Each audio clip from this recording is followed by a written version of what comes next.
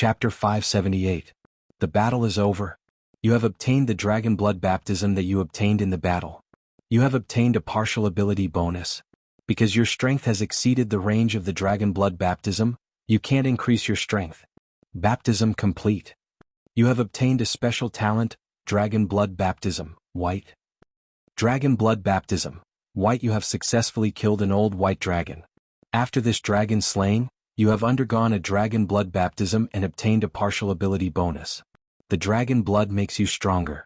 At the same time your skin becomes tougher. You have permanently obtained a natural armor point. Your toughness has increased by 1 point. This ability can be improved with the number of dragon blood baptisms. Scarlet blood slid down from Sullen's body. The dragon blood had lost its magic power, but there was still a lot of blood in the dragon's body. Sullen only used a small part of it. He snapped his fingers and a flash of light appeared. The dragon's huge body was directly sealed. This kind of sealing spell could temporarily preserve the dragon's body so that it would not lose its magic power over time. Then the dragon's body could be stored in the storage space. The dragon's body was a very precious treasure. After special treatment, the dragon's meat could be used to increase attributes. At the same time, many nobles were eager to buy the dragon's meat because dragon meat generally had the effect of enhancing sex drive, especially the dragon's penis. As long as this thing appeared, nobles would be willing to spend a lot of money to buy it. A dragon was about 20 tons. After excluding the scales, bones, claws, teeth and internal organs, about 8 tons of meat could be obtained. The hard dragon scales were a good magic material. They could be made into dragon scale armor or other things. After processing and enchantment, dragon scale armor had amazing resistance to physical and magical attacks. The best way to make a dragon skin robe was to make a dragon skin robe. This kind of dragon skin robe was not made from the skin of a lesser dragon. A dragon skin robe made from the skin of a true dragon was at the legendary level. Since Hathaway became a legendary, her wizard robe could no longer keep up with her. Now was the time to change it. White dragons had enough dragon skin. Of course, the best quality was the dragon skin on their abdomen. It was soft, tough, and had a high magic conductivity. The dragon skin on other parts of the body was slightly inferior. Not only did the dragon skin robes have powerful magic resistance, but they also had decent physical defense. They were basically comparable to ordinary armor. Although the remaining parts couldn't be used to craft dragon robes, they could still be used to craft magic scrolls. Due to its excellent magic conductivity and amazing tenacity, dragon skin was an excellent material for crafting advanced magic scrolls. After all, there was a level 9 magic scroll in White Raven Tower that was made of dragon skin. In addition to these items, there was another important item, the dragon crystal. Not all dragons had dragon crystals. Only a few dragons would form dragon crystals. This was a powerful magic material. It was the condensation of a dragon's mana. Could be used to make many things. Most of the innards of dragons were poisonous, but they were still good magic materials. Hathaway had many recipes that required these materials. As for the dragon heart, Sulin planned to give it to Phyllis. As a dragon blood sorcerer, Phyllis's bloodline power was not high. This time, Sulin obtained the white dragon heart. He could completely purify her blood and strengthen the effect of the dragon blood in her body. Before killing the dragon, Sulin had already prepared the various parts of the dragon's body. Seeing that Sulin had killed the giant creature, the surrounding barbarian warriors slowly approached. Sulin directly asked them to clean up the battlefield. The dead soldiers needed to be collected again. Although they had been shattered into ice shards, the 2 barbarian warriors still collected all the corpses, including the one that was trampled flat. Slaying a dragon not only represented the highest honor, but also represented wealth. After the dragon was killed, the huge wealth left behind would all belong to Sulin. This white dragon's wealth was not small. This time, although a few barbarian warriors were killed or injured, the harvest was also good. At the same time, the system notification sounded again. Dragon slaying successful. You have successfully slain a white dragon. The barbarian warriors under your command have followed you into battle. In the process of fighting the dragon, they have gained additional will. Survivors will permanently +1. All survivors morale +5. Dragon slaying battle, white dragon, legendary battle June 1689 of the Radiant Moon calendar. You learned that a city in Sanfilto had been conquered by a dragon. Then, you formed an army and advanced into the distance, preparing to use them in the upcoming battle. You discovered the white dragon's tracks and cleared out its descendants in advance. Then you started a battle with the white dragon. You successfully killed an old white dragon. As the battle ended, more and more people learned of your prowess, and your name began to spread across the continent. The dragon's nest was very big. After storing the dragon's body, Su Lin began to collect wealth.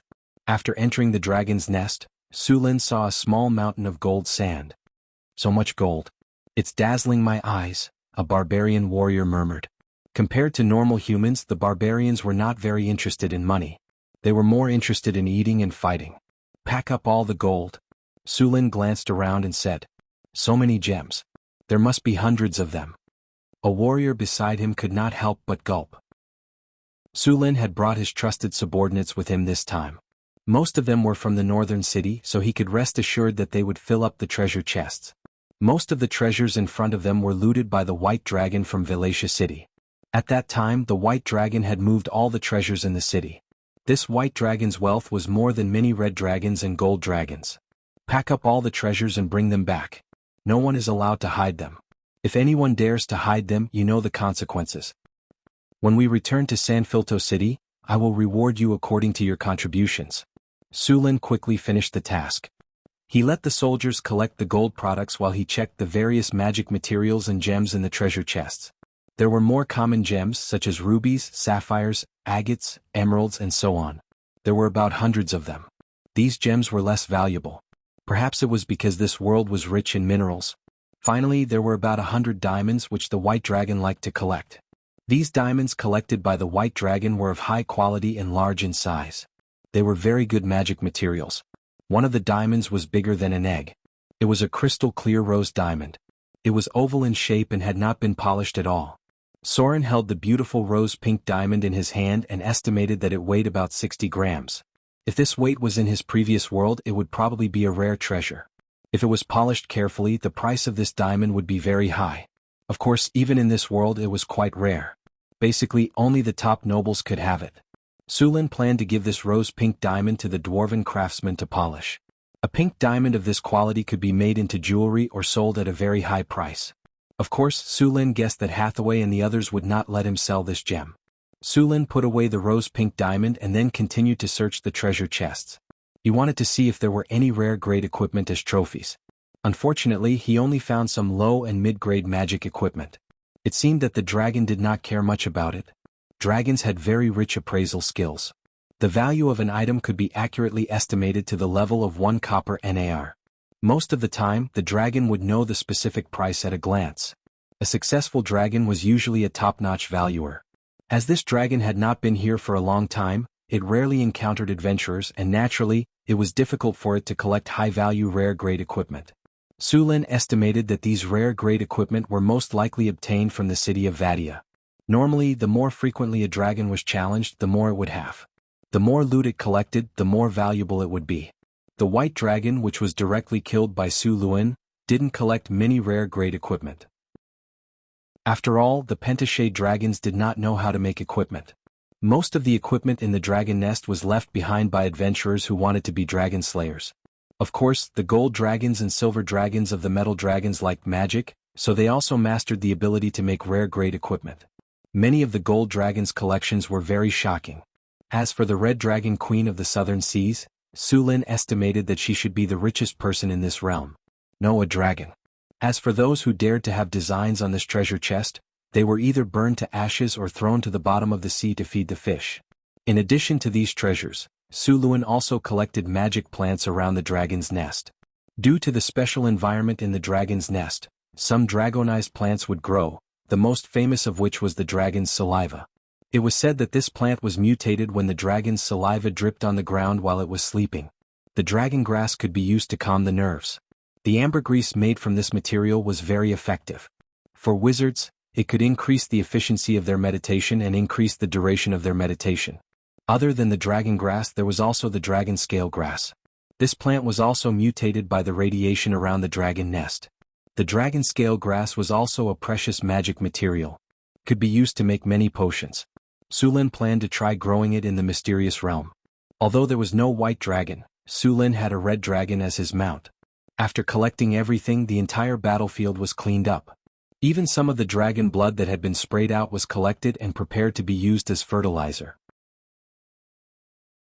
Chapter 579.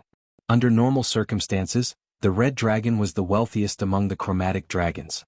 The red dragon was powerful, arrogant, and liked to rob. An old red dragon usually had a shocking amount of wealth, so it attracted many adventurers to go and slay the red dragon. Of course, most of the time they would give the red dragon equipment. An hour later, the dragon nest was finally cleaned up. All the gold and jewels were put into leather bags. Sullen's storage space was limited. It was already difficult to fit a dragon's body, let alone all the gold and jewels. He had to let the barbarian warriors carry them. Fortunately, the barbarian warriors were as strong as bulls. Each bag of gold weighed at least 300 to 400 pounds. Ordinary people would not be able to carry it, but they could easily carry it along the mountain path. Boss, there's about 6,000 pounds of gold, thousands of jewels and diamonds, and 12,000 pounds of silver. We haven't tallied up the rest, but we made a lot of money this time. A warrior quickly calculated their gains. The white dragon Su Lin had killed was an old one. It was about 800 to 1,000 years old. All the treasures in front of them were accumulated over 800 years. If a white dragon was so rich, one could imagine how rich the other dragons were. No wonder so many people wanted to be dragon-slaying heroes. The Kinnar coins minted in northern town were 80% gold. 1 Kinnar weighed 5 grams, which required 4 grams of gold. 6,000 pounds of gold could be used to make 750,000 Kinnar coins. Together with 12,000 pounds of silver, there were about 1,000,000 Kinnar coins. There were even more jewels and jewels. After everything was packed up, Su Lin left the dragon nest with the army and returned to Wallachia City. Wallachia City would be rebuilt in the coming days. It was located at the northern border and was the gateway to the northwest. Su Lin could not give it up.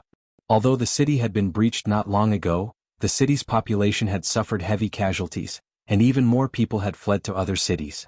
However, as long as the city was rebuilt, those refugees would quickly return. After all, not everyone could abandon the land here. After returning to the city, there were about 4,000 refugees in addition to the soldiers of Sanfelto's First Legion. These refugees were scattered in the wilderness after the fall of the city. Now that the city had been rebuilt, they had returned. After Su Lin returned to the city, he immediately took out the white dragon's corpse and prepared to dispose of it. Leaving it there for too long would affect its quality. When the refugees saw the huge white dragon's corpse in the square, they instantly exploded. These refugees had personally witnessed the might of the white dragon when it broke through the city. Now that such a terrifying beast had been slain by the king, Sullen's prestige in the hearts of these refugees rose to the peak. News of Sullen's dragon slaying also spread like wildfire. The nobles near Wuxia City were the first to receive the news. When they heard that Su Lin had killed a dragon, their faces turned pale, and they hurried to Wuxia City with all sorts of resources and treasures. Disposing of the white dragon's corpse was not an easy task.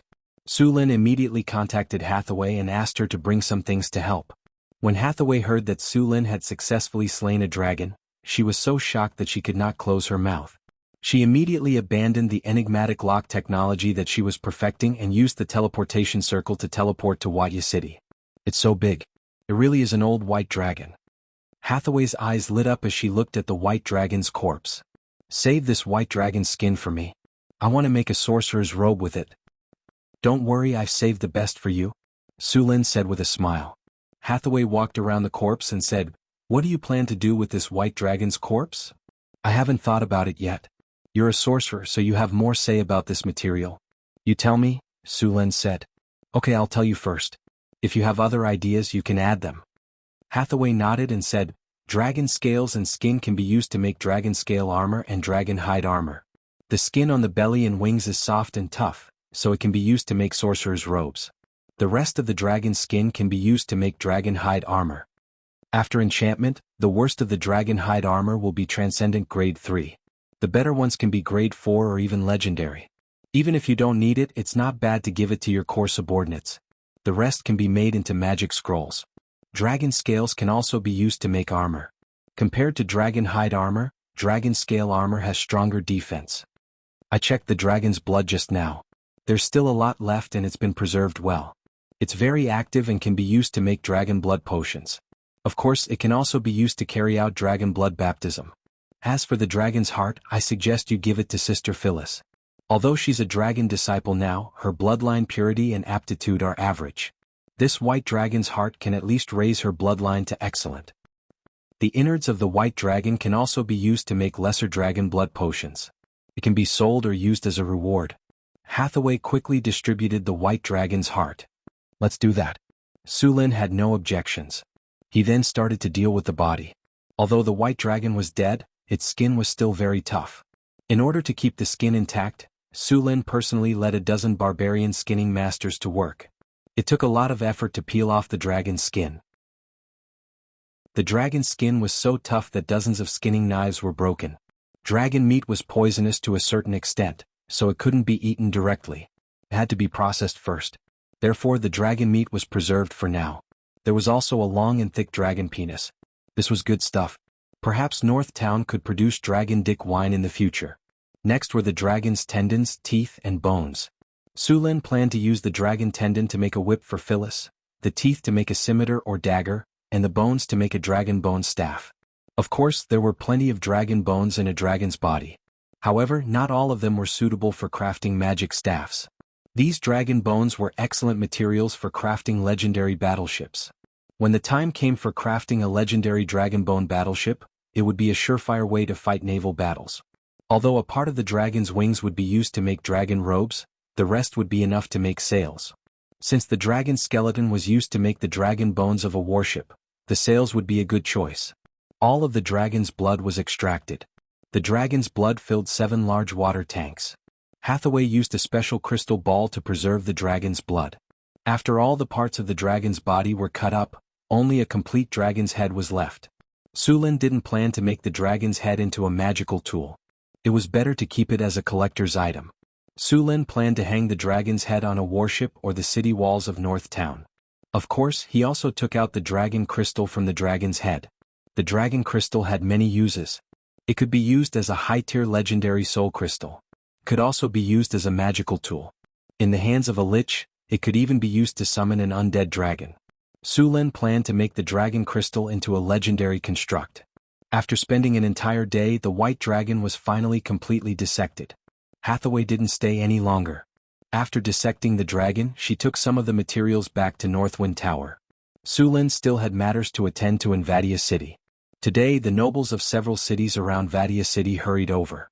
As soon as they saw Su Lin, they prepared gifts without saying a word. These nobles were very smart. They knew that Su Lin wanted to rebuild Vadia City, so they sent all kinds of materials. After delivering the materials, they requested an audience with Su Lin. Su Lin wasn't happy with these nobles, but he still received them on account of the materials. Your Majesty. 6 nobles bowed respectfully. The leader of the nobles was called Western Otto. He was the dungeon lord of the nearby Chili Winterfell. Chili Winterfell was the most powerful city in the surrounding area. It had a resident population of 70,000. Western Otto, dungeon lord of Chili Winterfell. I remember that your city is only 50 kilometers away from Vadia City. Su Lin stood up from his seat and said to Western Otto. Western Otto's expression changed. He lowered his head and said, "Yes, Your Majesty. You took half a month to travel 50 kilometers. I rushed over from San Filto City, but you weren't there. Can you tell me the reason?" Su Lin said without emotion. "I'm very sorry, Your Majesty." Western Otto broke out in cold sweat. Vadia City fell too quickly. I immediately mobilized my men after receiving their request for reinforcements, but by the time I gathered my men and prepared to depart, the city had already fallen. That's why you didn't go to the rescue? Su Lin looked coldly at the middle-aged noble. To be fair, the Western Australian did not look like those nobles in the south who were fat, greedy, and stingy like pigs. On the contrary, he should have been very handsome when he was young. The hardships in the north had given him an iron-blooded temperament. Coupled with his noble temperament, he looked somewhat valiant. However, his behavior was more like a veteran. Your Majesty, shut up. Su Lin forcefully interrupted their next words. A powerful aura erupted from his body in an instant, and the faces of the nobles on the other side instantly turned pale. The powerful aura made it hard for them to breathe. At this moment they felt as if they were about to die. Su Lin noticed that the nobles were about to collapse, so he retracted his aura. The nobles gasped for air with their mouths wide open like fish out of water.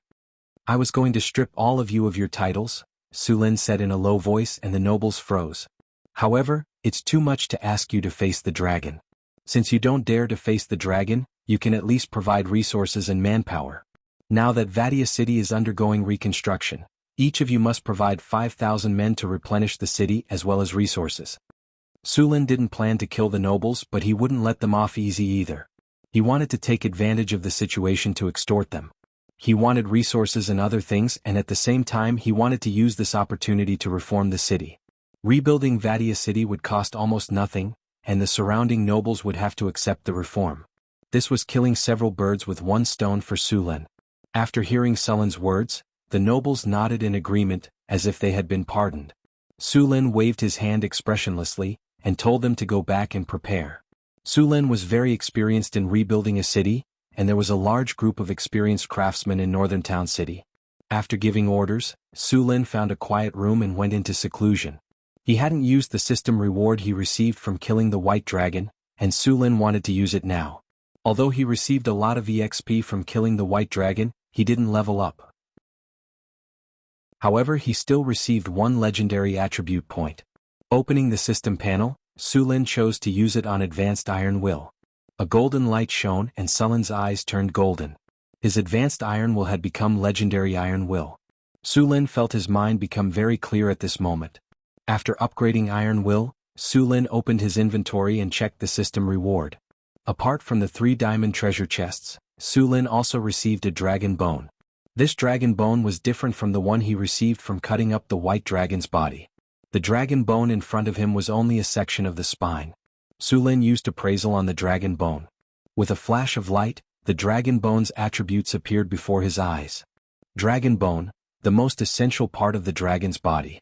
It contains the dragon's power. Wearing it will grant the wearer dragon's aura, red dragon in its prime. The wearer's strength will increase by 5, up to 50. At the same time, it can be used as a supplementary material to upgrade weapons. Sulin's eyes lit up. This dragon bone could be used as a weapon upgrade material. In addition to the materials he received last time, he was one step closer to upgrading the Storm Battle Halberd. He planned to upgrade the Storm Battle Halberd to a divine artifact. After putting away the dragon bone, Sulin took out the 3 diamond treasure chests and prepared to open them. A gorgeous light flashed and Sulin heard the system prompt sound in his ears. Congratulations, host. You have opened the diamond treasure chest. You have obtained the item Navy Camp Blueprint. Congratulations, host. You have opened the diamond treasure chest. You have obtained the item Moonlight Dew. Congratulations, host. You have opened the diamond treasure chest. You have obtained the item Ecosystem Information Technology. The Navy Camp Blueprint? Sulin's eyes lit up. This thing came at the right time. He was developing the trade route in Deepwater City. He was lacking a navy. Originally he relied on Barbassa for training. Now that he had the Navy Camp Blueprint, he could train a navy on a large scale. Of course, this navy could also be considered a navy. With a stable source of soldiers, Sulin would soon have a powerful navy. Chapter 580. The Navy camp needed to be built in Deepwater City. Sulin put away the blueprint and looked at the rest of the things. There was a crystal bottle and a scroll of information. Sulin took out the crystal bottle. There was a shining silver liquid in the crystal bottle, and the whole room was instantly illuminated with a layer of silver light. It looked as beautiful as the moonlight at night. Countless starlight swayed in the crystal bottle. This small crystal bottle seemed to have contained the entire galaxy. It looked very beautiful. Moonlight Dew, the legendary magical dew condensed from the moon. It gathers a large amount of moonlight power. It has the magical effect of removing evil power, pollution, purifying blood, improving physical fitness, and speeding up the fusion of various energies. Sulin checked the attributes of the Moonlight Dew with identification. This bottle of Moonlight Dew could remove pollution, which was good news for Sulin. He had not absorbed the divinity crystal stone he got after killing the abomination, mainly because of the pollution and evil power on it. Now that he had the Moonlight Dew, he could remove the pollution and evil power on it and speed up the fusion of energy, which could save him a lot of time. When he returned to Northern City, he was ready to integrate the divinity into his body. Although the crystal bottle looked only the size of a palm, the space inside was still very large. On the surface, it seemed to only contain 50 milliliters of Moonlight Dew, but in fact, its capacity was 1 cubic meter, which was enough for a bath. Not only was it enough for Sulin, but it was also enough for Hathaway, Phyllis, and the others. After putting away the crystal bottle, Sulin picked up the scroll next to it. The scroll looked like it was made of a material similar to gold foil. Its texture was soft like paper, but it was very tough. Sulin clearly felt that this scroll contained a strange magic power. This scroll was actually a magic item. Using a magic item to record knowledge, Sulin was suddenly very interested in this scroll. The most famous magic scrolls in history were the artifacts, the Nether Secret Scrolls. There were a total of 108 Nether Secret Scrolls, which recorded the knowledge of almost all schools. This set of artifacts created a glorious era, and even the Arcane Empire was established on the basis of these scrolls. It was the source of the rise of the Age of Thorium and the cornerstone of the birth of the great Arcanists. In the Age of Thorium, almost all spellcasters gained a lot of knowledge from this ancient scroll. The ancient Arcane Empire civilization started from here. Even now, Hathaway used a large number of spells that originated from the knowledge in the Nether Scrolls. The complete Netherese scrolls were divided into 2 parts, with a total of 108 golden scrolls. Legend had it that this scroll was written by the combined efforts of many ancient gods of order. The upper half of the Netherer scrolls had been destroyed during the Age of Thorium, while the lower half had been stolen. Their whereabouts were still unknown. Only a few scattered Netherer scrolls were preserved in the entire multiverse. This divine artifact contained the knowledge of the creation of the Mice Energy Core. Even the original floating city was built with the knowledge contained in it. In the Age of Thorium, the great Arcanists even felt that as long as they read enough knowledge in the Netherer scrolls, it could help them directly become gods. It could be said that this was the origin of a powerful civilization. The Netherer scrolls not only contained a variety of mysterious and powerful knowledge, but these scrolls themselves were also powerful artifacts. When reading these scrolls, they could also obtain many powerful supreme magic abilities and talents, and even directly upgrade one's profession level. Of course, this artifact was so powerful, but not everyone could read it. After the experiments of the ancient arcane mathematicians, every time a scroll was read, one could upgrade one's level. The threshold for reading the scroll was very low, but most people could only read the first page. Generally, people with strong minds and developed brains could read up to the 8th page, while most wizards could only read up to the 5th page. As for reading all the Netherer scrolls, since the discovery of the Netherer scrolls until now, no human had accomplished this feat. As for those who thought they were clever and wanted to read more knowledge, they were either crazy or their brains exploded from the knowledge. Of course, there were also ways for humans to read more Netherer scrolls without going crazy, such as divinity, or becoming a favorite of the gods. Divinity could rebirth matter, and naturally, it could also increase the limits of the human brain. If someone claimed to have read the entire set of Netherese scrolls, they were either bragging or they were reading fake scrolls. There was a limit to how much a mortal could read, because the mortal brain could no longer contain this knowledge. It was impossible to continue reading after digesting it for a few years. Only gods could read a lot of them. The existing Netherer scrolls were basically incomplete, and the knowledge recorded in them was not very important. The scroll in Sulin's hand was a remnant of the Netherer scrolls. It recorded the knowledge of using spells to create a complete biosphere.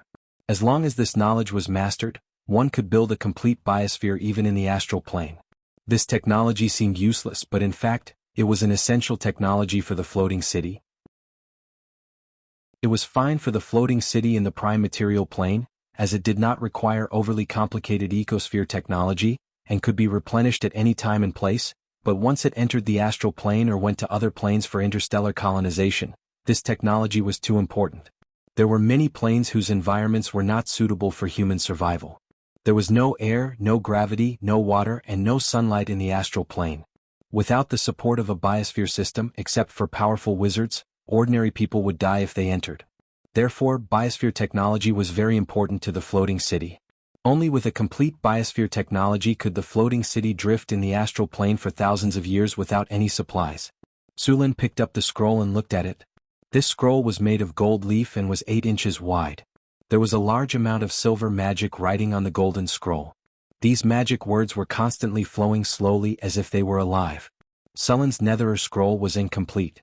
It was only 6 inches long, and the knowledge recorded on it was only about the construction of biospheres. Even so, this Netherer scroll was a very precious tool. One had to know that there might not be a complete Netherer scroll in the entire continent now. Sulin simply looked at the Netherer scroll. He could basically understand the knowledge recorded on it. Magic words were a very magical language. Even if you were completely illiterate, you would know the meaning of these magic scrolls when you saw them. However, it was not so easy to understand. It would take at least a few months for an ordinary person to read a Netherer scroll. How much knowledge they could master in the end depended on their own talent. Sullen's Netherer Scroll could not increase one's talent or metamagic abilities. It could only allow one to master some spells and knowledge. It was not very useful for increasing one's strength, but it was very helpful for improving one's control of energy. After looking through the scroll, Su Lin put it away. Now was not the time to study these things. There was still no sign of the floating city. However, when he returned, he could first open up a demi-plane to experiment. Even if he built the floating city in the future, this demi-plane could be connected to the floating city. After putting the scroll away again, Su Lin began to deal with the affairs of the city. After being taught a lesson by Su Lin, the surrounding nobles all became well-behaved. All kinds of resources were sent to the city, and the refugees who had escaped from the city were sent back. The reconstruction of the city required a lot of manpower. Su Lin could not let the army rebuild the city, so he could only rely on the refugees. After receiving a lot of resources, Su Lin directly used the method of providing relief through work. Most of the refugees were poor. After Su Lin promised to work hard and give them houses after the city was built, the refugees became very enthusiastic. In order to rebuild the city, Su Lin transferred a group of grassroots officials from San Filto. These officials had basically just completed their training in the academy. They were also a bit flustered when they were brought here to work. However, with the army around and Sullen's guidance, there were no problems. These people had been trained and had a good foundation. Although they were a bit flustered at first, they quickly adapted and all kinds of work were on the right track. Northern Citadel already had enough experience with this method of providing relief through work. As long as there were enough resources and grassroots officials with good work efficiency and execution, it could be done easily. This method of providing relief through work had been proposed in ancient times. It was first implemented during the reign of Duke Jinggong of the Kingdom of Qi in the spring and autumn period. There was a story in the spring and autumn annals of Yanzi that said, due to the hunger of the Kingdom of Qi, Yanzi was forced to provide relief to the people because of the battle at Lu Mu. To put it bluntly, this method had long been used by the ancestors. It was not a bad method, but why wasn't it popularized? The key was the problem of governance. As long as the problem of governance was not solved, even the best policies would be useless. Many times, the country would allocate a lot of food during disaster years, but in the end, it would be good if even a tenth of it reached the hands of the common people. People were very familiar with all kinds of tricks like burning the granaries and borrowing food from the Yin soldiers. Su Lin had the political education of the prison and the powerful supervision of the embroidered uniform guard. Those who dared to commit corruption were directly sent to the Eagle Castle to breed with the harpies. Only such a strict system allowed the officials of Northern Citadel to fulfill the conditions of providing relief through work.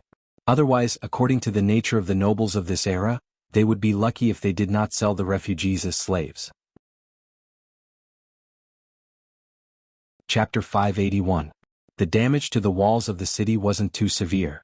Only the city gates and part of the walls were damaged. The dragon had flown straight in when it first attacked the city, and the gates were destroyed by it. Fortunately, it was a white dragon that attacked the city. The white dragon's breath was a breath of ice. Although it was powerful, it wouldn't have caused a fire. If it had been a red dragon, the city probably wouldn't have needed to be repaired. They could have just rebuilt it somewhere else. The houses in the city were more severely damaged. After all, the northern barbarians had plundered the city without restraint. Su Lin had demolished all the severely damaged areas and flattened the slums in the city. The city was rebuilt according to the model Su Lin had used to rebuild the other cities in the Kingdom of Florence. This saved a lot of work. As the city's restoration work began, the refugees who had escaped from the city began to return to their homes. Originally, there were 50,000 to 60,000 residents in the city. After a series of natural and man-made disasters such as war and fleeing, Su Lin estimated that at most 30,000 people could return from the city. In addition to the people Su Lin had forced from the surrounding nobles' territories, the final population of the city could reach 50,000 people. The city had basically recovered to its pre-war level. Apart from the refugees, Su Lin also selected 500 able-bodied refugees to train the militia. The 1st Legion of Sanfurto couldn't be stationed here for long. The soldiers in the city had either died or escaped, and there weren't many left. As a border city, it couldn't do without a sufficient army to defend it. Su Lin had no choice but to start the training from scratch. Training a militia of 500 people wasn't difficult. Sullen's veterans could easily do the job. After the training, Su Lin ordered the barbarian warriors to bring the militia to the wilderness as soon as possible so that they could become capable of fighting. Because the city had been conquered, the surrounding land was completely out of control. Many kobolds and goblins had become much more active in the wilderness. Now that a new army had been formed, these monsters could be used as practice. At the same time, the captives would be sent to the city's construction site to work. Restoring the city required a large amount of manpower, and the city of Wallachia did not have enough manpower. Now that there were goblins and kobolds to provide the manpower, Sulin naturally did not mind. Those new recruits only needed to go through a few encirclement and suppression battles before they could be considered qualified soldiers. Then, they would not be afraid to fight against the gnolls and northern barbarians of the wilderness. The battlefield was the best place to train new recruits. After a few battles, these people would become elites. Of course, only Sulin could do this. As long as the army under his command did not reach the upper limit, killing enemies would give experience. As long as they didn't die in battle, they would level up after a few uses. As a border city, 500 soldiers were far from enough. Sulin planned to station 5,000 soldiers in the city. Of course, Wallachia alone would not be able to support so many soldiers, so the soldiers' pay and food were provided by the kingdom. The army was also directly under the kingdom's command. Sulin planned to expand the city to 100,000 people. Wallachia city had many mines such as copper, iron, and coal. While it was not very big, it would be enough to supply the surrounding cities. Sulin had also checked the land outside the city. It was considered fertile, and the surrounding water was abundant. Just the plains near the city would be enough to support 100,000 people. Wallachia city was also the only way from the northwest desert kingdom to Northgard city. As long as there were no problems, the city would soon prosper. After taking control of the city, the surrounding nobles would have no choice but to obey the king's orders. Sulin stayed in Wallachia city for half a month, then handed everything over to the newly appointed consul before returning to Northgard city. Northwind Tower, astrology platform. A beam of light rose, and Sulin's figure appeared on the astrology platform. Master, welcome back. Half-elf maid Angela quickly appeared. Sulin patted Angela's head and asked, "Where are the others?" "Sister Hathaway is in the lab. Sister Alex has returned to Eagle Castle. Sister Karina and Sister Xanthi are in the mystic realm," Angela said softly. "By the way, how's the development in the city recently?" Sulin asked as he took off his cloak. "Nothing has happened in the city recently. A while ago we gave the serfs the status of commoners according to your orders. The other serfs were stimulated and worked very hard recently. Also, the number of people who came to settle down in Northgard city has been increasing rapidly. According to the City Hall statistics, the permanent population of Northgard city has exceeded 170,000 people. If this trend continues, it's very likely to exceed 200,000 people this year. Looks like they're working well." Sulin nodded with satisfaction. He took a sip of the black tea Angela handed to him. "Master, the goods that you instructed us to prepare have all been completed. Do you want to take a look?" Angela reminded. "They're all ready so quickly." Sulin was a little surprised. He prepared these goods to open up the sea trade route. They were going to be transported to the eastern continent to be sold. Now that the goods were ready, it was time to open up the new sea route. However, some preparatory work had to be done. The navy camp Sulin obtained this time had to be built as soon as possible. At the same time, the divinity had to be absorbed and integrated.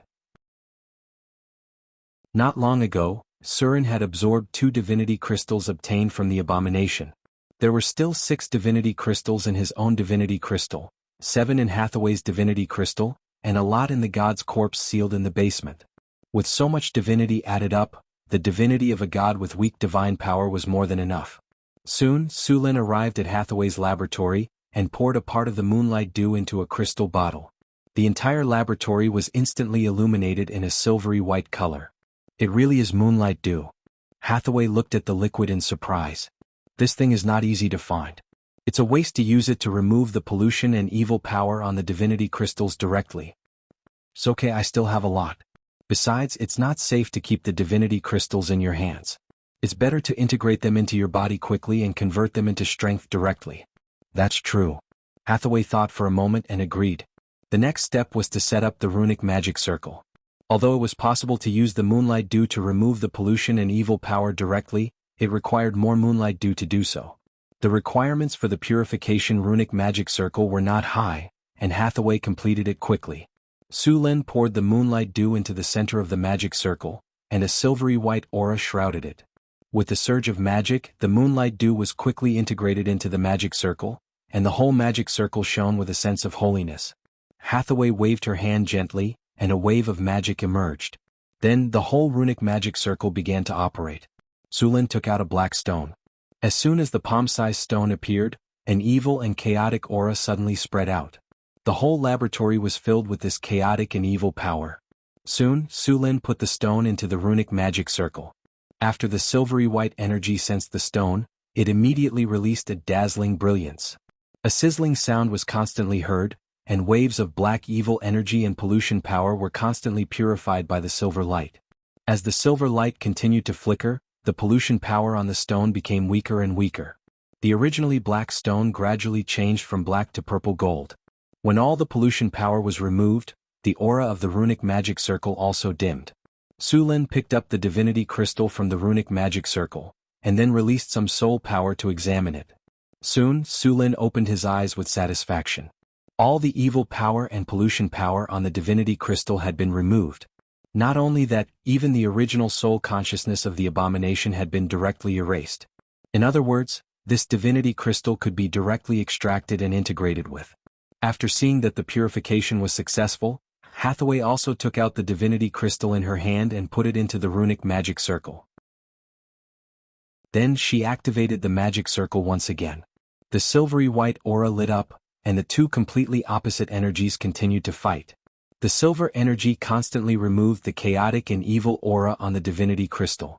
Sizzling sounds were constantly heard, and finally, all the evil aura was completely removed. The aura of the runic magic circle slowly dissipated. The moonlight dew in the runic magic circle had turned into a colorless and transparent liquid. The energy in the moonlight dew had been completely consumed. Sulin took out some moonlight dew again and gave it to Hathaway to integrate with the divinity. The power of divinity could directly change her body from the original mortal to a divine creature. Her physical fitness would be improved, and at the same time, her soul would become more powerful. Although it did not increase her magic knowledge, it would improve her learning, understanding, and control in all aspects. This was equivalent to directly increasing her upper limit. By the way, the goods to the eastern continent have been prepared. We will set off in a while. You can arrange the time when the time comes, Sulin reminded her. I know. I will arrange everything when the time comes. In addition, I will directly set up a teleportation circle on the magic ship. I can rush back anytime, anywhere. Hathaway waved her hand and carefully put away the divinity crystal and moonlight dew. That's good. Sulin nodded and said, By the way, I also got a nether scroll this time. What did you say? Where is it? Show it to me. Before Sulin finished speaking, Hathaway instantly grabbed Sulin's arm excitedly and asked. Chapter 582. What's the rush? Sulin grabbed Hathaway and pinched her nose. You're the chief wizard of the Northwind Tower. Who else can I give it to? Sulin took out a golden scroll from his inventory and handed it to Hathaway. This is the legendary treasure trove of knowledge, the Nether Secret Scroll? Hathaway looked at the golden scroll in front of her with curiosity. Legend has it that you only need to learn the knowledge in this scroll to level up your profession and obtain talents. So this is what the Nether Secret Scroll looks like. This is a remnant scroll. The knowledge in it is not a powerful spell. It's biosphere technology.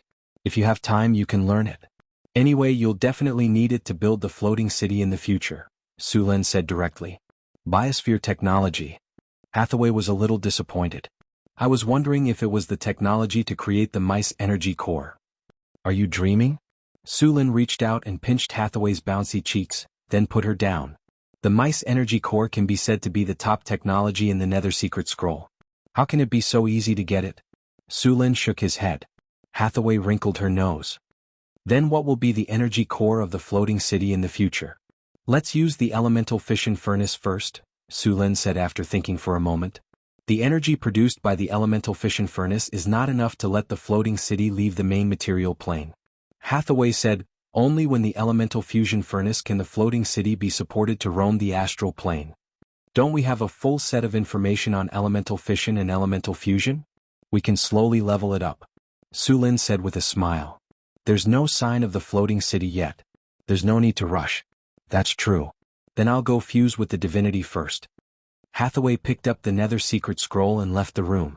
After leaving the Northwind Tower, Su Lin went to the Arcanum to prepare to fuse with the divinity. He now had 7 divinity in the divinity crystal in his hand. Not long ago, he had extracted the Baler's divinity crystal and also extracted the Abomination's divinity crystal. If he fused all the remaining divinity, his divinity power would reach an astonishing 20 points. Although 20 divinity points could not trigger a transformation from the soul to the body, it would still improve Sulin's power. After Su Lin asked the Tower Spirit Tower Genie, he began fusing with the divinity crystal. Compared to the previous times he fusing with divinity, the fusion this time was much easier. A large amount of divinity was fused into Sulin's body. He had transformed from a human to a demigod. His body also had some divinity characteristics. For example, it was easier to fuse with divinity. After being purified by the moonlight dew, the divinity crystal was no longer black like before. It was purple with a golden glow. It looked very beautiful. Su Lin gently pointed, and the divinity crystal flew into the air. A strange energy field instantly enveloped the entire room. Soul Wander. A powerful spell flashed, and a shadow walked out of Sulin's body. It was his soul. After absorbing a large amount of divinity, Sulin's soul had become pale gold. His soul did not feel illusory at all. Instead it looked solid. Sulin's soul had surpassed the mortal and had a trace of immortality.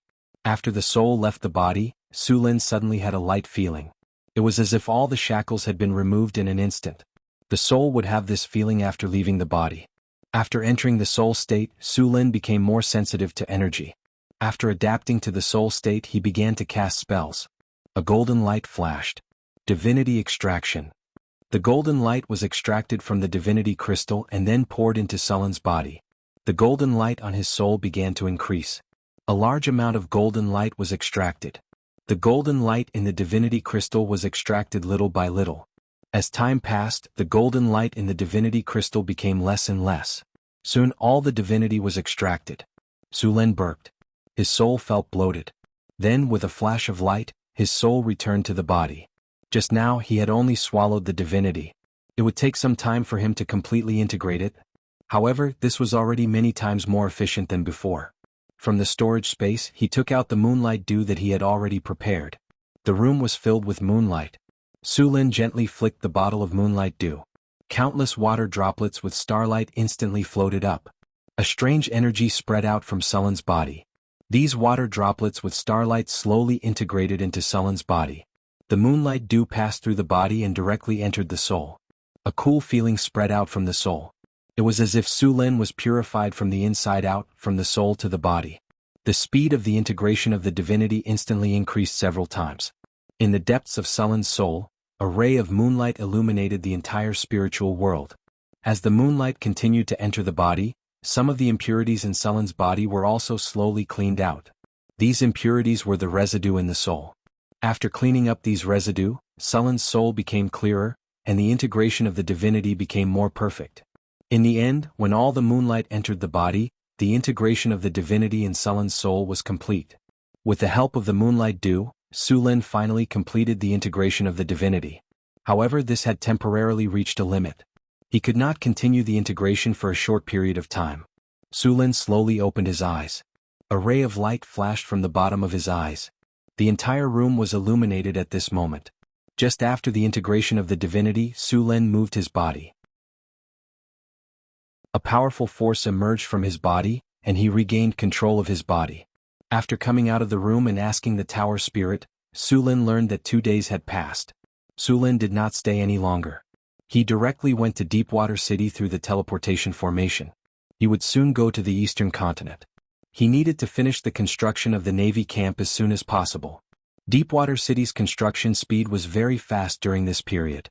After the barbarians continuously cleared the surrounding monsters, a large number of kobolds, goblins and gnolls were caught as laborers.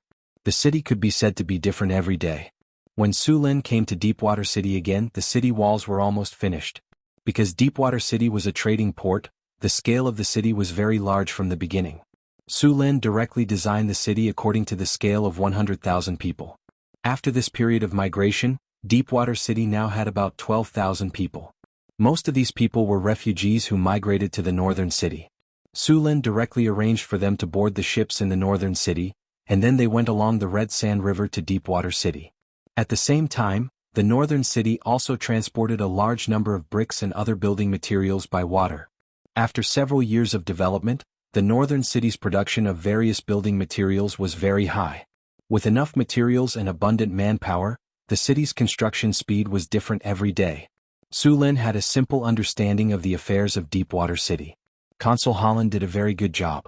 All kinds of things were arranged in an orderly manner. The whole city was busy but not chaotic. Everything was in order. Everyone was working at their respective posts. The port of Deepwater City had been completed. The whole port was wide and flat, and the berths were neatly arranged. There was even a specially built shelter. The port's water depth was 12 meters and it could dock all the ships of this era. It was an excellent deep-water port. However, the breakwater of the port had not been built yet. The amount of work required to build a breakwater was very high, and a lot of rocks were needed. Now that the deep-water port had just been built, there was not enough manpower to build a breakwater. Fortunately, the deep-water port was near the Red Sand River. If there was a storm on the sea, the ships could sail into the river or dock at the island in the middle of the river. Su Lin looked for Holland after checking the construction sites in the city. He asked him to send some people to the island in the middle of the river to build a navy camp. The navy camp could not be built anywhere. After looking for a while, Su Lin finally decided to build it on the island in the middle of the river. Although the island was close to the sea, the wind and waves were not too strong. It was very suitable for new recruits to train. Moreover, it was surrounded by water and separated from the outside world. It was not easy to be disturbed. It was very good for training troops. After hearing Su Lin's request, Holland immediately sent two 100-man teams to Su Lin to build the navy camp. All kinds of materials were directly transported to the island in the middle of the river. These two 100-man teams were all experienced craftsmen. In the past few years, the construction of the northern town city had never stopped. Therefore, there were a lot of experienced craftsmen in the city.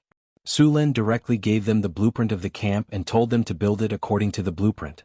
The construction of the navy camp did not need to be too complicated.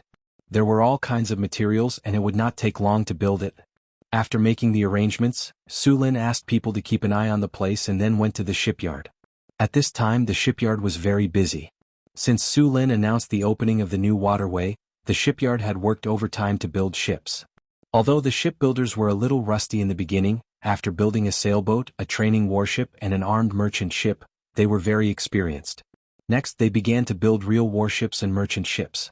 Su Lin planned to build a navy in Deepwater City. It would be used to maintain the safety of the waterway, protect the port, eliminate pirates and crack down on smuggling. This warship was allowed to carry out commercial activities, so the ships were built to be slender.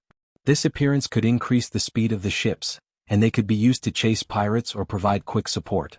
The ships were made of iron oak wood.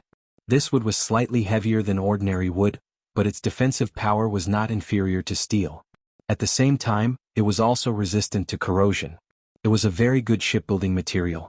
The only problem was that it was very expensive. The output of iron oak wood was not high and the price was high. Fortunately, it was also produced in the northern wilderness. Chapter 583.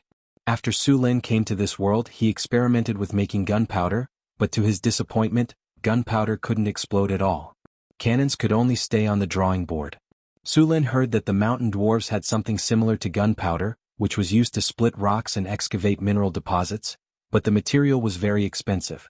The dwarves called this gunpowder-like thing fire crystal powder, and the main material was a kind of fire crystal stone. After the fire crystal stone was ground and mixed with several other materials, it would produce an effect similar to that of gunpowder. However, this kind of thing was much more expensive than gunpowder. Even in the southern seas, there were very few ships equipped with this kind of fire crystal powder weapon. Su Lin intended to build some fire crystal cannons and install them on his warships. The first batch of Marines trained by Barbassa returned to Deepwater City. Although this batch of Marines had only been trained for 3 months, their strength had reached the requirements. After all, in order to train qualified Marines as soon as possible, Barbassa directly took these people on the ocean voyage. If Su Lin hadn't prepared a lot of underwater breathing potions for them, half of this batch of Marines would have died. After 3 months of intensive training, these people had experienced the baptism of several storms on the ocean. Under such cruel conditions, these people's level naturally improved rapidly. This training method was basically to directly let the recruits take weapons to the battlefield and let the battlefield educate them. This method was cruel, but as long as they survived, they would soon transform into elites. However, this situation usually happened among pirates. Pirates didn't give you time to train and adapt. They fought and sailed again and again. Pirates trained in this way could compete with Marines on the sea. Although underwater breathing potions and other protective measures had been prepared, there were still a few deaths in this batch of Marines. This was something that couldn't be helped. After the first batch of Marines, Deepwater City's first warship could be used. The next batch of Marines would be trained in the Navy camp. The training cycle of the Navy camp was 9 months. Although it seemed to be a long time, it was several times faster than the training of Marines in other countries. It took at least 2 years for a Marine to become proficient in operating a warship from a recruit. Compared with them, Sulin only needed 9 months, which was more than twice as fast. After checking the Marines, Sulin was satisfied with them, and then announced that their salary would be increased. Those who unfortunately died in the training would be compensated according to the standards of martyrs, and various supplies would be given to them by Northern Town City. After hearing that they had passed the test, all the soldiers cheered excitedly. These soldiers directly received citizenship in Northern Town City, and their families also received land and houses. Sulin was very generous to the army.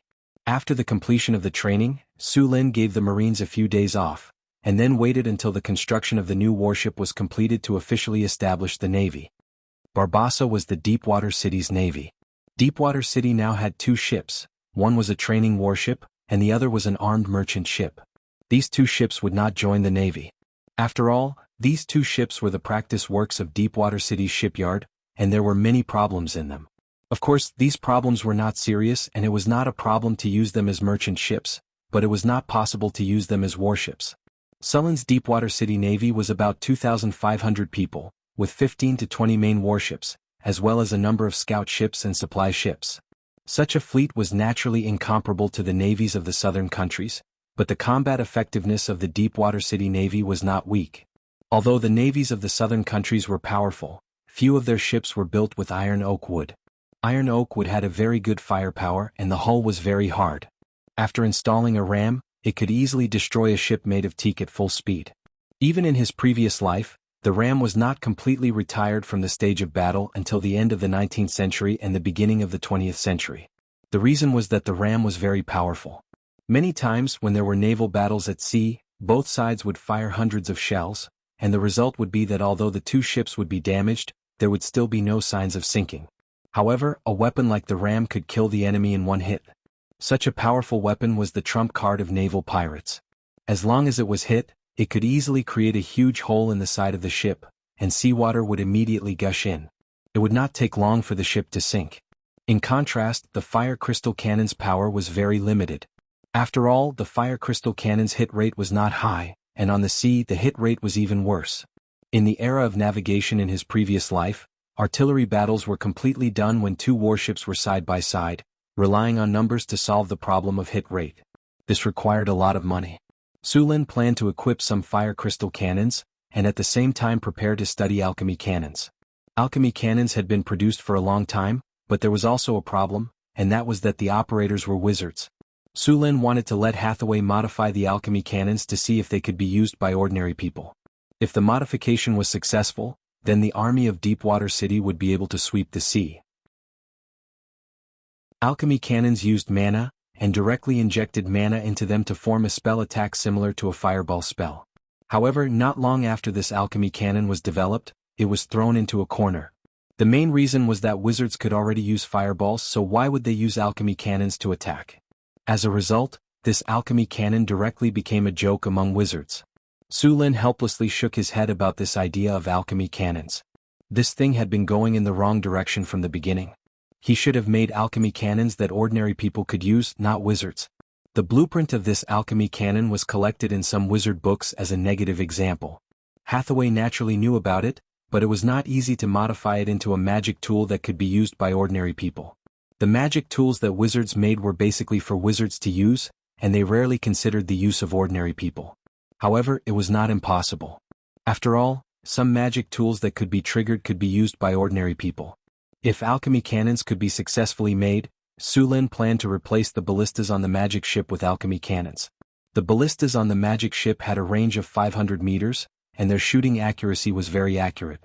After the ballistas were modified with fire oil, the burning effect was very good. One salvo could set the ship on fire. However, compared to alchemy cannons, it was still a lot less powerful. Su Lin was very clear about the power of fireballs. It was very threatening to wooden ships. A few fireballs could easily send a ship to the bottom of the sea. Su Lin summoned the magic ship Raging Dragon. During this time, the ship had been sleeping at the bottom of the sea to accumulate energy.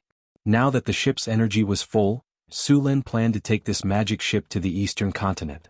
This time, Su Lin had prepared a large amount of resources for the trip to the eastern continent.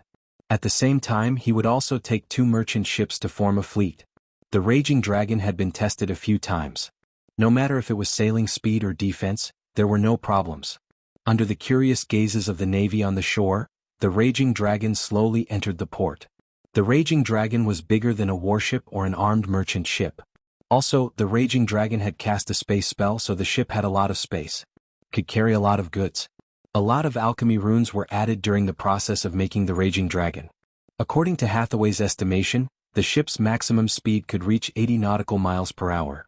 However, because the energy supply system was not mature, the Raging Dragon's current energy was charged by a magic circle. Usually, it needed to collect energy. Of course, wizards could also inject mana or place magic stones to extract energy, but the cost would be much higher.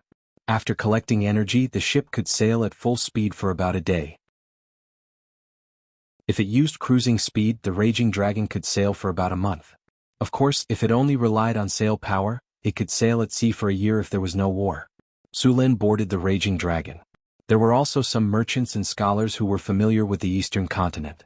Su Lin was mainly going to do business this time. He did not want to cause any trouble. He wanted to open up a new channel to make money. The western continent was located in the north of the planet. It was quite a distance away from the eastern continent. In the southeast of the western continent, there was another continent near the equator. On the magic ship, the scholars who were familiar with the eastern continent were introducing the environment of the eastern continent to the merchants. There were a lot of poisonous creatures on this continent, so after arriving there, they must not eat anything in the wild. At the same time, they also talked about the local customs of the eastern continent. The proportion of poisonous creatures in the entire eastern continent was close to 1/10. That was to say, 1 in 10 species of creatures was poisonous. Therefore, the intelligent species of the entire eastern continent had gained additional poison resistance over the long period of biological evolution. Then, because the eastern continent was closer to the south, the environment there was hotter, and the climate changed more dramatically than here. It might be sunny in the morning, but it might become stormy in the afternoon. It was somewhat similar to a tropical rainforest. In addition to these, the eastern continent was also rich in products. Many specialties were completely unavailable in the western continent. In addition to these, the eastern continent was also the birthplace of the monks. Because of the serious accidents in the era of the Arcane Empire, there were many ancient evil creatures that were sealed on this continent. These evil creatures were basically suppressed by the monks' monasteries. Su Lin was also very interested in these evil creatures. However, in this long time, many of them had been suppressed and killed. Maybe he could kill a few to earn some experience. Chapter 584. Su Lin drove the furious dragon around the sea and returned to Deepwater City after satisfying his craving. The entire Deepwater City became extremely busy. Ships transporting goods from North Town City came one after another. All kinds of goods piled up in the warehouse of the dock. These goods would be loaded onto the furious dragon. In addition to these goods, more refugees were also sent here. Chris brought many refugees to Deepwater City. After this period of fusion, she had completely controlled her own power. With the help of the Soul Snatcher Church, she successfully absorbed the Baylor as nourishment and successfully advanced into a legendary demon. She had come this time to prevent the refugees from causing trouble. After all, these refugees who had just migrated from other places were being moved here again. This was different from the conditions they had previously promised. In order to prevent them from resisting, she had specifically asked Chris to handle it. With her charm that even legendary figures were extremely afraid of, these refugees had no complaints at all and were very well behaved. After arriving at Deepwater City, these people were quickly assigned to various places. After not seeing her for a while, Chris became even more attractive. Su Lin, who had been exposed to the sea breeze for a week, was also a little restless. He was completely unrestrained. Looking at the furious dragon docked at the port, Su Lin directly pulled Chris onto the ship. The furious dragon started, and the ship quickly submerged into the sea. The furious dragon entered underwater mode. The entire ship was wrapped in seawater like a crystal palace. In this environment, the two were particularly excited. It could be said that they had met their match. In Northtown City, the combat power of Hathaway, Karina, Xanthi, and the others added together could not compare to Chris. After all, the succubus had the talent bonus. However, facing Sullen's plasma cannon, they were still defeated. The furious dragon did not return to the port until the next day after going out to sea. After working overtime for this period of time, the construction of the Navy camp was finally completed. Next, Su Lin recruited 2,000 refugees who were good at swimming to train. These people would be the Navy of Deepwater City in the future. At the same time, the shipyard on Riverheart Island had also completed the construction of 2 armed merchant ships. The Deepwater City Chamber of Commerce, which had been established a long time ago, couldn't wait to take over the 2 merchant ships. After a simple trial run, the 2 merchant ships began to transport goods. After staying in Deepwater City for almost an hour, all the materials used for trading during this period of time had been transported here. The 2 armed merchant ships were quickly loaded. Hathaway also came to Deepwater City from the North Wind Tower. After everything was ready, the annual trade winds began to blow. Every year, this was the best season to trade with the eastern continent. 2 days later, on a sunny morning, the furious dragon slowly sailed out of the Deepwater harbor with 2 armed merchant ships and then sailed towards the eastern continent. The exchanges between the eastern and western continents were quite frequent. In the past 2,000 years, the trade between the eastern and western continents had begun to flourish. With the frequent exchanges between the 2 continents, the 2 continents had begun to be influenced by each other. The most obvious example was the Sword Saint class. Sword Saints learned how to use Qi from monks, and then came the Qi raising slash, which became the signature skill of Sword Saints. As for the Sword Saint's ultimate skill, Blade Storm, it required specific conditions. Monks also evolved into a weapon master class because of the influence of the western continent. Many high-grade mages were very wary of Sword Saints. After all, this class could break the energy shield of a high-grade wizard with a single slash. For high-grade wizards, Sword Saints were a greater threat than those rogues. However, although Sword Saints had powerful attack power, they also had obvious shortcomings. That was, their defense was very poor. Sword Saints couldn't wear armor, not to mention iron armor. They couldn't even wear leather armor. To put it bluntly, it was like a sword from the beginning to the end. Because they gave up all defense, Sword Saints gained unprecedented attack power, but this kind of power was fragile. On the battlefield, Sword Saints were always the first to be targeted. They didn't have the strong defense of warriors, nor did they have the survival ability of rogues, so Sword Saints had the highest death rate of all classes.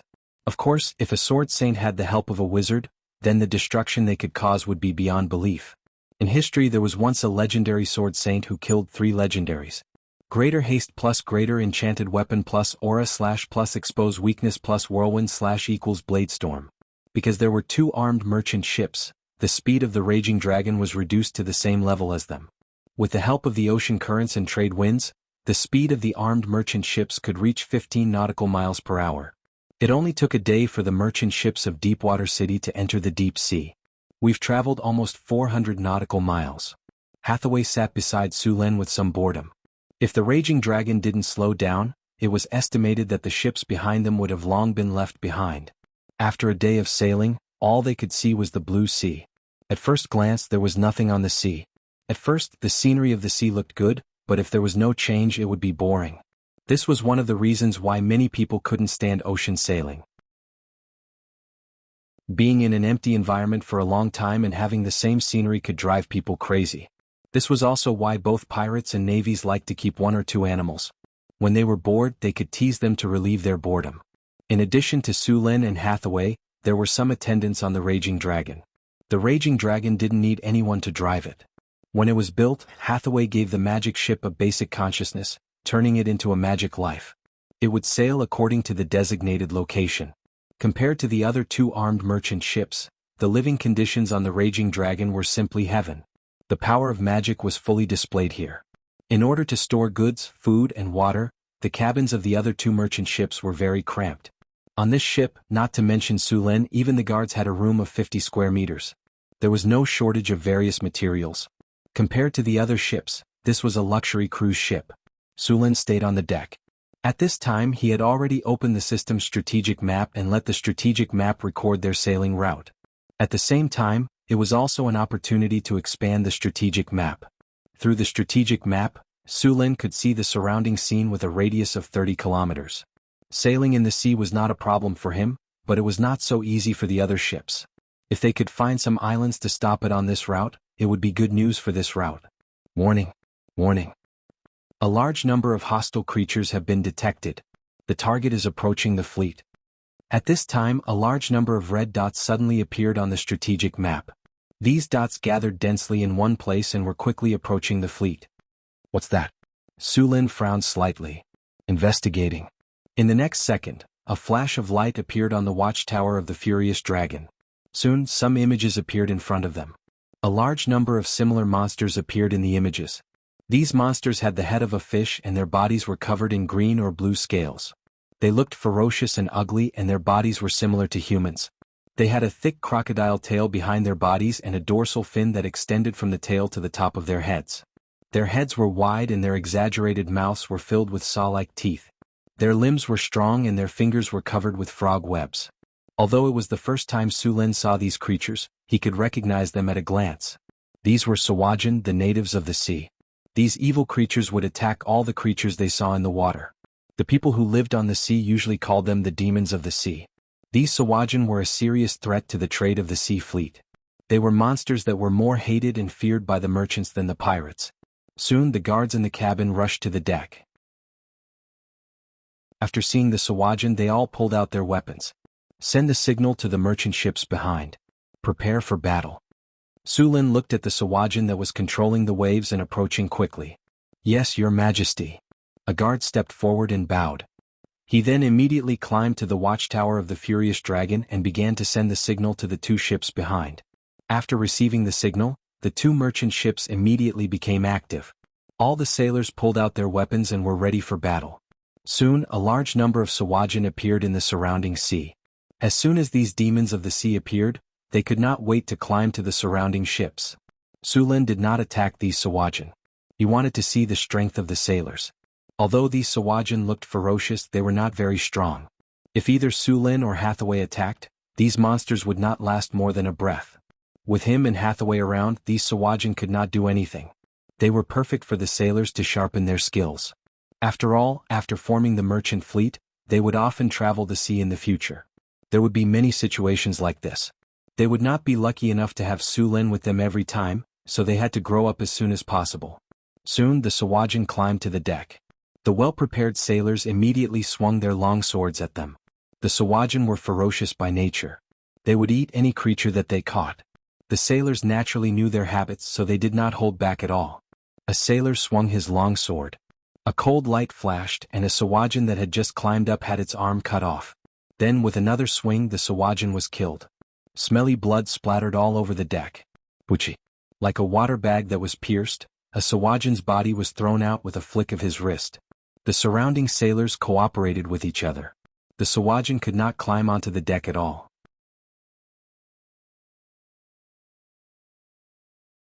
Chapter 585.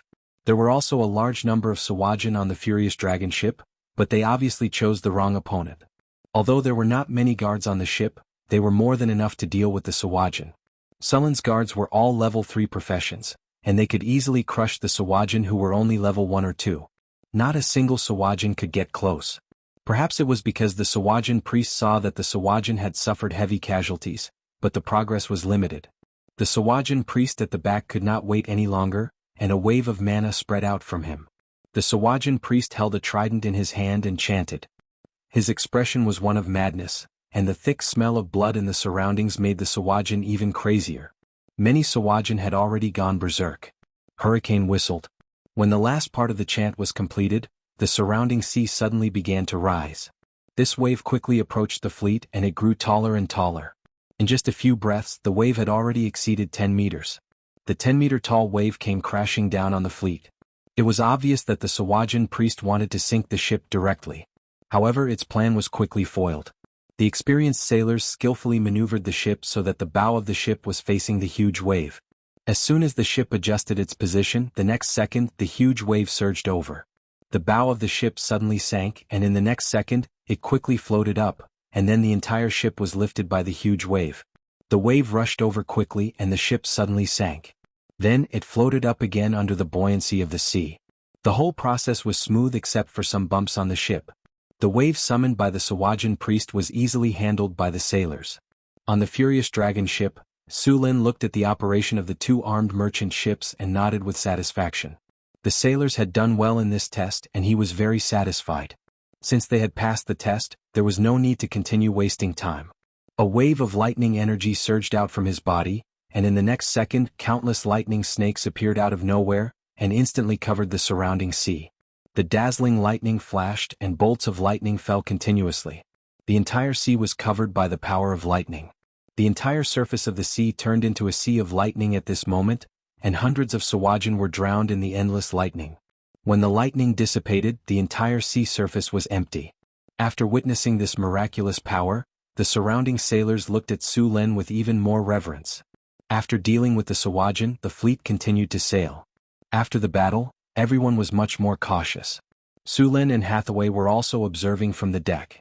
There were a lot of creatures in the ocean. After sailing for some distance, a group of whales swam by not far away. People who saw such huge creatures for the first time were stunned. These huge whales had almost no natural enemies in the ocean, so they swam leisurely in the sea. As they ventured deeper into the sea, the fleet encountered many large sea monsters. Other than whales, Su Lin also discovered some giant squid. The deep sea was the territory of these giant sea monsters. Most of these sea monsters had a challenge rating of 15+ and above. However, most of these sea monsters were neutral. As long as they were not provoked, they would not attack the fleet. After discovering these sea monsters, the fleet did not get too close. Su Lin was not interested in these sea monsters, and Su Lin only took care of them when they were in the way. Hathaway, on the other hand, was interested in some of the sea monsters. She caught them and seemed to be checking and recording them. Then she drew their blood and collected some of their muscle tissue. She was going to bring these back for research. Many of these giant sea monsters were ancient species, so the chances of research were high. On the 5th day, the fleet encountered a storm. Fortunately, before the storm, Su Lin found an island on the strategic map. The fleet arrived at the island in advance to rest and avoid the storm. A tornado that was hundreds of meters tall formed directly on the surface of the sea, forming a huge whirlpool. It was quite spectacular. If the fleet encountered any ordinary merchant ship other than the magic ship Raging Dragon, no matter if it was a warship or an armed merchant ship, it would be doomed. The fleet found an island with an area of 30 square kilometers. There were no humans living on it, only some wild beasts and seabirds. Although the island was not too big, there was fresh water on it. The trees on the island were lush and there were various fruits. It could be used as a supply point. Su Lin marked the location of the island and planned to use it as a stronghold on the trade route. On the 13th day, Su Lin found another island. The island was not big, only about 10 square kilometers. Fortunately, there was also a water source on the island. What surprised Su Lin was that there were people living on the island. After occupying the island, Su Lin knew that these people were a group of pirates. This island was the stronghold of these pirates. Su Lin directly sent people to capture all the pirates and interrogate them. When it came to pirates, the most intriguing thing was the pirates' treasure. Basically, all the famous pirate leaders had saved up a shocking amount of wealth. Most pirates would hide their treasures, and Su Lin was very interested in treasure hunting. After occupying the island, Su Lin began to ask these people about the surrounding shipping routes and marked them. Soon, Su Lin knew the surrounding situation. After subduing these pirates, this pirate island also became an important point of the trade route. As time passed, the number of islands seemed to have increased. After sailing for 8 days, Su Lin and the others finally saw the outline of the continental shelf. This place was very close to the eastern continent. Due to the warm climate of the eastern continent, this ocean could be said to be rich in resources. There were a lot of fish, lobsters, abalones and so on. There were several lobsters alone. The most common lobsters were 3 kinds. The first was the king shrimp, which was a fierce creature. It could reach a maximum length of more than 5 meters.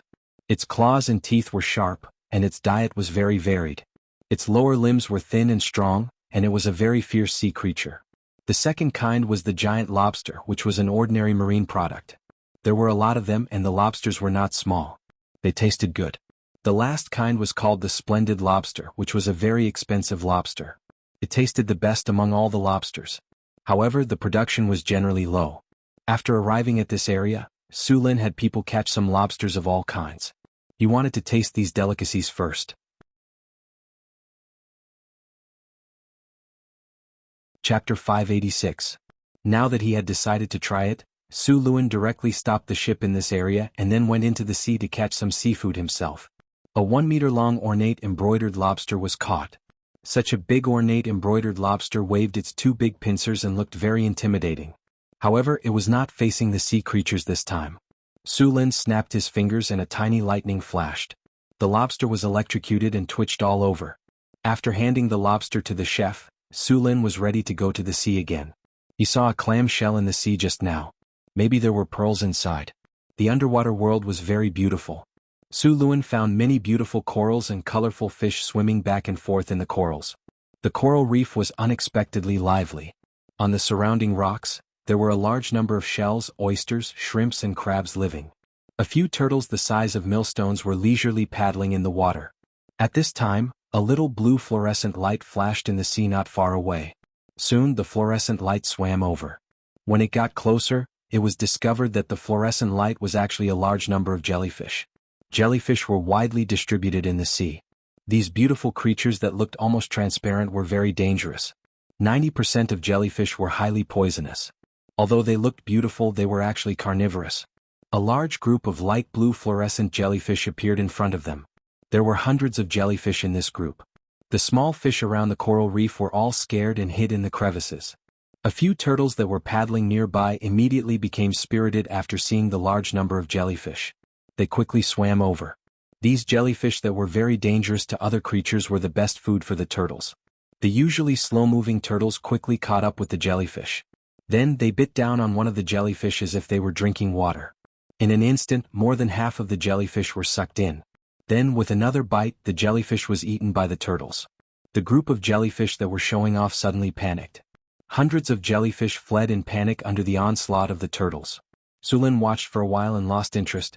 He was going to look around for the giant clams. The pearls of the Eastern Sea were very popular in the Western continent. These pearls were not only beautiful but also had magic power. They were important materials for enchantment. The most precious one was a kind of pearl called mermaid pearl. It was said that this pearl could only be cultivated by mermaids in the Eastern continent. It was very rare and very precious. Su Lin quickly found a giant clam in the sea. The giant clam seemed to feel danger and closed its shell tightly. Su Lin gently knocked on the clam's shell. The clam's shell was as hard as iron. A flash of lightning flashed on Su Lin's hand, and then it instantly disappeared to enter the shell. A burst of thunder and lightning sounded. Soon a gap opened up on the clam's shell. The thunder and lightning just now had paralyzed the giant clam's body. Su Lin easily opened the clam's shell. A pearl swayed slightly in the clam's shell. The pearl had a diameter of 10 centimeters and its color was light blue. It was very beautiful. Su Lin directly took out the pearl. After taking out the pearl, Su Lin let go of the giant clam and then looked around for more clams. When Hathaway called him for lunch, he had already found more than 10 pearls. However, other than the first pearl, the rest of the pearls were not big. Lunch was very sumptuous. The chef that Su Lin brought this time was the best student of the halfling Frodo. His cooking skills were very good. The 1-meter-long splendid brocade lobster was made into a full lobster feast. The crystal-clear lobster meat was neatly cut on the plate, and there was a layer of ice below. The ice was emitting a faint chill, which made the lobster meat even more chewy. Together with the carefully prepared dipping sauce, the lobster meat was delicious. Of course, other than this way of eating, there was also a serving of stir-fried lobster meat. The lobster meat was stir-fried with onion, bell pepper, and pepper. Every bite was blissful. On the side there was also a serving of lobster soup. The lobster meat was braised with some seaweed and seaweed.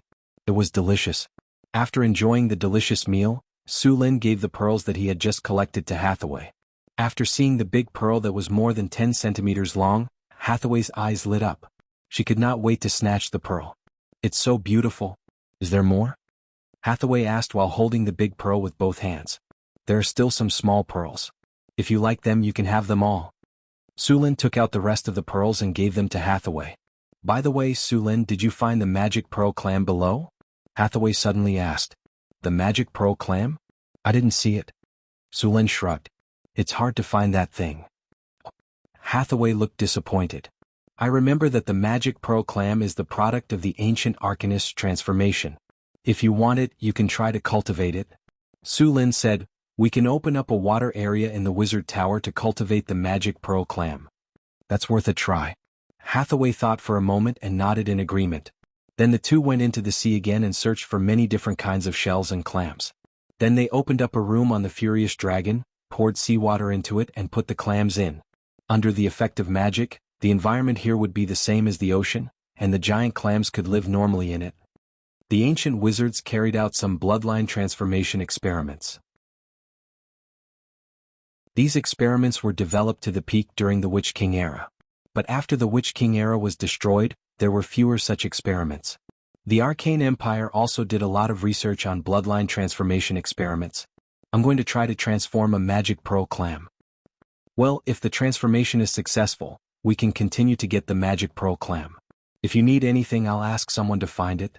Su Lin nodded and said. The most successful example of bloodline transformation was the warlocks. Hathaway's idea of transforming the magic pearl clam was not whimsical.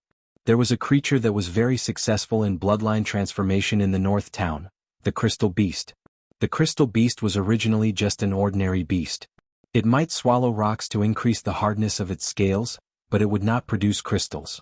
It was the product of the Arcanist's bloodline transformation. Similar creatures were the mining worm, the metal eater, and so on. It was difficult to transform a kind of magic pearl clam out of thin air, but it was much easier to do research when there was a complete information. Moreover, the transformation of the magic pearl clam was much easier than that of the crystal beast. In modern terms, the Witch King era was a time when biological modification technology was very important. During the Witch King era, every powerful wizard controlled a country. They were called Witch Kings. The country controlled by a Witch King usually lasted for hundreds or even thousands of years until the Witch King died. In the Witch King era, the wizards were very powerful, but their skills were skewed. They put too much energy into biological bloodline transformation technology. In the end, the Witch King era did not enter the Interstellar era. Of course, part of the reason was that the Witch King era was interrupted by the Arcane Empire. It was unknown if the Witch King era could enter the Interstellar era without the Arcane Empire's interruption. Of course, the feasibility was very low. The Witch King era was very rigid and technological progress was slow. Su Lin estimated that even after a few thousand years, the Witch King era could not enter the Interstellar era. The biological bloodline transformation technology was still very advanced, and it was also studied during the Arcane Empire. The Beastmen were the products of the Arcane Empire. During the Arcane Empire, the Arcanists had almost no respect for life, and in the end they even regarded themselves as gods. There were even many Arcanists who would create intelligent life by themselves. They carefully cultivated it through genetic transformation technology, and then used enlightenment to unlock the intelligence of the finished product. After confirming that the product had the ability to reproduce, it was basically a success.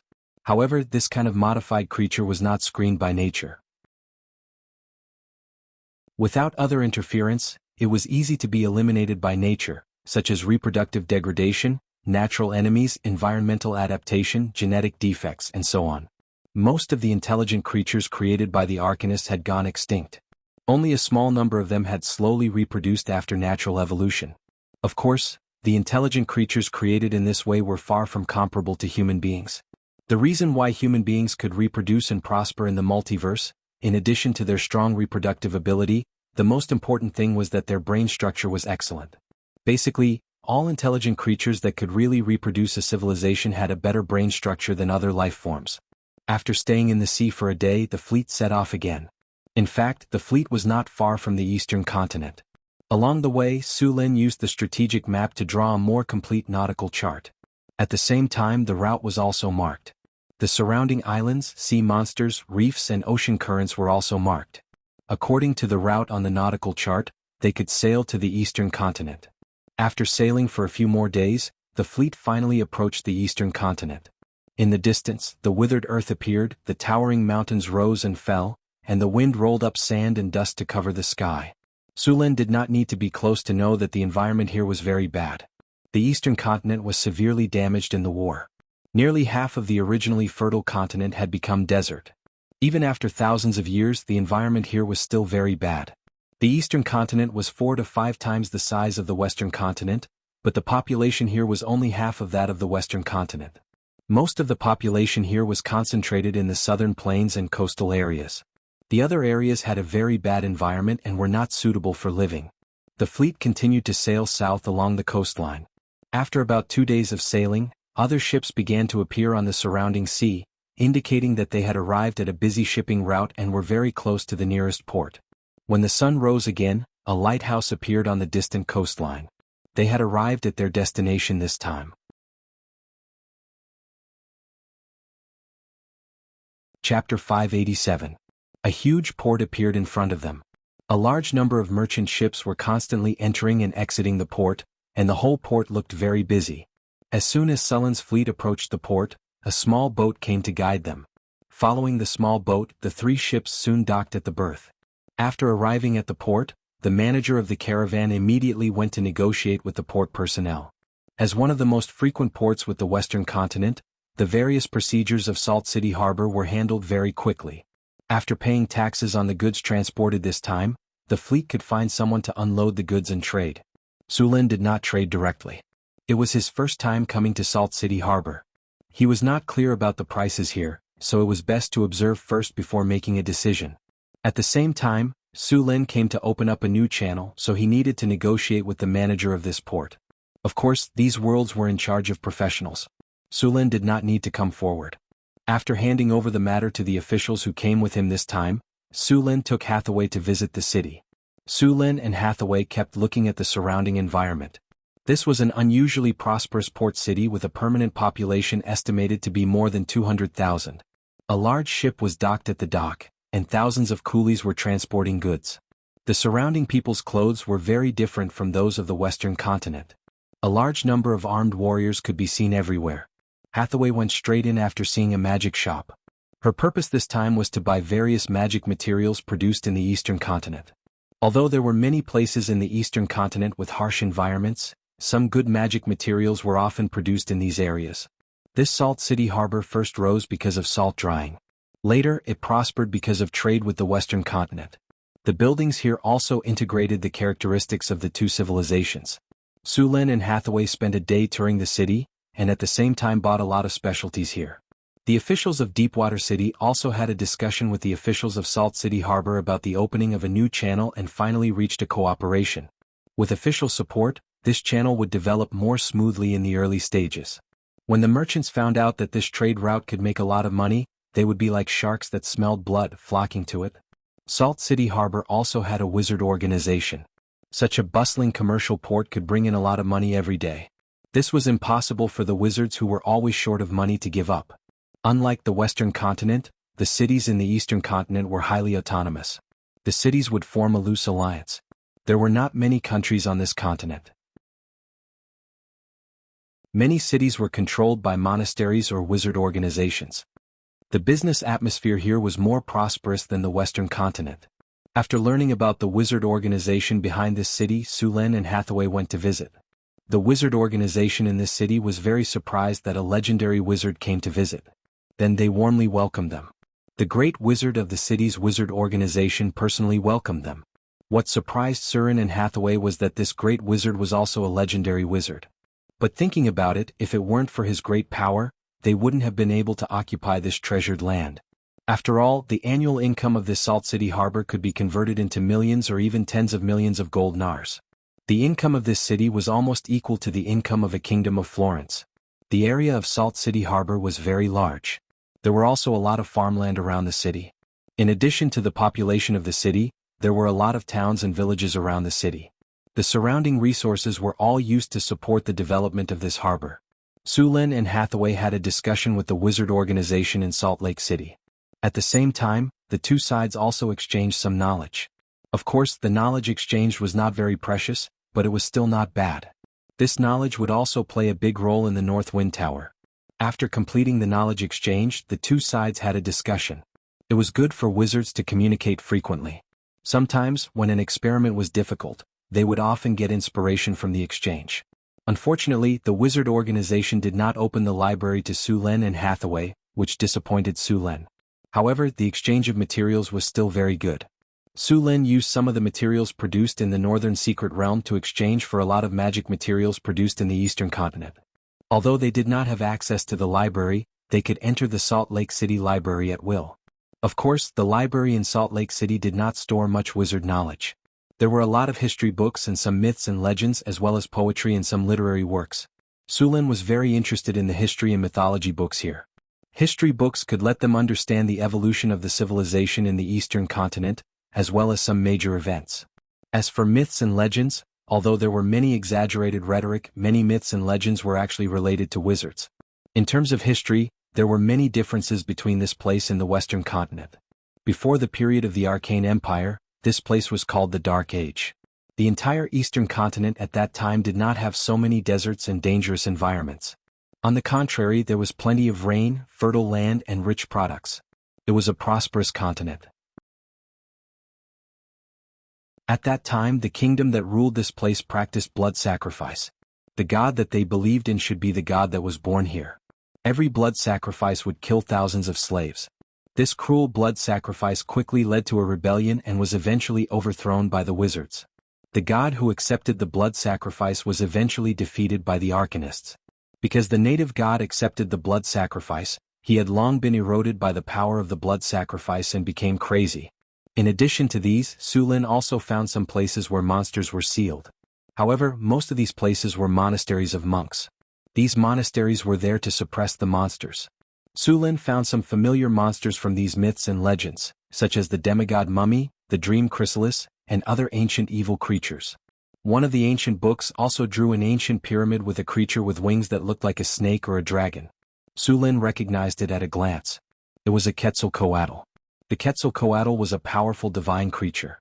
Their challenge level was similar to that of the dragons, but they were rare. Since the beginning of the Arcane Empire, the Quetzalcoatl rarely appeared. Similar to them was the Eastern Condor. The Eastern Condor was a powerful creature that served the ancient god, the Sun God. After the fall of the Sun God, it went to the legendary Eagle Mountain and no longer served the resurrected King of Dawn.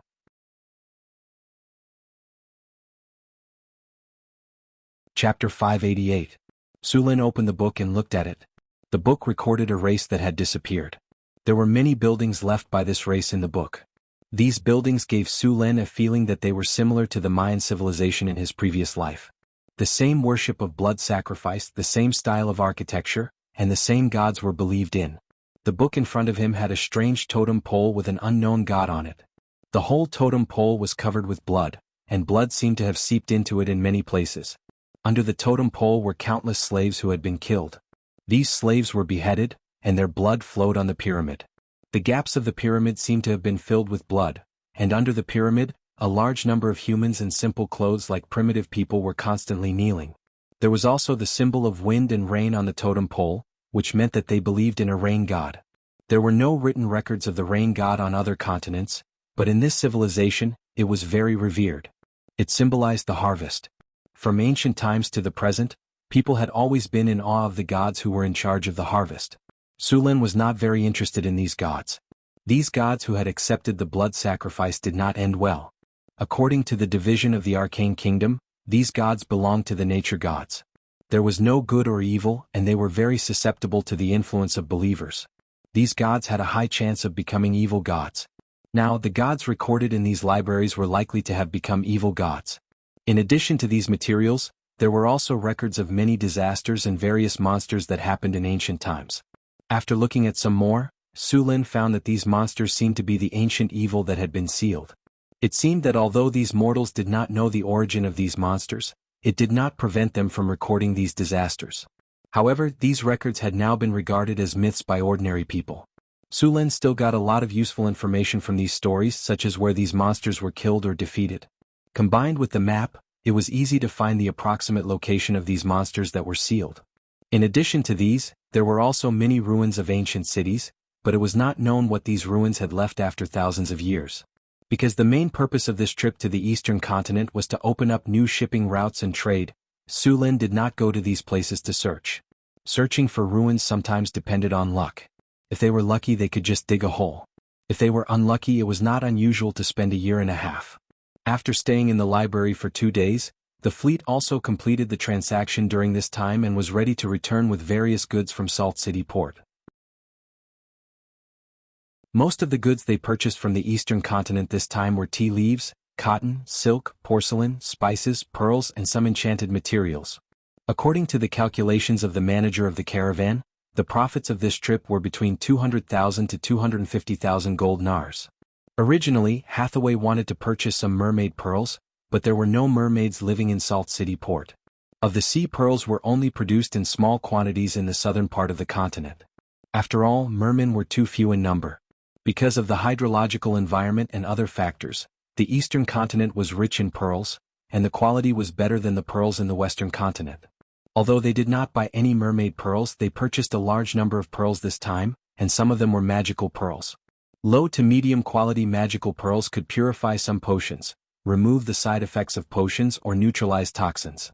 High quality magical pearls could be used to make magical items, rare grade equipment, and could also be used to store spells. They were very popular among wizards. There were also a lot of silk in the eastern continent. It was also the best silk production area besides the elves. After all, the elven forest had been closed for more than 1,000 years. The number of half-elves was too small, and the production of silk was limited. Many silk were sold from the eastern continent, and of course some were sold by the drows in the underground world. However, the drows sold silk stockings more often.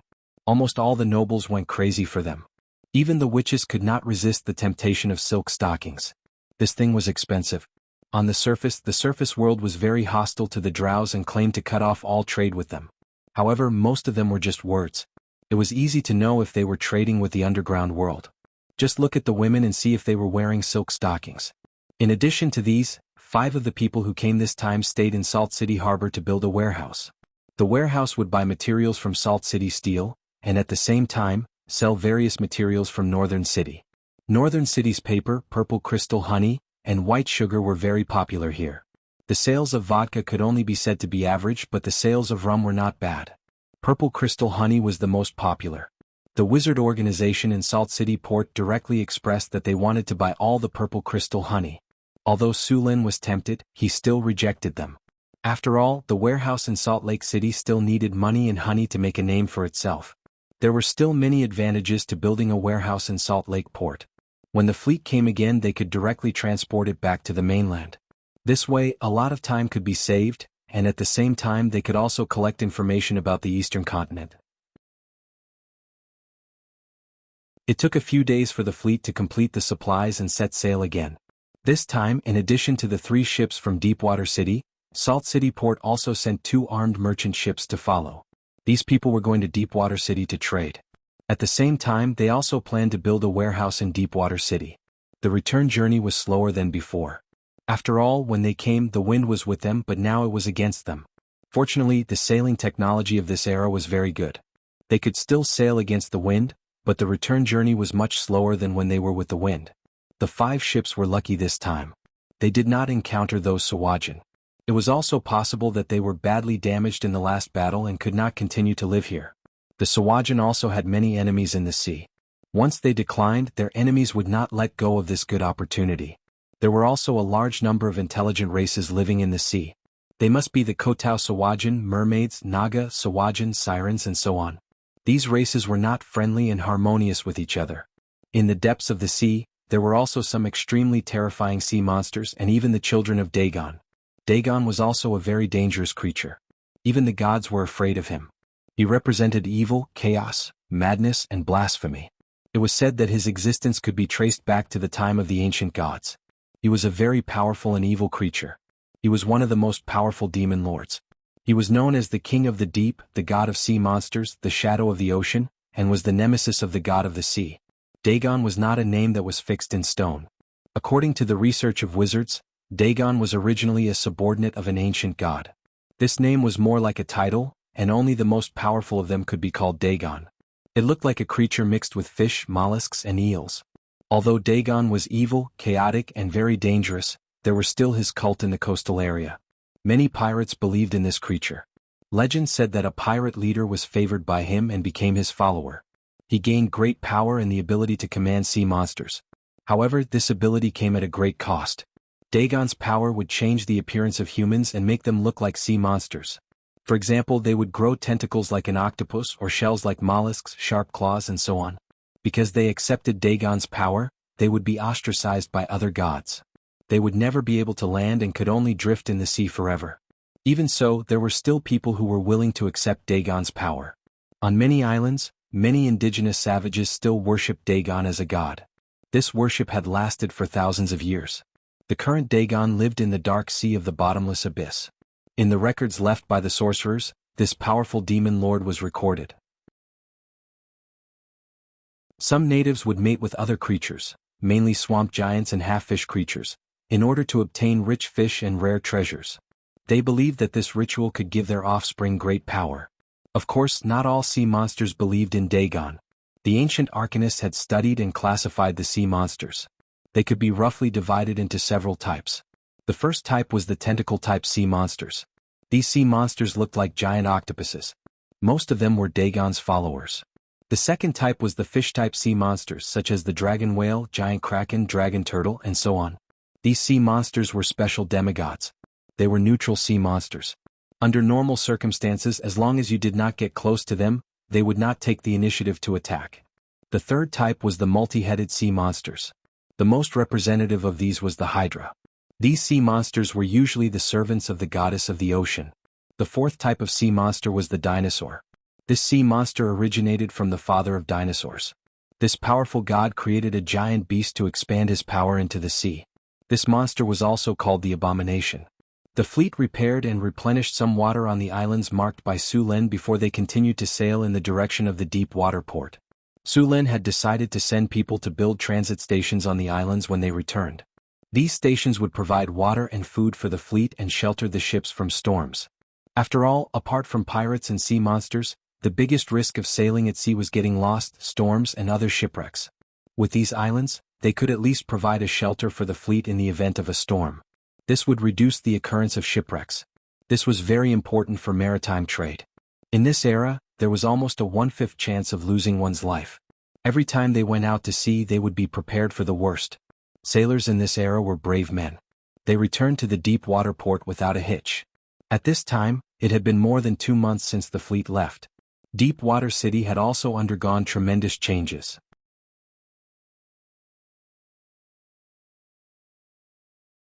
Chapter 589. Deepwater City.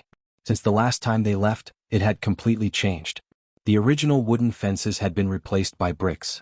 The city wall was about 8 meters high and 6 meters thick. There were also arrow towers built on top of it, which were used to guard against pirates. There was an arrow tower every 20 meters on the city wall.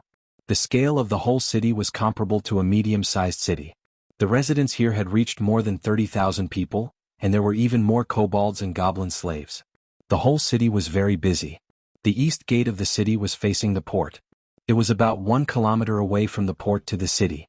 The road connecting the port and the city was paved with bluestone. It was 8 meters wide and there were drainage canals on both sides of the road. Teams of patrolling soldiers were patrolling back and forth, and there were even some half-elf archers among them. This surprised the people of Salt City Harbor. The half-elves were also a very xenophobic race. In the beginning, the half-elves were discriminated against by both elves and humans. This led to the half-elves only being close to each other for warmth. They were not close to other races and it was not easy to hire them. Musun looked at Sulen with eyes full of surprise. Originally, in their view, this so-called deepwater port should be just a small city. They came here because of Hathaway, the legendary witch. They did not have much hope for Deepwater City. Their original plan was to set up a warehouse and send a few ships every year to buy some paper, white sugar and purple crystal honey back. They did not expect to be shocked by the scene in front of them as soon as they arrived. The wide port, the flat road and the elite soldiers. Although the city was still a bit simple, it looked lively. After entering the city, Musun found that the city was so neat and clean. The streets were straight and flat, and there was no debris on the ground. The scene of sewage and feces in other cities did not happen. It could be said that this was the cleanest city he had ever seen. There were neat houses on both sides of the street. The style of the houses was almost identical. Although they did not look exquisite, they were durable and easy to build. There were many pedestrians on the street, but there was no congestion. The pedestrians all walked to the right. Just as they walked into the city, several people who looked like officials hurried over. When they came close, they immediately bowed respectfully and said, Your Majesty, welcome back. Get up. Su Lin waved his hand to let Holland come over. He then pointed to Mu Sen next to him and said, "This is the steward sent by Salt City Harbor. We have reached an agreement with Salt City Harbor to officially open the channel. They will set up an office here. You have to communicate more about the business in the future." "Yes, Your Majesty." Holland nodded and agreed. "I'll leave the rest to you." After a brief introduction, Su Lin left with Hathaway. Now that the city's route had been opened, the rest of the things were left to them. Su Lin then patrolled Deepwater City. The construction of the city was progressing very quickly. Carts of bricks and tiles were transported from the west gate. The surrounding land had been divided and was full of busy craftsmen. There were also well-equipped soldiers patrolling around. A large number of kobolds, goblins and gnolls were working under whips. On the island in the middle of the river outside the city, warships and armed merchant ships were under construction in the shipyard. According to Sullen's requirements, the fleet of Deepwater Port needed at least 12 merchant ships. Half of them would be used for the eastern route, and the other half would be used for the southern route. At the same time, the city's navy needed to be completed as soon as possible. In the south of the city was a newly opened farmland. Some crops would be planted here to maintain the food supply of Deepwater City. In fact, the land here was not fertile. It was close to the sea, so the farmland was not suitable for farming. The first year's harvest would be poor, so it needed high-quality fertilizer. Not far away, a fertilizer processing plant had been built. All the feces in the city had been sent here to be fermented. At the same time, 3 fishing boats went out to sea to catch fish and replenish their food supply. Deepwater Port could now replenish some of the food consumption. After patrolling the city, Su Lin and Hathaway returned to Northwind Tower with the various enchanted items they had bought from the eastern continent. A teleportation light descended from the sky, and Su Lin and Hathaway appeared on the astrology platform. It took more than 2 months to travel to the eastern continent. Hathaway had accumulated many experimental projects to complete. After saying goodbye to Su Lin, she hurriedly left. Just as Su Lin was about to check on the northern city, Chris came into the room. "Su Lin, let me tell you a piece of good news. Alex has successfully advanced." Chris was very happy to see Su Lin return. "Alex has advanced?" Su Lin was pleasantly surprised. The northern city now had 3 legendary figures: Su Lin, Hathaway, and Chris. Now there was Alex. If you only counted the top fighters, the northern city could easily beat some small countries. Furthermore, another important reason why Alex had successfully advanced to the legendary rank was that he could now prepare to construct the Northwind Tower's mystery. Hathaway had already studied the puzzle thoroughly.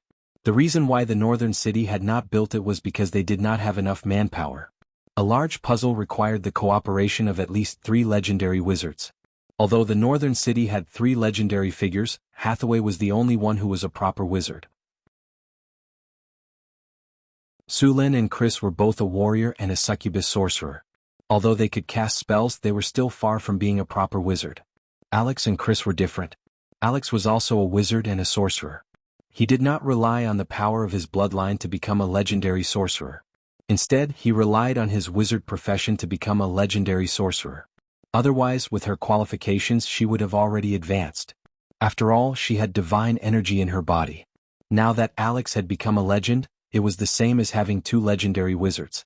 Although Surin and Chris weren't legendary wizards yet, the 2 of them together were barely enough. "Great, let her prepare. We will build the puzzle of the Northwind Tower together," Su Lin said excitedly. "Hathaway has already prepared all the information. Take a look at it. When the time comes, you'll need our cooperation." "Don't worry, I will prepare these." Chris nodded and took the information. Riddles were learned by the ancient arcanists from the High Elves. At first, the human riddles could only cover a radius of 200 meters, but the elves' riddles could easily cover the entire city. The elves' riddles were very powerful because they had the help of the elven gods.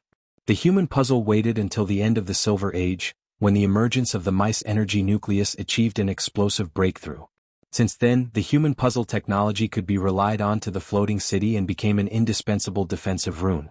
The puzzle also underwent rapid development during the Arcane Empire. It was said that when the Arcane Empire was at its peak, the puzzle of the floating city had been upgraded to an artificial magic net. With the artificial magic net technology, ordinary people in the floating city could also cast some low-level spells. The artificial magic net was made by imitating the magic net woven by the goddess of magic. Of course, It could not be compared with the magic net of the goddess of magic that covered the whole world. The artificial magic net could usually only cover an area of more than 10 square kilometers, which was usually slightly larger than a floating city. The puzzle that Su Lin and Hathaway intended to weave was not that big. It mainly covered the range of the Tower of the North Wind. After all, the bigger the puzzle, the more energy it would need to consume. When he saw Alex again, Sullen's eyes lit up. After successfully advancing to the legendary realm, Alex's appearance had also undergone some slight changes. At the same time, after advancing to the legendary realm, her bloodline had also advanced. After completely integrating with the divinity, she had now become more beautiful and had a noble and holy aura. She was wearing a pure white dress with gorgeous patterns embroidered with silver silk thread on the cuffs. The silk thread simply outlined a few strokes on the dress, but it outlined a bellflower which was very vivid. Her wine-red hair draped over her shoulders, and she wore an exquisite crown on her head. She had a slender waist, a full and plump buttocks, and a pair of long and slender legs that were far more beautiful than the average person's. The pair of wings on her back had been put away, and she looked like a goddess who had fallen into the mortal world. Her delicate facial features, beautiful face, and elegant temperament made Su Lin feel that she was even more beautiful than before. Congratulations on successfully stepping into the legendary realm, Su Lin said with a smile. Su Lin. Alex's beautiful face smiled like a blooming flower. She stepped forward and gave Su Lin a warm hug. Her white hands gently wrapped around Sullen's neck, and she tiptoed and gently kissed his forehead. My king, thank you for your help. If you hadn't brought me out of the underground world and provided me with all kinds of resources and even divinity, I wouldn't have been able to reach where I am today. Feeling the warmth on his forehead, Su Lin smiled and said, the resources I provided were only a part of it. The main reason is your own hard work. However, you slacked off after advancing to the legendary realm. You must know that the legendary realm is only the beginning of the real world. I know. Don't worry, I will catch up with you as soon as possible, Alex said affectionately. By the way, I have all the information about the puzzle that Sister Hathaway prepared. When do you think we should start weaving the puzzle? In the next few days, there are some other preparations to be done.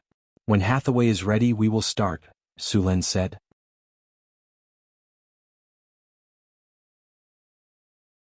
Chapter 590. In the North Wind Tower, Su Lin was looking through the information on elemental fission. The principle of elemental fission was not too difficult. He had almost finished the research. The theory was already mature and he only needed to put it into practice. Even the theory of elemental fusion reaction had been successful.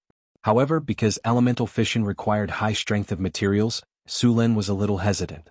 Elemental fission reaction would release unimaginable energy. If the elemental fission furnace was not strong enough, or if the elemental fission reaction was too fast, it was likely to cause a violent explosion. If elemental fission explosion occurred, the power could be said to be far more powerful than a level 9 spell, so he had to be careful. Making elemental fission furnace required a lot of materials from the astral world. Fortunately, Su Lin and Hathaway had collected a lot of materials in the astral world. It was enough. Elemental fission furnaces were usually used on floating space towers. Although the elemental pool could also support the floating space tower, at this point, the elemental pool needed to accumulate enough energy to support the floating space tower for a period of time. Only the elemental fission furnace could support the floating space tower for a long time to fight in the air. Last time he got an intact floating space ring. With the information left in the wizard tower, the technology of the floating space ring was completely understood. As long as he had the materials, he could produce it. In addition to the special materials of the floating space ring, the most important thing was the 28 types of anti-gravity runes inscribed on it. These runes were the crystallization of the command during the Arcane Empire era. Only such a carefully made floating space ring could support the wizard tower, which weighed thousands of tons. Master, the elemental pool of the wizard tower is full of energy, Tower Spirit Een suddenly said while Su Lin was thinking. Su Lin stopped thinking. It was useless to think too much now. He had to do the thing in front of him first. The elemental pool was full of energy. He could consider weaving the puzzle. On the astrology platform, Su Lin, Hathaway, Chrissy, and Alex stood in the center with serious faces. Phyllis, Sandy, Karina, Angela, and Anna stood not far away.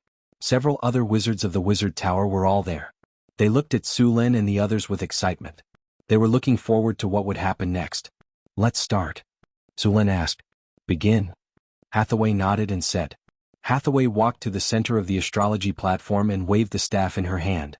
Milky Way, prepare to activate the energy connection channel. Light blue elemental energy gushed out from the elemental pool, and the entire runic magic circle slowly lit up. In the center of the runic magic circle, an engraved puzzle core slowly lit up. A large number of runes were engraved on the core of the mystery lock. Under the influence of this enormous energy, each of them seemed to be alive as they spun rapidly. The huge drop of energy was activated, and the whole floating city shook slightly. The estimated powerful energy wave spread quickly from the wizard tower to the surroundings. At the bottom of the adept's tower, multiple energy channels formed by magic crystals quickly connected with the surrounding ley network. The ground energy of the entire northern citadel area began to converge towards the adept's tower. As the elemental energy kept fluctuating, the surrounding elemental energy kept flowing towards the wizard tower. Soon, the concentration of elemental energy in the wizard tower doubled. Activate the elemental pool. Activate Earth Vein Network. Begin energy materialization. As the orders were given, the entire wizard tower was soon surrounded by an energy siphon. At the top of the wizard tower, an elemental siphon like a whirlpool reached all the way to the sky. A huge amount of energy kept converging there. At this moment, the whole sky had already darkened. Countless lightning bolts were swimming in the sky. Sulin, Chris, and Alex stood around each other. Powerful elemental energy was gathering around them. Prepare to weave the mystery lock. At this moment, Hathaway suddenly ordered. Magic reshape. Surin's team of 3 promptly took action. Next, powerful streams of mana surged out from their bodies. Thanks to their power, the originally chaotic streams of mana began reorganizing themselves. Strands of magic appeared in midair. These strands were completely formed by energy. Hathaway gently waved her staff and runes quickly appeared. As soon as these runes appeared, they began to entangle with each other. Soon, a strange runic circle appeared in front of them. Magic weave. Under Hathaway's command, strands of magic strands quickly crisscrossed. At the same time, runes were constantly imprinted on the strands of magic strands. In just a few breaths, a fishnet-like mystery lock appeared in front of them. As the mystery lock continued to weave, the surrounding elemental energy was constantly absorbed by the mystery lock. The strands of magic strands formed by magic energy were quickly weaved under the effect of those strange runes. After these runes were completely formed by energy, they formed a huge network. This network quickly expanded as Hathaway and the others continued to weave. Soon, this huge network enveloped the entire wizard tower. The light blue mystery lock network lit up the sky of Northgard City. Hathaway's silhouette had already flown into the sky, her gorgeous magus robe fluttering in the wind due to the rich elemental energy. All the runes were linked to her body, and then like a spider web they kept spreading in all directions. Under the magus tower, a large number of runes were engraved on countless magic crystals, and at this moment they were also linked to the runes in the sky. So beautiful. Xanthi looked at the layers of blue network in the sky, and her eyes sparkled. Karina looked at the network in the sky with a mesmerized expression. As a wizard, she could clearly feel the power of this power. The elemental energy that was originally like a runaway horse was suddenly bound by the huge energy network in the sky. Those wild horses were quickly tamed, and one by one, they moved according to the command of the leader horse. Grace stood on the astrology platform and looked at Sulin, Hathaway, and the others in shock. That energy network had shocked her. How powerful was this power? This is the power of a god. When it came to the mystery lock network, the stronger one's spellcasting ability was, the more deeply they could feel it. Being in the range of this network, they felt like they were little insects that had fallen into a spider web. The stronger one was, the more they could feel the restriction of this mystery lock network. Layers of the magic network were quickly woven, and the entire network extended outwards with the wizard tower as the core. The surrounding elemental energy was slowly bound. In the end, the entire Northgard city was covered by the magic network. On the astrology platform, Hathaway slowly descended from the sky. After the mystery lock network in the sky was completed, it slowly merged into the surrounding space and disappeared. Although it couldn't be seen with the naked eye, the power from the mystery lock network had covered the area. In essence, the mystery lock network was originally unrestrained elemental energy arranged in frames according to certain rules. The mystery lock weaved by runes covered the surrounding space, and the energy in the area was also controlled by the mystery lock network. The originally unruly elemental energy was now very obedient. It was easy to command it, and the difficulty of casting spells had been greatly reduced. In this area, all the elemental energy was controlled by the Mystery Lock Network. No one could control the energy to cast spells. The Mystery Lock Network covered an area of 10 kilometers with the Wizard Tower as the center. The scale of this Mystery Lock Network could only be considered a medium-sized mystery lock. During the ancient Arcana Empire, the Mystery Lock Network of the floating city could easily cover hundreds of square kilometers. That kind of large-scale Mystery Lock Network had unbelievable power. The surrounding energy waves slowly calmed down, and the huge elemental siphon disappeared. The power of the Mystery Lock Network slowly retracted, and finally returned to the Wizard Tower. The light blue elemental energy slowly dissipated, and finally, a layer of energy barrier like a translucent eggshell covered the entire Wizard Tower. After the hard work of Hathaway, Su Lin, and the others, the Mystery Lock Network of the Northwind Tower was finally completed. At this time, the Mystery Lock Network did not have many functions, and it would need to be constantly added in the future. The entire Mystery Lock Network cost about 20 million kinners worth of materials, which directly emptied half of the Northgard city's wealth. If all the functions of the Mystery Lock Network were to be perfected, it would cost an estimated 50 million kinners worth of materials. Building the Mystery Lock required more than just kinners worth of materials. There were many rare materials that Kinner could not buy. If Su Lin had not obtained a lot of benefits during this period, he would not have been able to build such a large-scale legendary rune. However, a legendary rune like the Mystery Lock Network was indispensable because its effect was too powerful. As long as one was in the range of the Mystery Lock Network, the Mystery Lock Network's effect would be enhanced. The Mystery Lock Network was the home field of the Arcanist. Its effect was similar to that of the God's Kingdom of the Gods. Of course, compared to the God's Kingdom of the Gods, the Mystery Lock Network was far inferior. Of course, if the Mystery Lock Network could be mounted on the floating city and supported by the Mice Energy Nucleus, it would basically be comparable to the God's Kingdom of the Gods with intermediate divine power. According to the division of the Arcane Empire, the strength of a great Arcanist with a top-level floating city was close to that of an intermediate divine power.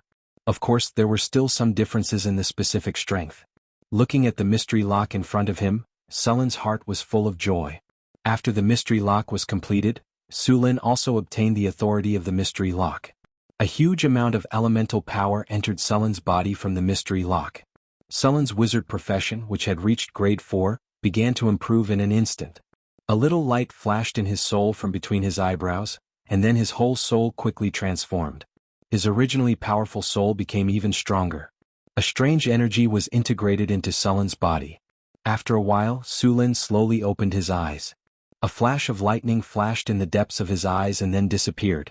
After completing the weaving of the Mystery Lock, Su Lin successfully advanced into a legendary wizard with the help of the Mystery Lock's feedback.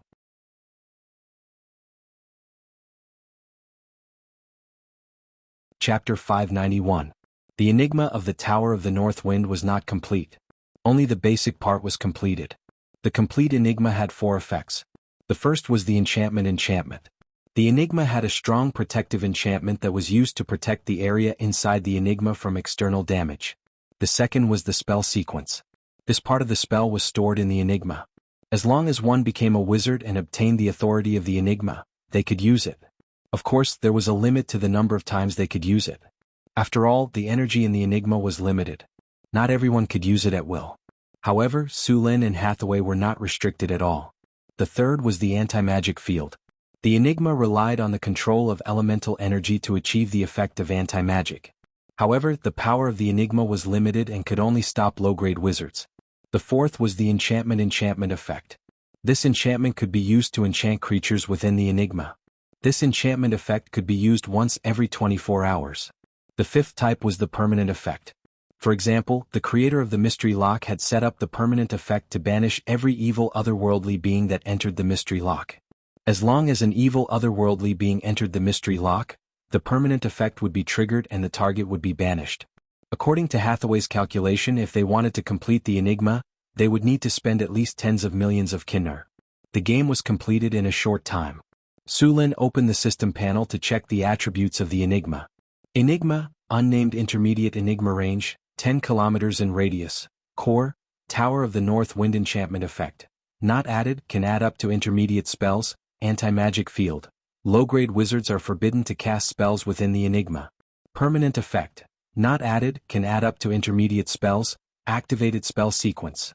Not added, can add up to intermediate spells. Within the range of the Enigma, all people on the same side will be enchanted by the Enigma. The magic recovery speed will be increased by 50% to 300%. The difficulty of casting spells will be reduced by 50%. Within the range of the Enigma, the difficulty of casting spells will be reduced. Within the range of the Enigma, the concentration of elemental energy would also be increased. In the era of the Arcane Empire, even the ordinary civilians could live up to 150 or even 200 years old. In other areas that were not shrouded by the mystery, the residents did not have long lives. Hathaway and Sulin had to slowly add the spell effects on the Enigma lock. They would be even busier in the future. After making the Enigma lock, the next step of the Wizard Tower's transformation could be put on the agenda. Sulin. With the sound of footsteps, Hathaway came over and said, "Now it's time to consider upgrading the Wizard Tower to a floating space tower." "It is indeed time to upgrade it," Sulin nodded and said, "By the way, do you have enough materials for the floating ring and the elemental fission furnace?" "The materials needed for the elemental fission furnace have been prepared. We can begin the experiment. Also, the floating ring can be made. However, there are still some parts of the Magus Tower that need to be built. The base of the Sorcerer Tower needs to be reinforced. The foundation of the Sorcerer Tower needs to be replaced with obsidian. Obsidian was hard and had good magic conductivity.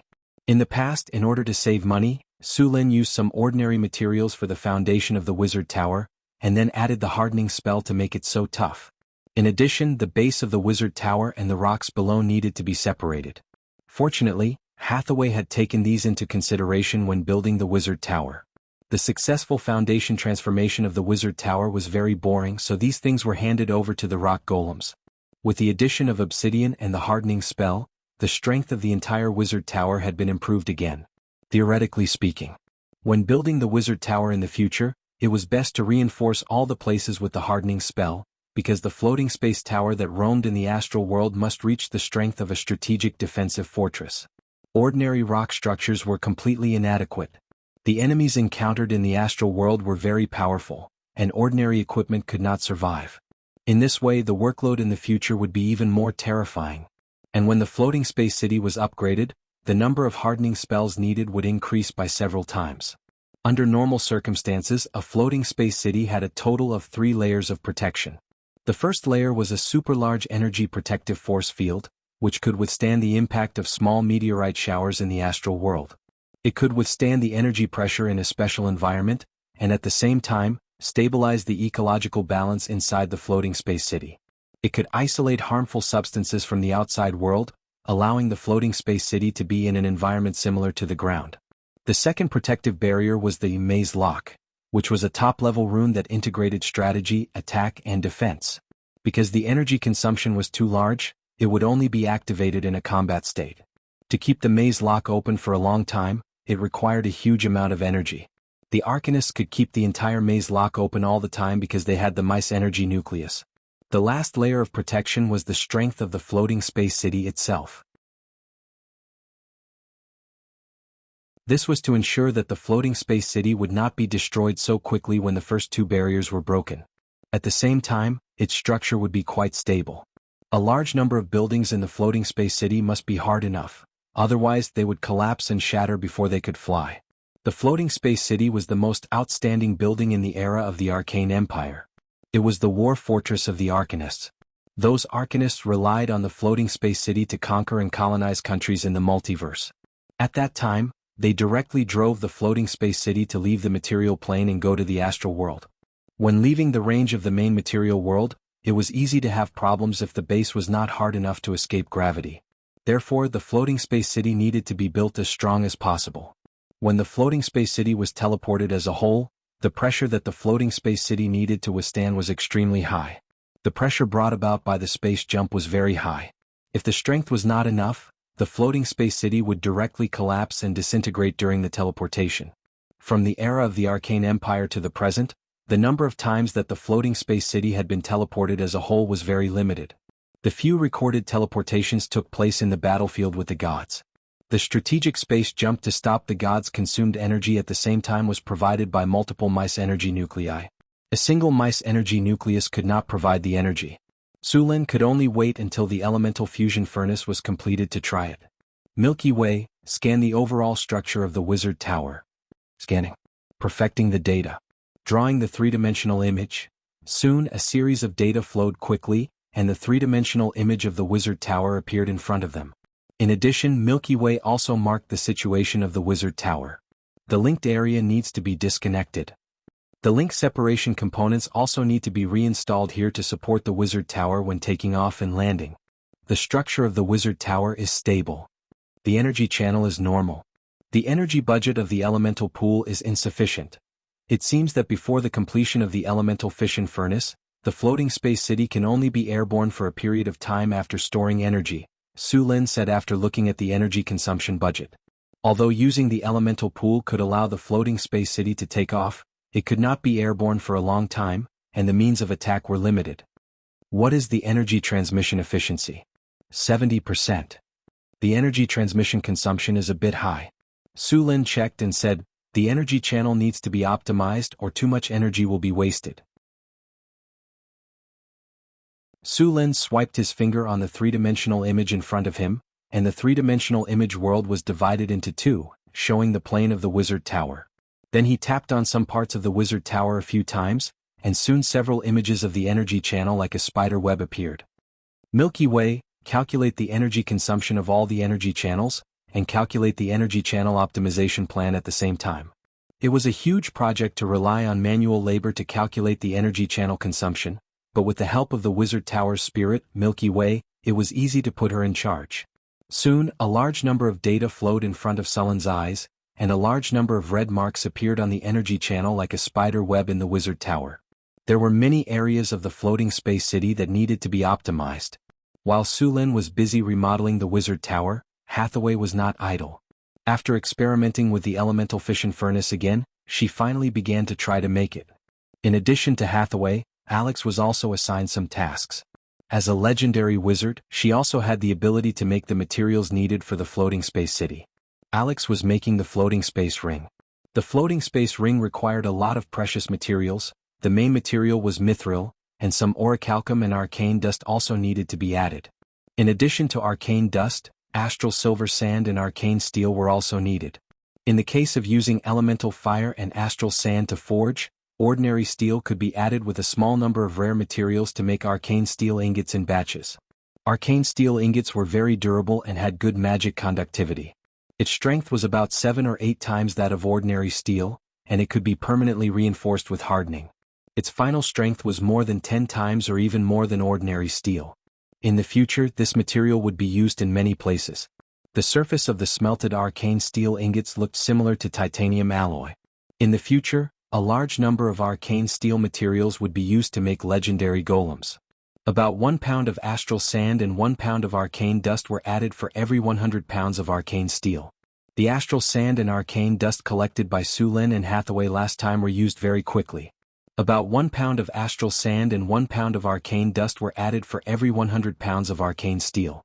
The astral sand and arcane dust collected by Su Lin and Hathaway last time were used very quickly. About 1 pound of astral sand and 1 pound of arcane dust were added for every 100 pounds of arcane steel. The astral sand and arcane dust collected by Su Lin and Hathaway last time were used very quickly. About 1 pound of astral sand and 1 pound of arcane dust were added for every 100 pounds of arcane steel. The astral sand and arcane dust collected by Su Lin and Hathaway last time were used very quickly.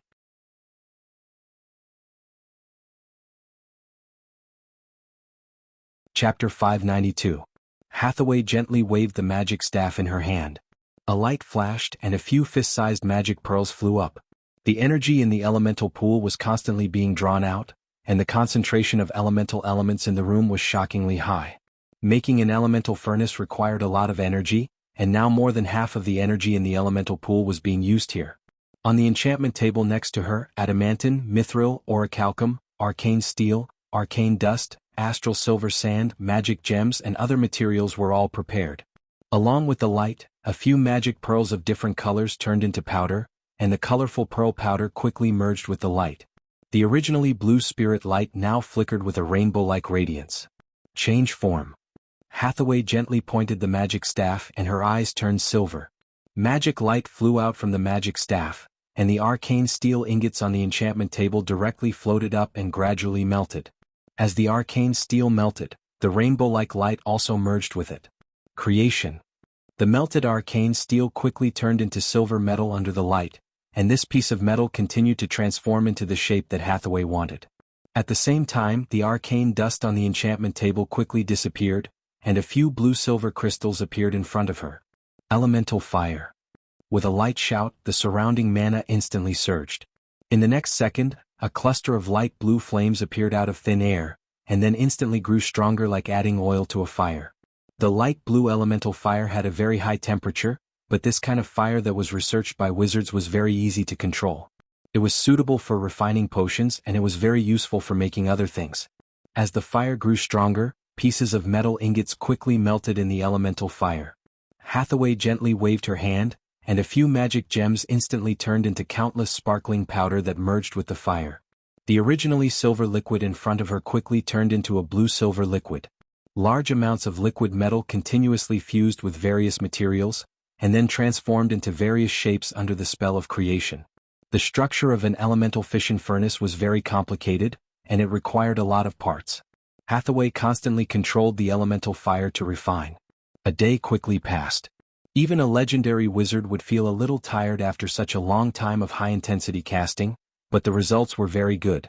While Hathaway was making the elemental furnace, Sulin was also commanding a large number of workers to modify the bottom of the wizard tower.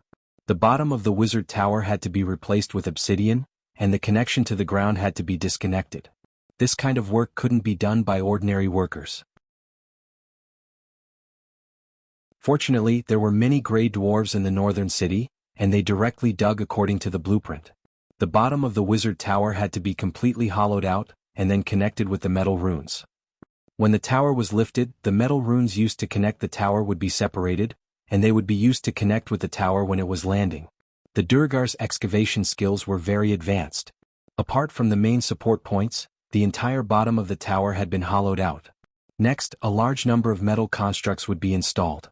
The efficiency of the hundreds of gray dwarves was very high. It only took a few days for the bottom of the wizard tower to be completely excavated. A large number of hardening spells were cast on the excavated space, and the whole ground became very hard. In addition, a large number of wizard apprentices were installing the metal runes. In another laboratory in the wizard tower, Alex was refining a floating ring. In the middle of the experiment, a floating ring with a diameter of about 5 meters quietly floated in the air. Alex was concentrating on engraving runes on it. Silver spell energy constantly outlined runes, and then after fusing with mithril and astral silver sand, they slowly merged into the floating ring. The floating ring flashed, and in the next second, a rune appeared on the floating ring. At this time, a large number of runes had been engraved on the floating ring, and the runes were connected from head to tail, covering the entire floating ring. As the last rune fell, the floating ring suddenly burst into a dazzling light, and then the light dissipated and everything returned to normal. The wizard tower's work lasted for 2 months. When Sulin finished installing all the metal runes at the base of the wizard tower, and the wizard tower's energy circuit was optimized, Hathaway's work was almost done. In the laboratory, a powerful energy wave shrouded this place. Hathaway embedded the last energy crystal in the rune body in front of her, and then put in the already prepared element fission fuel. With a strong light, the high-tech elemental furnace in front of her slowly started up. An amazing energy wave was transmitted from the elemental furnace, and the surrounding energy channels quickly lit up. The powerful energy filled the wizard tower in a flash. The whole wizard tower shook slightly at this moment, and a powerful elemental tide spread out from the wizard tower. Phew, it's finally done. Looking at the elemental furnace in front of her, Hathaway's tired face flashed with a trace of relief. Sulin, who was instructing the craftsman to check the metal runes, suddenly felt a powerful energy coming from the wizard tower to China. The energy wave was a little shocking, and the aftermath was more than 10 times stronger than the elemental pool in the wizard tower at full capacity. This is the elemental furnace. Sulin was slightly stunned and then he reacted. Hathaway did it. Then a teleportation light flashed on Sulin's body, and in the next second he appeared on the astrology platform. Without stopping, Su Lin walked directly to the laboratory. As soon as he arrived at the door of the laboratory, the originally closed door suddenly opened, and a thin figure walked out. It was Hathaway. Seeing Su Lin walking in hurriedly, Hathaway smiled at him and said, "It's done. You've worked hard." Su Lin looked at the tired Hathaway, stretched out his arms, and directly pulled her into his arms. "Don't worry about these things for now. You're tired now and need to rest. Everything can wait until you've rested." "Okay." Hathaway nodded gently, and then lay in Su Lin's arms like a kitten. Su Lin waved his hand gently, and the door of the laboratory suddenly closed. Then Su Lin pointed his finger lightly, and streaks of lightning shot out from his hand. As soon as these streaks of lightning appeared, they quickly merged and connected, and soon formed a lightning net that enveloped the entire laboratory. Seeing that the lightning net had sealed the laboratory, Su Lin nodded, and then smiled at Hathaway.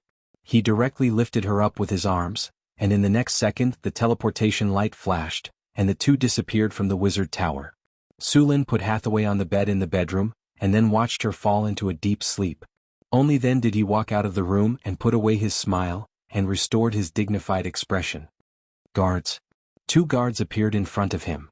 "You two stay here. Without my order, no one is allowed to go in and disturb her," Su Lin ordered directly. "Yes, sir." The 2 guards bowed and saluted. After arranging Hathaway, Su Lin left. The preparation work in the wizard tower was almost done, and the next step was to wait for the test. Su Lin came to the wizard tower. On the astrology platform, Karina, Chris, Grace and the others were already there. When they saw Su Lin coming, they all greeted him. "Su Lin, that energy just now was from the elemental furnace? Sister Hathaway finished making the elemental furnace?" Chris couldn't wait to ask. Su Lin nodded and said, "Yes, it's done. That energy just now was the energy wave when the elemental furnace was operating." "Really? That's so powerful. It's amazing." Karina couldn't help but say. "Since the elemental furnace is finished, does that mean our wizard tower can fly?" Phyllis asked excitedly. Su Lin reached out and knocked on her head. "What are you thinking? We'll have to wait until Alex finishes making the floating ring." "Ouch, it hurts." Phyllis rubbed her head with a wronged expression. "After the elemental furnace is finished, the elemental pool can basically be eliminated. Even the elemental fission furnace at full power produces more than 100 times more energy than the elemental pool.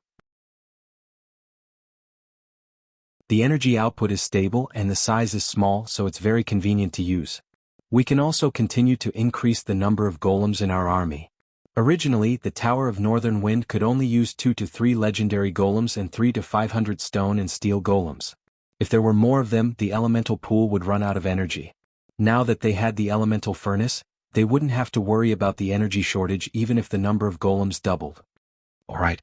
We got a lot of dragon blood from the dragon we killed last time. Get ready. I'll give you a dragon blood baptism in a few days to further increase the purity of your dragon blood. By then you should be able to use some spells." Su Lin pinched Phyllis's pretty face. "Really? I can use spells?" Phyllis was pleasantly surprised. She grabbed Su Lin's arm tightly with both of her arms. Those amazingly developed weapons kept rubbing against his arm, and they were very elastic. "Of course. After the dragon blood baptism, your dragon blood will be further improved, and your strength will also increase. As a dragon disciple, you're born with the ability to cast spells. Of course, a warlock's ability to cast spells is weaker than a wizard's, but you should pay attention and try to be a wizard in the future." "I understand. When will the dragon blood baptism be carried out?" Phyllis asked eagerly. "After I'm done with all the things I need to do." Su Lin smiled and said, "The dragon blood baptism can be carried out 5 times in total. If you encounter a black dragon, a blue dragon, or a green dragon in the future, you can carry out another dragon blood baptism. After a few baptisms, your body should be comparable to a legendary warrior's."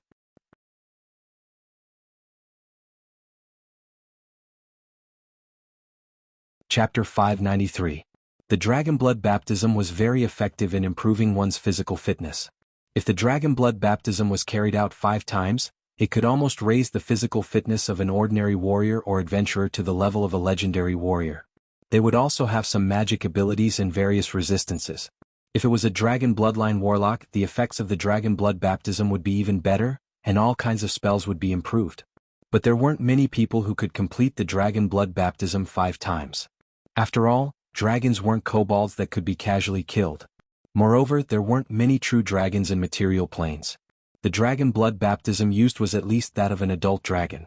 At the same time, one had to resist the corrosion of the dragon blood during the dragon blood baptism.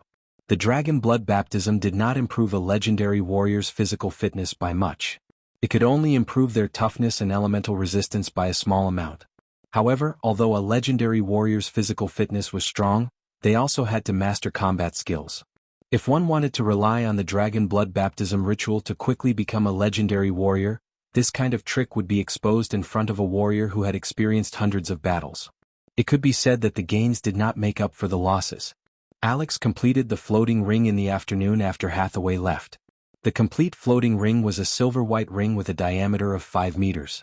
A large number of runes were engraved on the ring. The whole floating ring was constantly flashing. Even if there was no energy to activate it, the floating ring would still float in the air. Is this the floating ring? It's so beautiful. Xanthi blinked her big eyes and looked at the floating silver ring on the astrology platform. What a powerful rune circle. It's so exquisite. Karina looked at the floating ring in front of her and exclaimed. During this period she had seen a lot of top-level wizard creations and paid more attention to wizard knowledge. Now she was also spending a lot of time to improve her wizard level. After all, it was too difficult to rely on the bloodline ability of a warlock to become a legendary warrior. Although warlocks did not need to learn to cast spells or materials, it was convenient and fast. It was easy to form combat power in the early stages. However, the potential of a warlock was limited. The bottleneck of most warlocks' growth was their bloodline. Only a very small number of geniuses could break free of the bloodline shackles.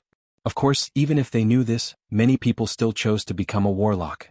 After all, even with the bloodline restriction most of the time, these warlocks could not even get close to the bloodline shackles. Many people couldn't even reach Transcendent rank 4, not to mention Legendary, in their entire lives. Therefore, the bloodline restrictions of warlocks were meaningless to them.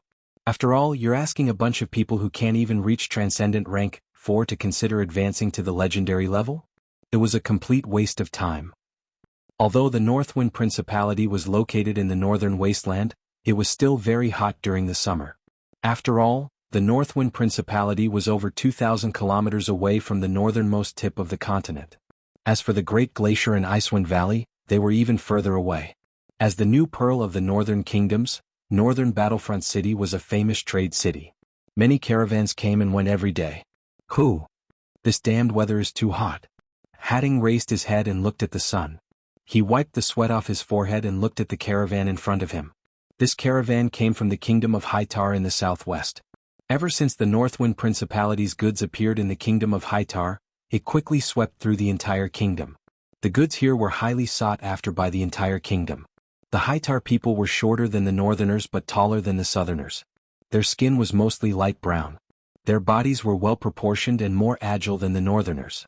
Of course, their strength was slightly inferior. Because the western part of the kingdom was close to the Desert of Death, half of the kingdom of Hytar was barren and the land yield was not high. Therefore, many people in this country did business.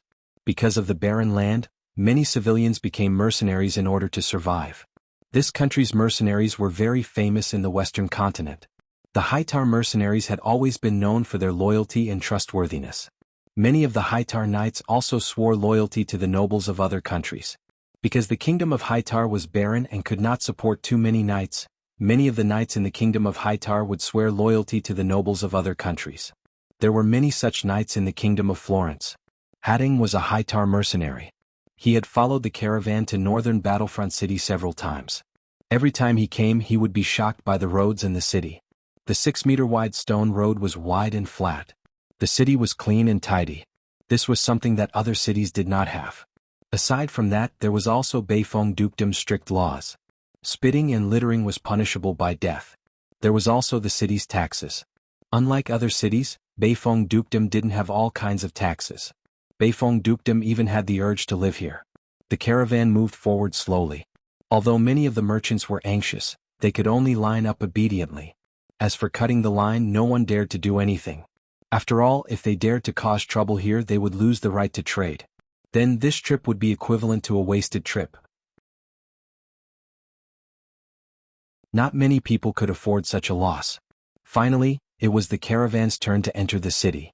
At the city gate, the tax officer carefully checked the goods and issued a certificate. The caravan slowly entered the city. As soon as they entered the city, the noisy atmosphere hit them in the face. Everyone relaxed as well. For the mercenaries, northern Battlefront City could be said to be very safe. Other cities had more or less gray forces, but there was no need to worry about that here. As long as they did not violate the rules, no one would come looking for trouble. After nearly 2 months on the road, he could not wait to go to the tavern to relax. Northern Battlefront City's wine was very popular. Guys, let's go quickly. I heard that Fiery Bird Tavern has a new batch of wine. Let's go try it today. The voice of a bearded dwarf sounded. On the street not far away, a group of dwarf craftsmen noisily walked towards the tavern. On the other side of the street, a few gnomes looked at the noisy dwarves with disgust. Clearly they were annoyed by the noise. A group of children rushed out from an alley and quickly shuttled through the crowd. The entire city was thriving. Should I get the reward for this mission and buy a house here? Hadding thought to himself. Rumble. Suddenly the ground shook violently. Then a loud sound spread throughout the city. People on the noisy street asked in panic. What's going on? Is someone attacking the city? Is there an earthquake? A large number of people ran to the street to look. At this moment there was a cry of surprise. Look, what's that? Heavens! Is this a miracle? It's flying. In the center of the city, the symbol of Northern Battlefront City, the Northwind Tower, rose slowly under the shocked gazes of countless people.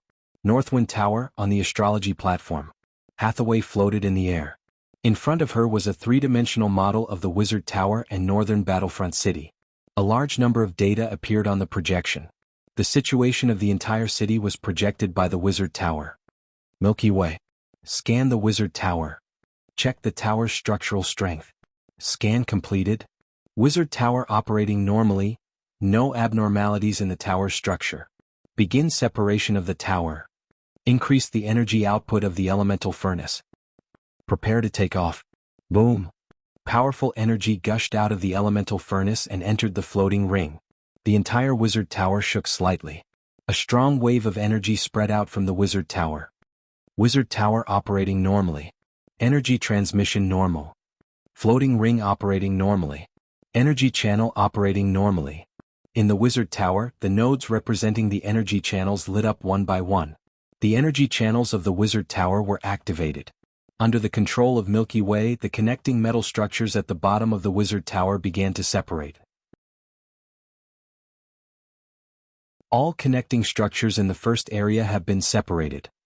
All connecting structures in the second area have been separated. All connecting structures in the central area have been separated. On the three-dimensional image, the red dots representing the connecting structures all turned green. The Wizard Tower was completely separated from the ground. Energy output of the elemental furnace is stable. Activate the floating ring. In the center of the first floor of the Wizard Tower, a silver ring with a diameter of 5 meters slowly rotated. Countless runes lit up on the ring. A powerful energy flowed into the floating ring. The entire floating ring shone with a dazzling light. Kaboom! A huge vibration was heard. The Wizard Tower trembled violently. Then, this giant structure that was more than 100 meters tall and 500 meters wide slowly rose into the air. It's flying. It's really flying. Karina shouted excitedly. It's incredible. It's really flying. It's like the power of God. Grace was shocked. Phyllis and Sandy were so excited that they couldn't speak. They looked at Sulin and Hathaway with admiration. The other wizards in the Wizard Tower were also shocked. This time they were full of awe. The floating space tower rose slowly. As the floating space tower rose, a gust of wind swept around the floating space tower. Soon, this giant structure that weighed thousands of tons continued to rise. The whole city was getting smaller and smaller in everyone's eyes. Milky Way, report the status of the Wizard Tower. Energy supply normal. The structure of the Wizard Tower is normal. Energy operation normal. The Wizard Tower rose faster and faster. In just a few minutes, it rose 3,000 meters. The wind was howling, but the Wizard Tower didn't shake at all. The Wizard Tower's exterior was also blocked by the wind. Although it was thousands of meters high, the environment in the Wizard Tower was no different from the ground. Activate the star map to determine the location of the Wizard Tower. The Wizard Tower is officially undergoing flight test.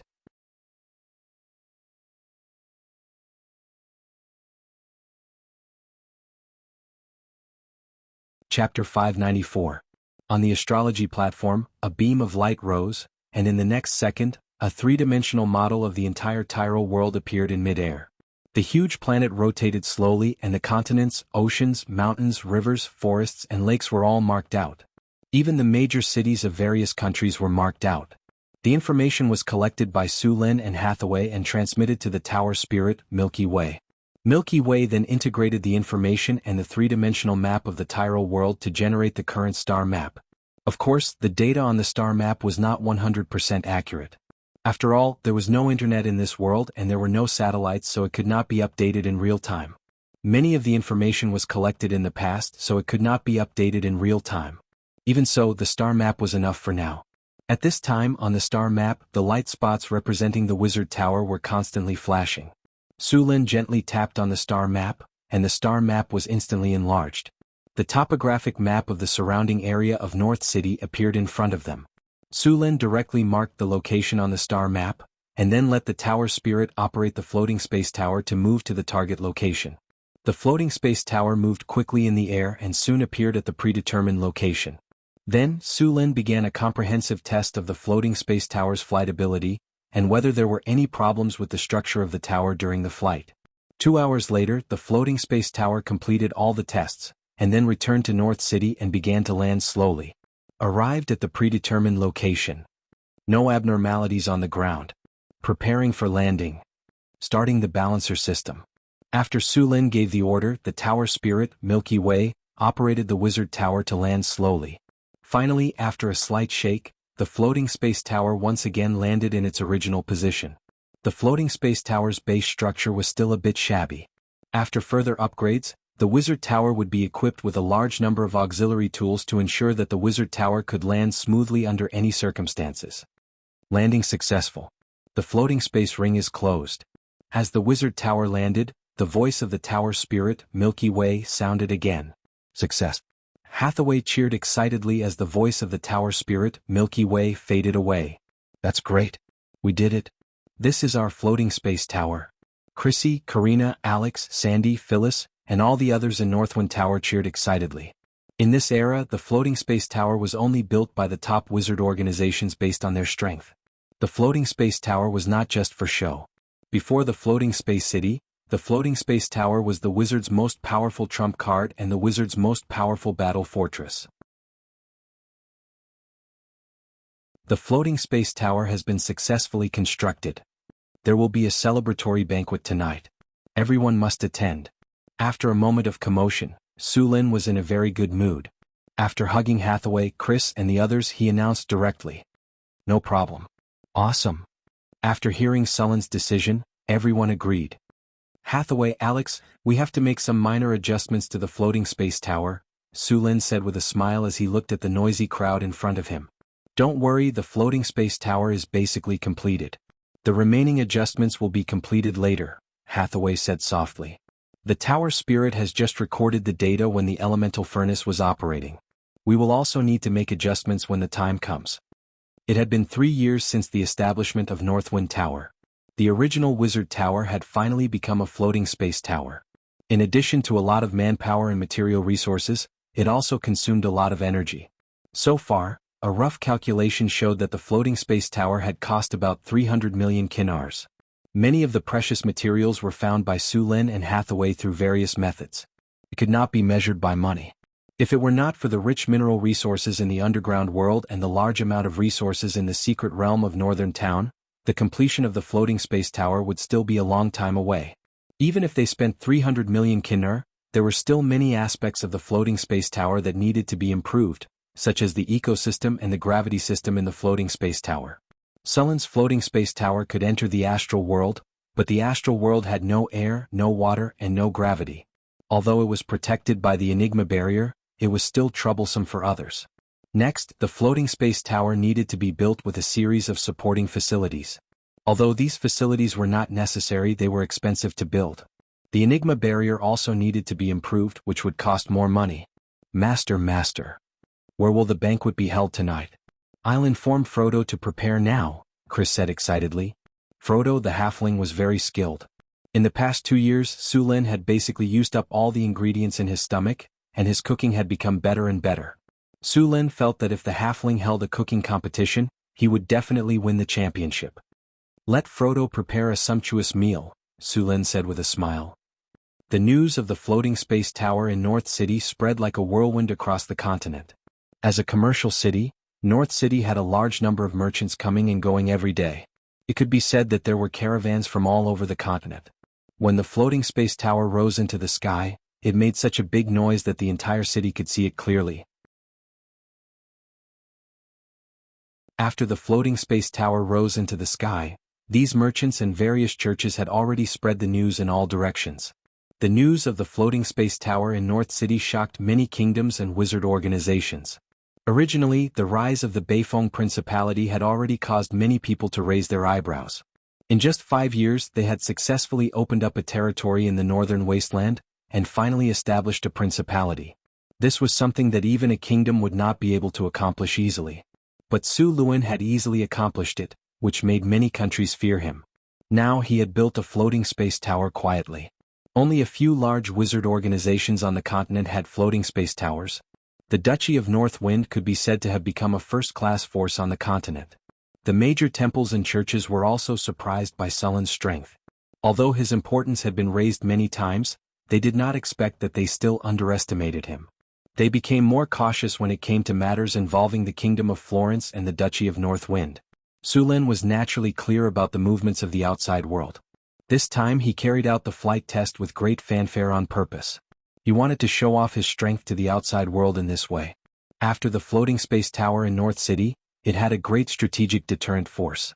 In the past, several surrounding kingdoms coveted the Kingdom of Florence and secretly played tricks to provoke wars.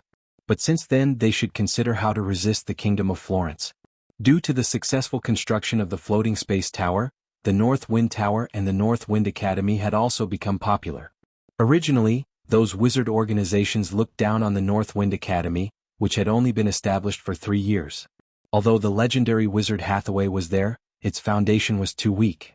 Compared with other wizard organizations that had been around for hundreds and thousands of years, the number of wizards and the variety of knowledge collected was far inferior.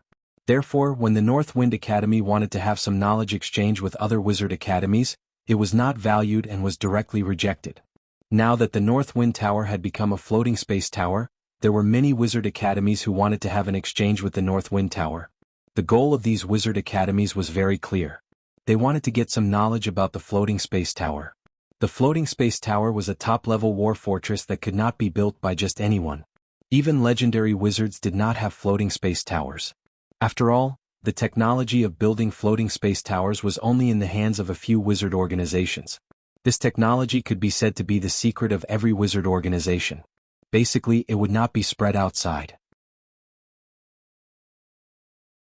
Even if some sorcerer organizations were willing to sell it, they would have to pay a very high price. After all, this kind of thing was equivalent to a nuclear weapon in his previous life, and it was no joke. Of course, those large sorcerer organizations would also use this knowledge to tempt some legendary sorcerers to join them.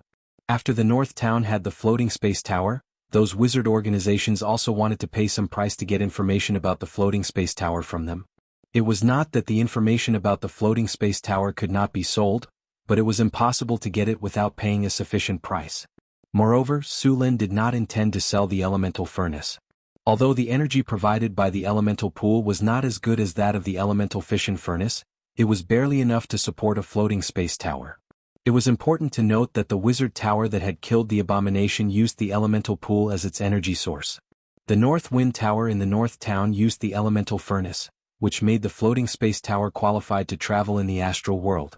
To enter the astral world, it required a lot of energy, and ordinary elemental pools could not provide it at all. The floating space tower needed to maintain the ecosystem, gravity system, and other auxiliary facilities, which consumed a lot of energy. Ordinary wizard towers only needed to move in the material plane. They did not need the ecosystem, gravity system, and so on, so the energy consumed was greatly reduced. After the wizard tower that used the elemental pool was full of energy, it could also support the floating space tower to fight. Of course, this kind of wizard tower's endurance was limited. According to the current standard of the North Wind Tower, it could fight for a day after it was full of energy, and it could release the magic energy particle railgun 8 to 10 times.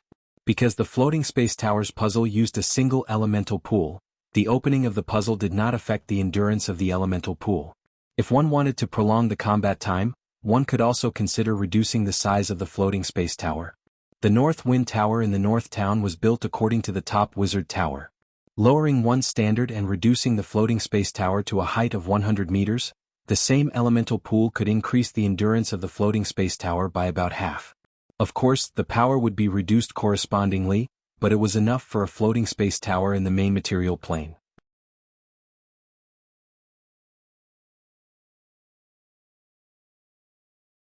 Chapter 595. Whether it was the floating space ring technology, the Enigma technology, or other technologies in the Wizard Tower, one had to pay a high price to obtain them. There were only a few wizard organizations that were qualified to exchange for them. Even so, it was enough for Su Lin to make a lot of profits and add some strength to the construction of the floating space city. The northern town had become more prosperous. The existence of the floating space tower made the place even more dazzling. Seizing the opportunity, the North Wind Academy also spread the news that they were recruiting wizard apprentices. For a time, the nobles of several surrounding countries brought their children to the northern town. The North Wind Tower had always been short of manpower. The manpower referred to wizards. Su Lin had less than 10 wizards under his command. After all, wizards needed a lot of time to grow. However, there were 20 or 30 wizard apprentices. If the harpies under Alex had not been promoted to wing people and could act as some low-level wizards, the North Wind Tower would have been in a more difficult situation. These wing people were basically bloodline warlocks. However, after becoming wing people, their intelligence was the same as that of humans.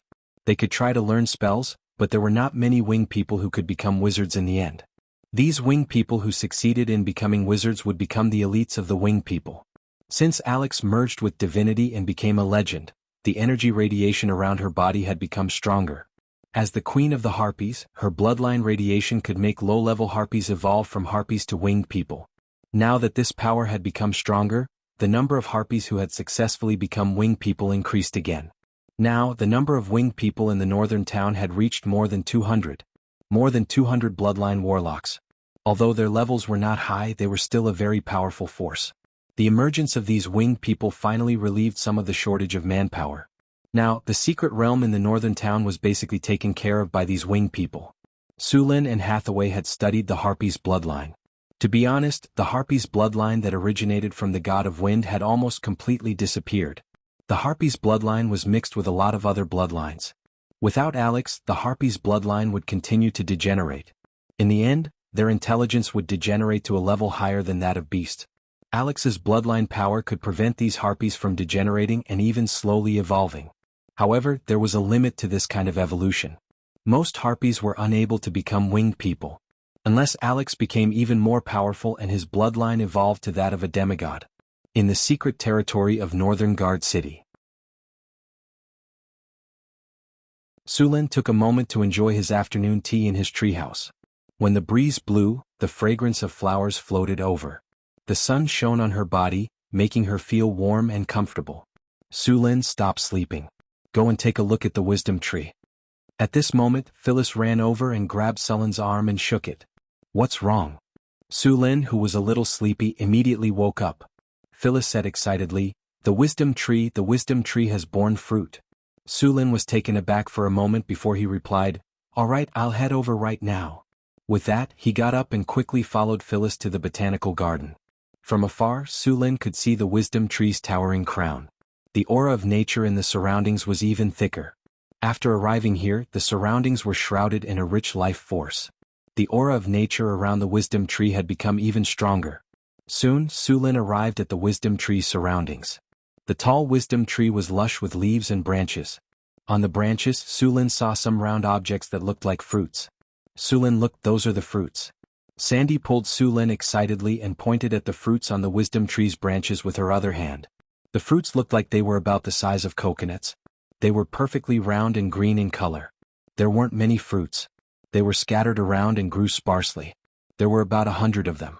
They didn't look like anything special, but Su Lin also discovered that these fruits seemed to contain an aura of life. These are the fruits of the wisdom tree? Su Lin looked at the fruits in front of him strangely. He didn't know that the wisdom tree could bear fruit. Su Lin, Do you think the fruits of the wisdom tree should be called the wisdom fruit? Phyllis whispered. Will eating one make me smarter? Sulin rolled his eyes at her and said, I've never eaten the fruits of the wisdom tree. How would I know what they're used for? Also, I've never heard of such a thing. But I guess eating the fruits of the wisdom tree won't increase one's intelligence.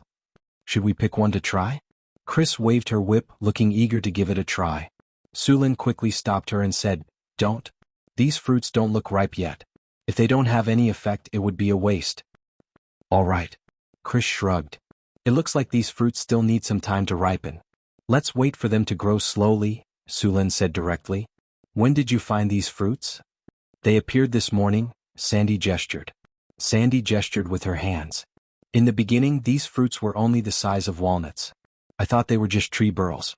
But soon these fruits began to grow. By the afternoon, they had grown to their current size. So fast? Sulin looked at the wisdom tree in front of him in shock. At this rate, it was very likely that it would ripen today.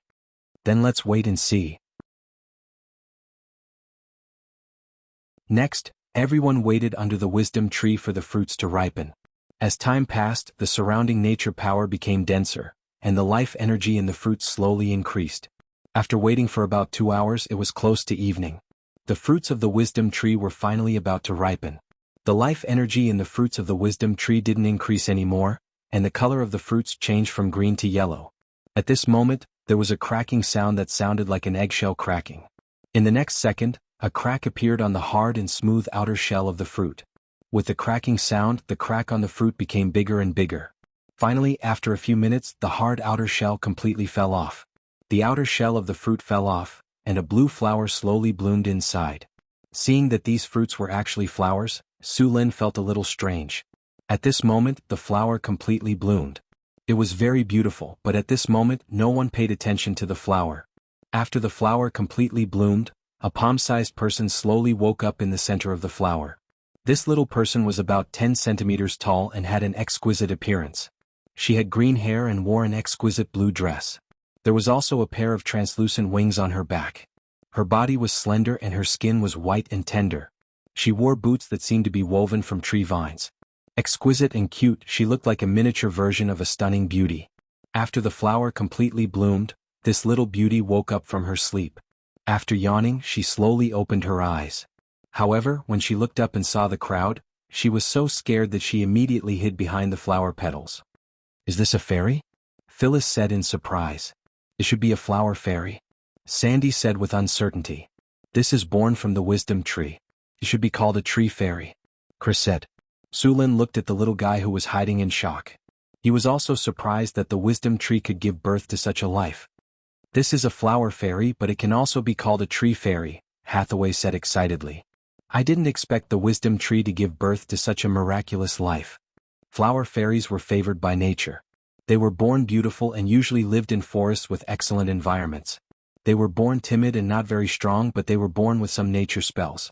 There used to be many of them in the forests of material plains. However, as humans hunted and killed these creatures, the number of flower fairies decreased greatly. They were almost extinct. Flower fairies were born with luck.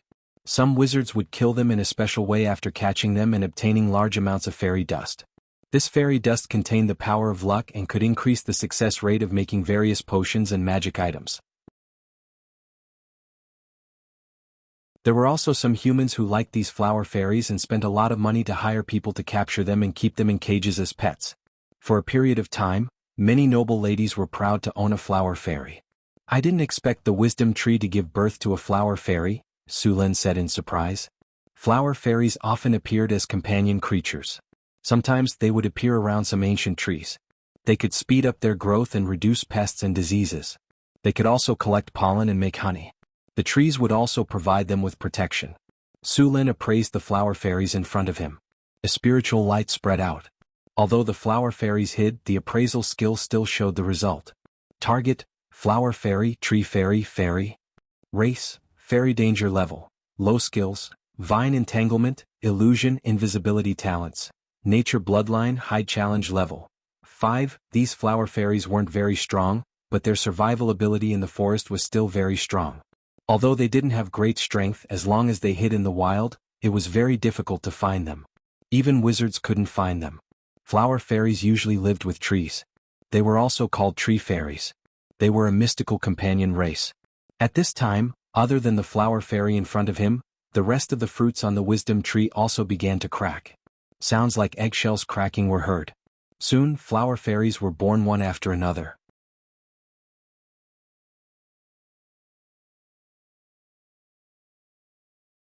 Chapter 596. Roughly an hour later, over 100 flower fairies surrounded the wisdom tree. These flower fairies hid behind the foliage, clearly wary of Sullen's group. On the other hand, Xanthi got along quite well with them. Perhaps her natural fairy bloodline was taking effect. Seeing this situation, Su Lin allowed Xanthi to interact with the flower fairies. As for refining these flower fairies into fairy dust, Su Lin wasn't that perverted. These flower spirits were nurtured by the wisdom tree. They were most likely used to take care of the wisdom tree. Moreover, these flower spirits could make a special 100-flower honey. They were quite pretty, so it was fine to let them live here. They could also take care of the demonized plants in the secret land. It was killing two birds with one stone. These flower fairies were basically tier 1 creatures. Although they looked small and cute, they were still very strong to ordinary people. Most flower fairies wouldn't change from the moment they were born. Only a small portion of them would grow stronger with the passage of time. If a flower fairy queen was born from these flower fairies, she would be tier 3 at the very least. If she was lucky enough, she might even reach the mythic tier. However, the chances of that happening were very low. At the same time, it would take a long time for her to reach the mythic tier. After making arrangements for the flower fairy, Su Lin left the secret realm. There were still a lot of resources in his storage space that he hadn't finished dealing with. He had obtained a lot of white dragon meat from killing the white dragon last time. Su Lin wasn't about to let go of the dragon meat. White dragon meat wasn't something that just anyone could eat. According to the legends of his previous life, white dragon meat should be cold, or it should be cold poison.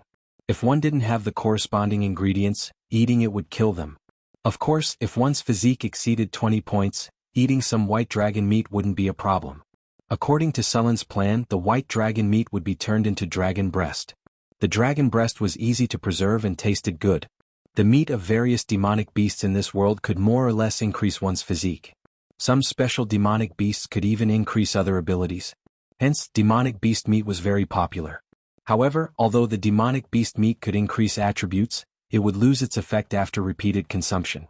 Moreover, the increase in attributes of the demonic beast meat was related to the original attributes of the demonic beast. The maximum attributes would not exceed the original attributes of the demonic beast. Therefore, it was impossible to rely on eating demonic beast meat to become invincible. There were also people in this world who had specially experimented and organized the eating of magical beast meat, and left behind a book called Magical Beast Mountain and Sea Scroll, which recorded the living habits of thousands of magical beasts in the entire Tyrant world, their living environment, their strength, preferences, and so on. In addition, there were also the customs of the world, famous mountains and rivers, geographical phenomena, local specialties, and so on. At the same time, he also recorded the cooking methods of these magical beasts, as well as what supplementary ingredients were added to remove the poison or improve the effects. It could be said that this book was all-encompassing and was called a geographical encyclopedia. Of course, some people called it a geographical cookbook. However, although this book was widely circulated, most of it was incomplete.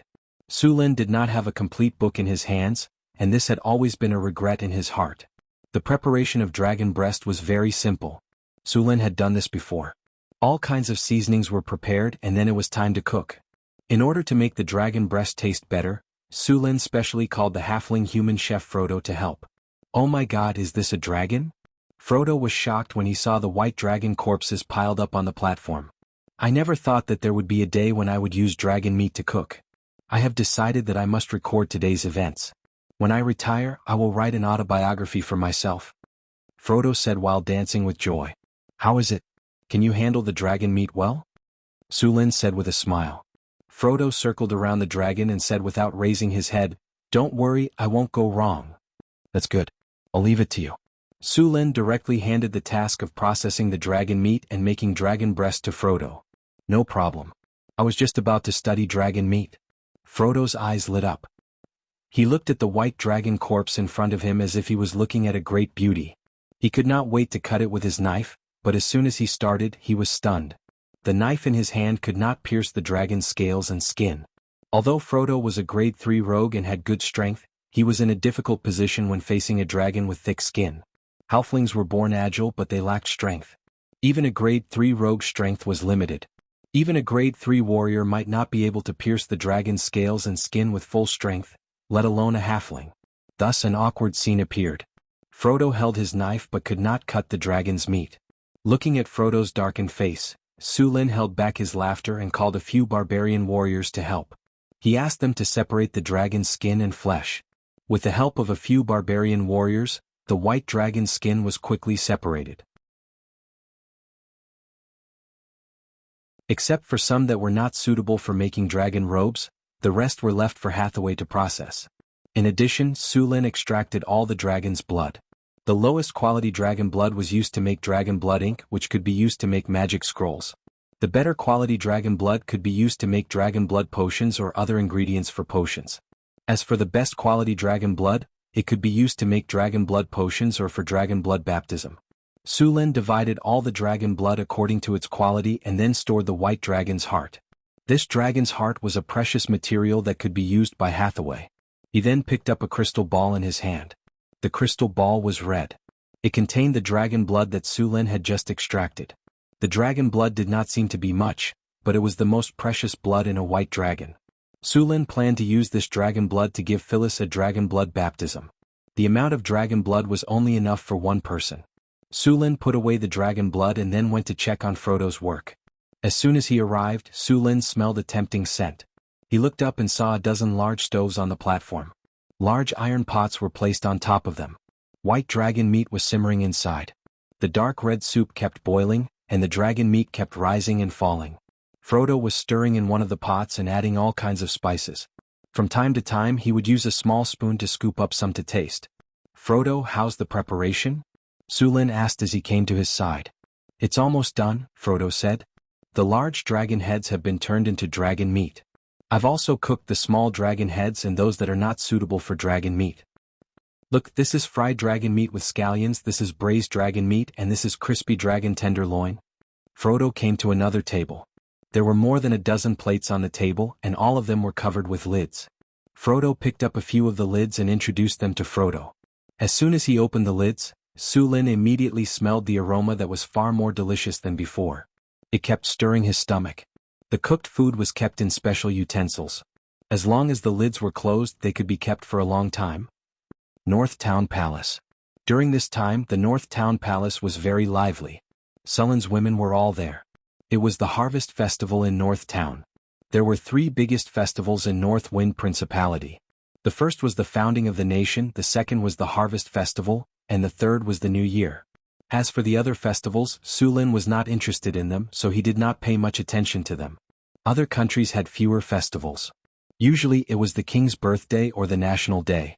The Holy Church had many festivals such as the Holy Birthday Day, Holy Sacrifice Day, and so on. However, these festivals were usually only celebrated within the church. Every country in the world was wary of the church. After all, the Holy Kingdom of Light had been a lesson. The kings of every country did not want to be replaced by the Holy Church. After seeing Frodo's delicious dishes, he decided to hold a banquet. After returning to the palace, he sent someone to inform the others. Then he went back to the Hidden Realm to check on Xanthi's homework. As the weakest and the youngest among the girls, Sulin needed to supervise her. Xanthi was very hardworking. She was very cooperative with Sulin's teaching. She even had a real battle practice. Of course, Xanthi was defeated in the end. However, this was normal. It did not matter if she lost. She could learn more from him in the future. When she was familiar with the skills, her combat power would naturally increase. After a battle, Xanthi surrendered. In the end, she was led to the palace by Sulin. At this time, the palace was already brightly lit. A large group of maids were busy preparing the banquet. After Sulin gave the order, the maids went to prepare. As the chief steward of the palace, Annie was preparing all kinds of delicious food. She took out the most precious wine from the wine cellar. Of course, these were all non-staple foods.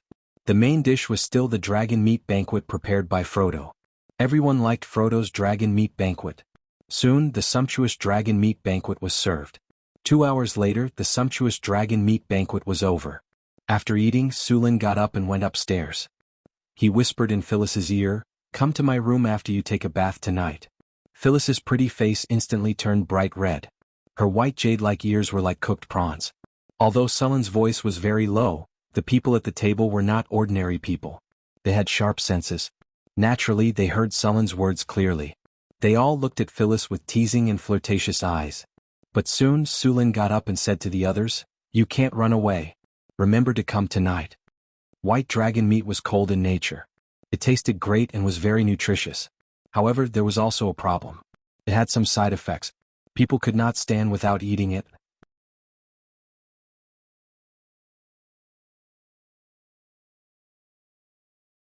Chapter 597. Inside the room, Phyllis had already cleaned herself up. She was wearing a pink princess dress with a low cut. She was wearing a pair of black silk stockings on her slim legs. She looked so pure and sexy. She looked very charming under the dim light. Sulin's eyes lit up when he saw Phyllis's outfit. He liked it very much and he couldn't help but want to have a good relationship with her. However, when he thought about the dragon blood baptism, Sulin suppressed the thought. He was going to do it after the dragon blood baptism. "Phyllis, stand here." Sulin waved his hand. Phyllis obediently walked over, but her breathing became a little rapid. "Hold my hand." Sulin reached out his hand. A soft and delicate hand reached out. Her fingers were white and slender, and her nails were painted red. The white jade hand and the red dots made her look very beautiful. Sulin felt a layer of calluses on her hand. It seemed like Phyllis didn't waste her bloodline. She often practiced with her sword and martial arts. The power of thunder and lightning in Sulin's body moved slightly, and then entered Phyllis's body through his palm. Phyllis's palm was slightly numb, and then a bolt of thunder and lightning quickly entered her body. Phyllis couldn't help but shiver. After the lightning energy entered Phyllis's body, it began to circulate in her body. After a while, Sulin opened his eyes in disappointment. Phyllis's dragon blood concentration wasn't high. Among the dragon blood wizards, this concentration was only below average. No wonder Phyllis's strength didn't increase quickly, and the awakening of her dragon bloodline talent was a little slow. After awakening a dragon bloodline, the first thing one would awaken was dragon strength, followed by dragon scale armor and dragon's breath. As one's strength increased, these abilities would also improve step by step. Aside from these, after a dragon bloodline warlock reached a certain level of strength, they would also awaken dragon's constitution, which would greatly increase their vitality. When a dragon bloodline warlock reached tier 4, they would grow a pair of dragon's wings. With dragon wings, a dragon bloodline warlock's flying ability would be improved, and their aerial combat ability would be strengthened. When they reached the legendary level, dragon bloodline warlocks would become half-dragon, which would greatly increase the dragon bloodline warlock's various body resistances. They would also be immune to sleep, paralysis, fire, according to the color of the dragon, and so on. Dragon bloodline warlocks not only had powerful spells, but they also had martial skills that were not inferior to warriors. It could be said that they were very powerful. Under the dim light, Sulin loosened his grip on Phyllis's slender hand, and his mind raced.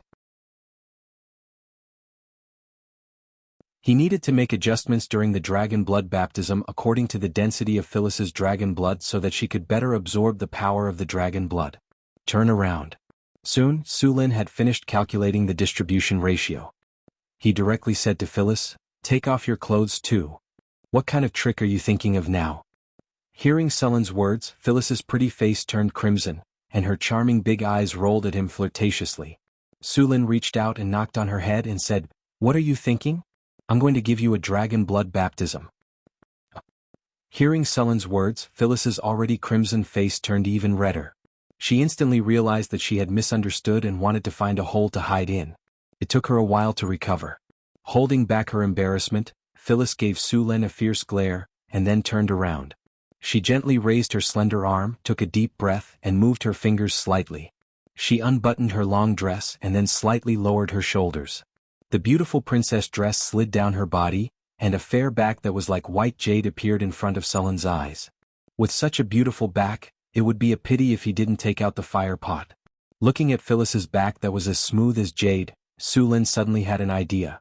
The loose princess dress slid down her smooth back, and soon revealed her slender waist. Then it slid down her perky buttocks that were like full moons.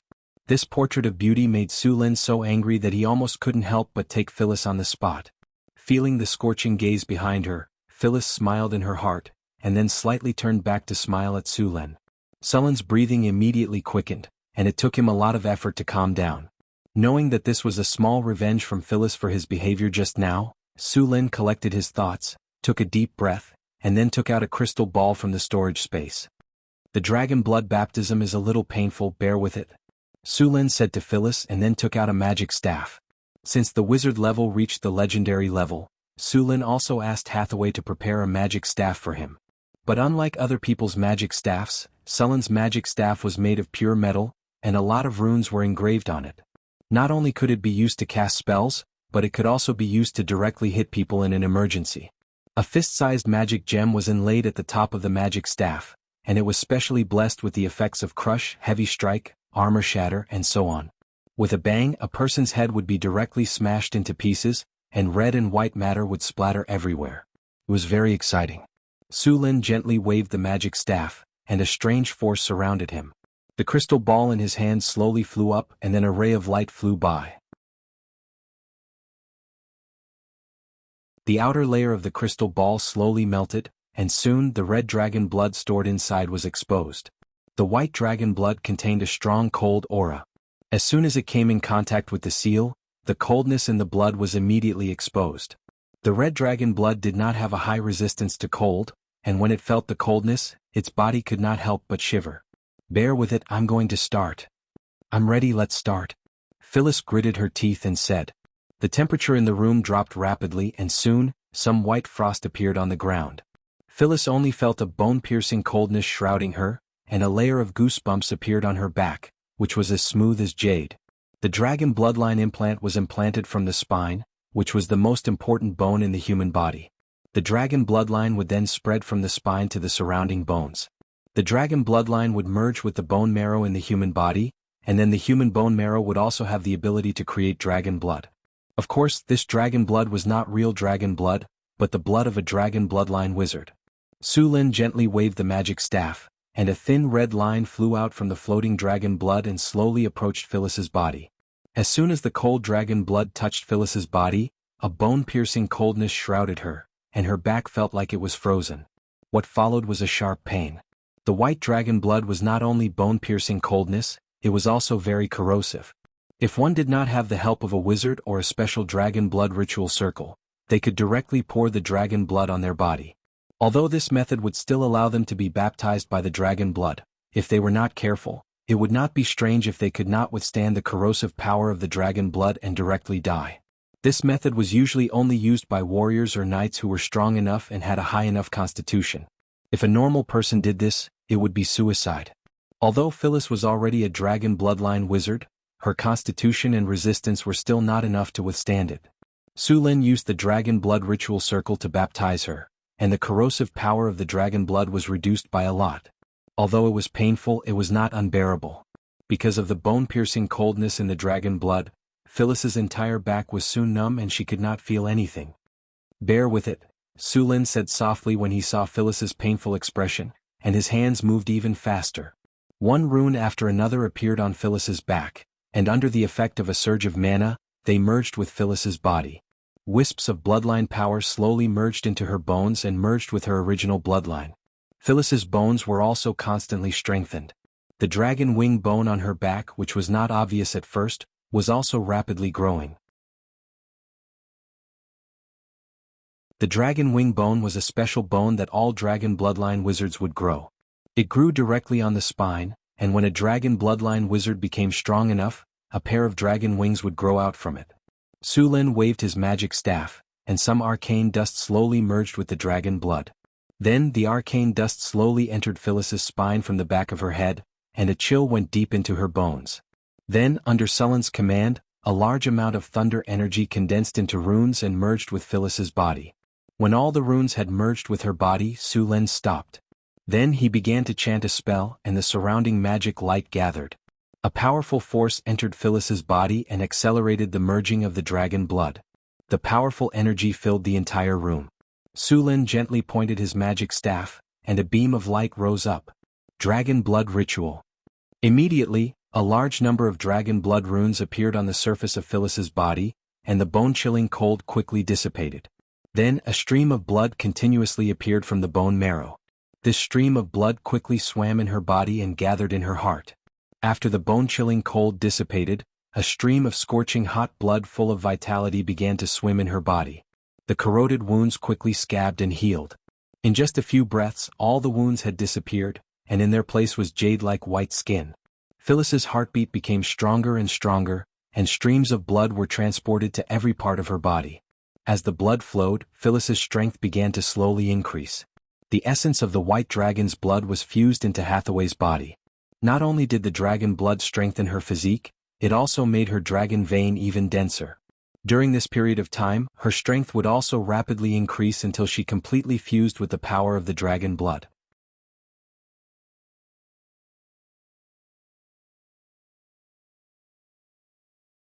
Chapter 598. After the initial bone-piercing coldness subsided, a burning sensation slowly flowed through her body. As this burning sensation flowed, a stream of power emerged from her body, making Phyllis feel as if she had been reborn. In order to maximize the effect of the dragon blood baptism, Su Lin had spent a lot of effort. After carefully inspecting Phyllis's body, he personally presided over the baptism circle to maximize the effect of the dragon blood. Of course, the price of doing this was that the ritual would be more painful. If one's body was not strong enough, they might not be able to withstand it and die. However, this time they were using a white dragon, the weakest of the 5 colored dragons. After this baptism, Phyllis's various resistances had been greatly improved. It would be much easier for her to do this kind of baptism in the future.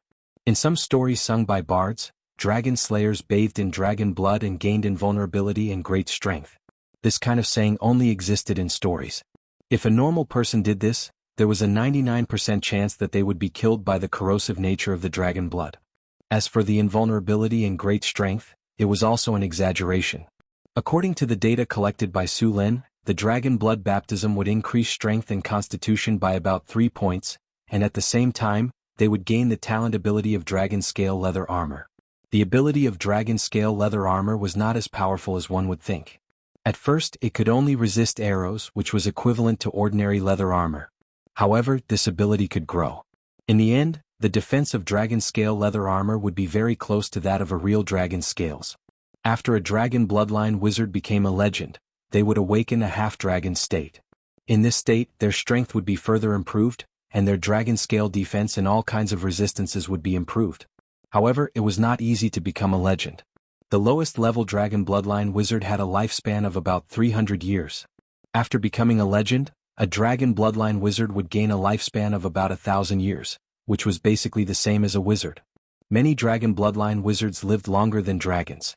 Dragons would enter the old dragon stage when they were 800 to 1,000 years old. At this time, dragons would usually stay in their lairs other than foraging for food. Even powerful creatures like dragons would become weak when they entered old age. However, although the strength of the dragons had weakened during this period of time, they would not rush up to fight like adult dragons or young dragons when they encountered enemies. Instead, they would choose to launch sneak attacks. However, it would be a mistake to think that an old dragon would be easy to deal with. At this stage, a dragon's magic ability would be greatly improved, even if it was the white dragon, which had the lowest intelligence among the chromatic dragons. The magic power in the dragon's blood was at its strongest during this period. In fact, the ancient dragons were stronger, but even the incarnations of the gods and saints didn't want to provoke the dragons of that period. It was the best way to use it for the dragon blood baptism. As for using the ancient dragon or primordial dragon bloodline, that was just courting death. In fact, not all dragons had the opportunity to advance to the ancient dragon stage.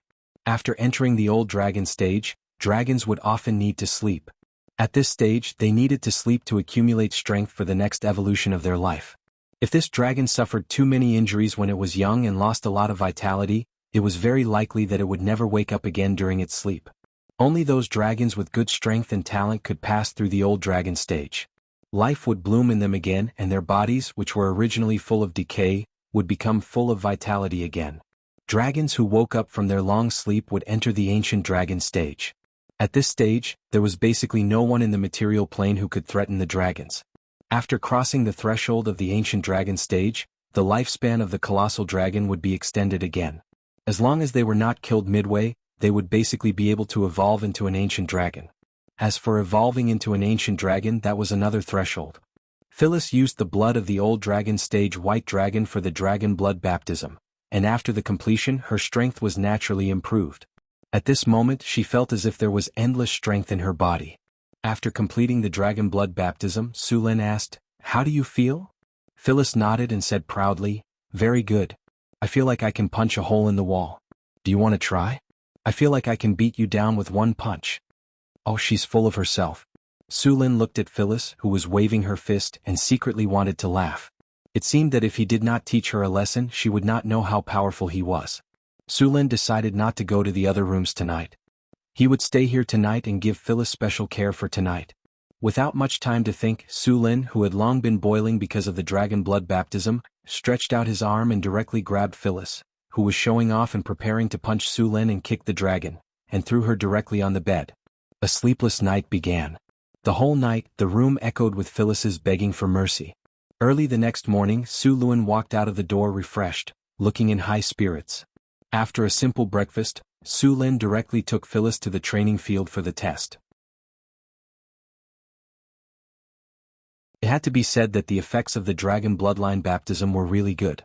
After the fierce battle last night, Phyllis had recovered after resting for a short while, and she was also standing on the training ground with an excited look on her face, eager to give it a try. Was the lesson last night not enough? Sulin looked at Phyllis, who was eager to try, and said with a smile, "Humph, you had an unfair advantage. If it were not for your thunder power." Phyllis's face suddenly turned red. Sulin laughed. Even the little succubus could not withstand the power of the plasma cannon, let alone a dragon disciple like you. It seemed that he had to let you recognize reality again. Not convinced? Sulin laughed in his heart. Well, I'll give you a chance. Go change your clothes and we'll practice together. Don't worry, I won't take advantage of you. I'll definitely control my strength to the same level as yours. Really? Phyllis's eyes lit up. Of course. If you don't believe me, you can ask your sister Hathaway to judge, Sulin said with a smile. Phyllis's eyes rolled twice and then she thought for a moment, shook her head and said, "No, you're a warrior and your martial arts are superb. Even if you control your strength to the same level and rely on your skillful combat skills, you're still not something that I can deal with." Then what do you want? Sulin picked up a wooden training sword and waved it to test the feel of it. How about this? You let Sister Hathaway cast the slow spell, gravity spell, and weakness spell on you, and then you're not allowed to use any energy. That's fair, Phyllis said directly. Well, you might as well just say that I'll stand still and let you decide. Sulin snorted and said, "It's not impossible.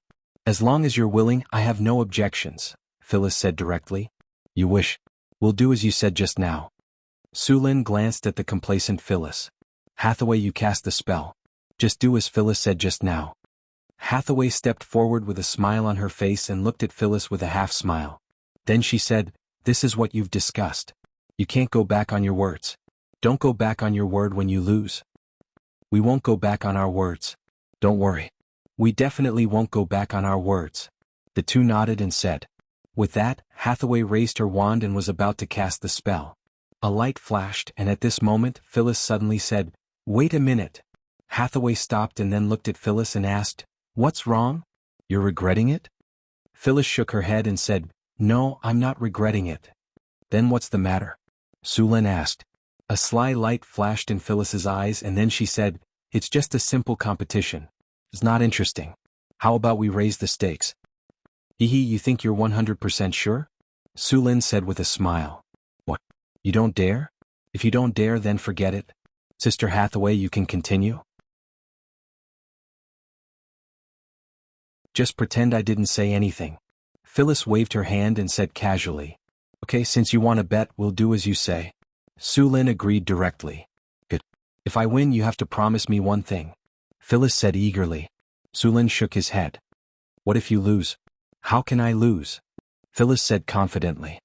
"What if I lose, I promise you one thing." "If you lose, what will you use as the stake?" Sulin said. "If I lose, I'll also promise you one thing," Phyllis said straightforwardly. Sulin clapped his hands. "Good. Everyone heard it. The loser has to promise the winner one thing. No one can go back on their word." We all heard it. The other girls smiled and nodded. The loser has to promise the winner one thing. Hathaway cast a spell on me. Let's start. Sulin waved his hand at Hathaway and said.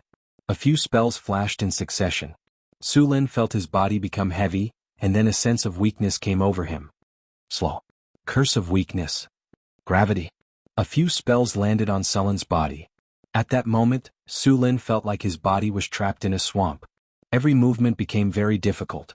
This was mainly because Hathaway's wizard rank was too high. If a high-grade wizard cast the same spell, there was a 90% chance that Sulin would be immune to it. Alright, now that the spell has been cast, are you ready? If you are, let's start.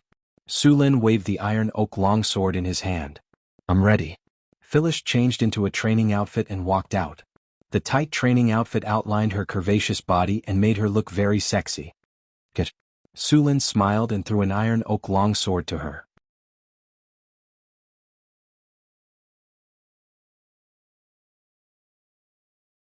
Chapter 599. Dreams were plentiful but reality was harsh. Although Phyllis gave Sulin all kinds of restrictions and asked Sulin to suppress his strength to the same level as hers, Sulin still won the battle, and it was a very easy victory. Although they were at the same level and there was Hathaway's spell restriction, Sulin's rich experience, skillful fighting skills, and fighting intuition could not be restrained. So in the end, Phyllis was taught a lesson by Sulin and had to agree to one of his conditions. Sulin looked at the reluctant Phyllis and said, Now you know the difference between us. The dragon blood baptism is very powerful, but you didn't master your own strength, so it's normal for you to be defeated by me. The physical fitness of a dragon disciple is not worse than that of a warrior, so combat training is necessary. Next, I will teach you swordsmanship. Of course, it's not just swordsmanship. The drows here are also very good at fighting, and those half-elven rangers. You need to find time to practice with them every day. When you can defeat them all, you will be considered a master. Although Sulin's main weapon was a halberd, he did not give up on swordsmanship, so his swordsmanship was still very good.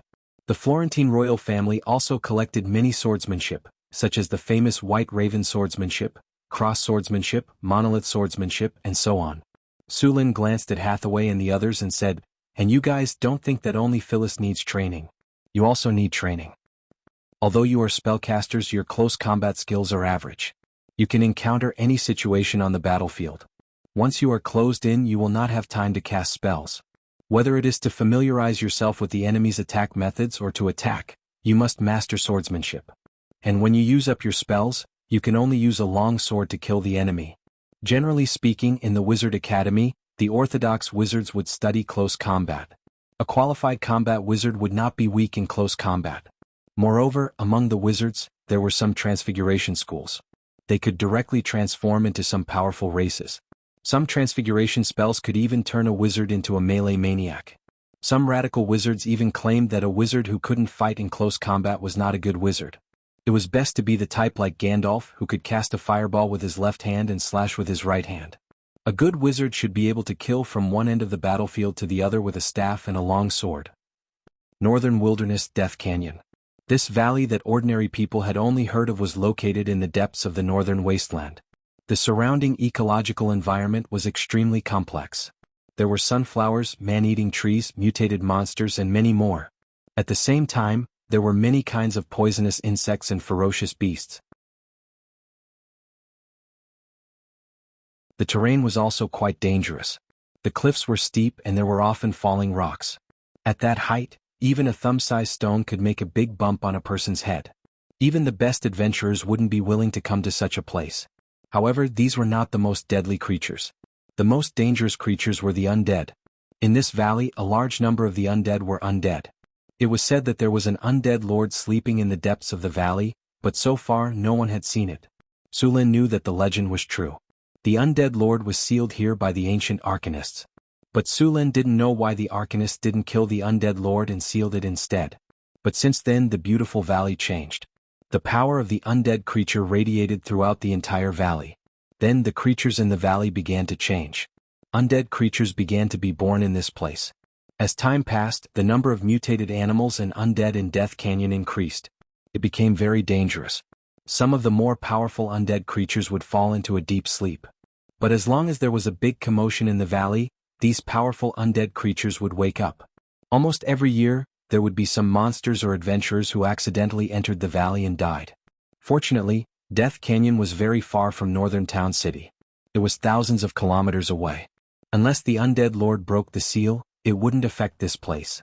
At this moment, the sound of a fierce battle suddenly came from Death Canyon. Then several adventurers rushed out of the valley. Behind them, dozens of undead creatures were hot on their heels.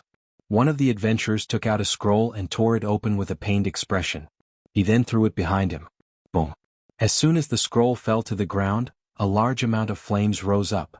In an instant, a wall of fire appeared on the ground. A few undead that were close to the front rushed into the sea of fire. The flames burned fiercely, and the undead creatures quickly turned into fireballs. The other undead creatures had no choice but to stop when they saw the wall of fire. They roared at the adventurers in the distance. F***ck, I've suffered a huge loss this time. That's the magic scroll I used to save my life. When we return, I'm going to take the lion's share of the loot. The adventurer who had just used the magic scroll said, his heart aching. Blair, it's all thanks to your scroll.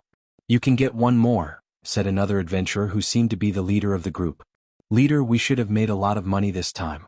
We collected a total of 16 ghost head mushrooms, ghost grass, and many other magic plants. Although this place is dangerous, the harvest is really big, said another thin adventurer excitedly. This place does have a lot of good stuff, but it's too dangerous. Scar almost died in there. Now that he's seriously injured, he'll probably have to rest for a month. He can't come here again, said the leader.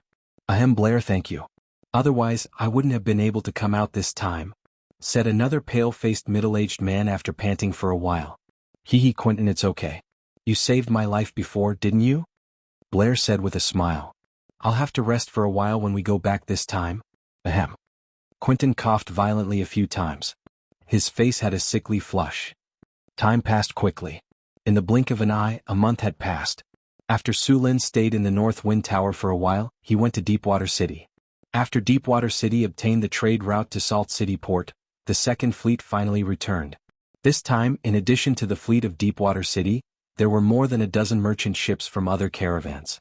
After more than 2 months of spreading, more and more people knew about Deepwater Port. Sullen's stronghold in Deepwater Port contributed greatly to this. Last time, Su Lin took the fleet to trade in Salt City Port, leaving a lot of cane sugar and honey. The sales of these luxury goods were very hot. When those merchants with sensitive information learned that the cane sugar and honey were transported from Deepwater City, they began to inquire about Deepwater City. After learning that this was a newly opened port city, everyone's eyes lit up. In the eyes of these merchants, this represented an undeveloped market. If it weren't for the fact that no one knew the route to Deepwater City, these merchants would have been impatient to go there. Fortunately, these merchants didn't have to wait long. The second fleet from Deepwater City arrived at the port, so when the caravan returned, a large number of merchants directly sent a ship to follow the fleet to Deepwater Port. Deepwater City suddenly became very lively because of the arrival of a large number of merchants. A large number of goods were transported for trade. All kinds of goods that had been prepared in Deepwater City were sold out. Many caravans even set up warehouses in Deepwater City, intending to trade for a long time. These merchants were very surprised when they learned that this was the northern wilderness. After learning that the North Wind Principality had opened a trade route from here to the Kingdom of Florence and the kingdoms further west, they were very surprised. Then they became even more enthusiastic about this port. Obviously, they saw the potential of this trade route. Su Lin returned to North Town with the caravan, but when he arrived at the city, he found something unusual. When the caravan entered the city, Su Lin found that many people in the city were coughing. Many people were queuing at the entrance of the hospital. What's the matter? Sullen's face was a little dignified. Not far away there was a low-level official recording the taxes of a shop. Su Lin directly went over to inquire. Your Majesty. After seeing Su Lin, the official immediately became nervous and even stuttered a little. No need to salute. Su Lin directly stopped him and then asked, "What's the matter with the hospital? Why are there so many people queuing outside?" Your Majesty, those people are sick. They have fever and cough. But we don't have enough doctors here, so they can only queue here, the official said. Not enough doctors? Su Lin was slightly stunned, but then he realized that there were not many doctors in this era, because almost every city had a temple. Usually, when the rich fell sick, they could directly go to the temple and the priest could cast a dispel disease spell to cure them. But it cost money. Even the lowest level of theurgy was expensive. It would cost at least 5 kinnar. How many civilians could afford such a sum of money? Most of the time when the poor fell sick, they could only stay at home. If they could survive, they would be fine, but if they couldn't, they would die. Of course, in order to increase the number of believers, each church would go to the slums every once in a while to treat a few poor people for free. Usually about 5 people would be treated at a time. They would also carry out all kinds of propaganda to make more people believe in them. North Town was an exception. The residents of North Town had some money in their hands, and the price of the hospital was not expensive. It was just that the number of people was small. But it was already very good. At least ordinary people and the poor could see a doctor.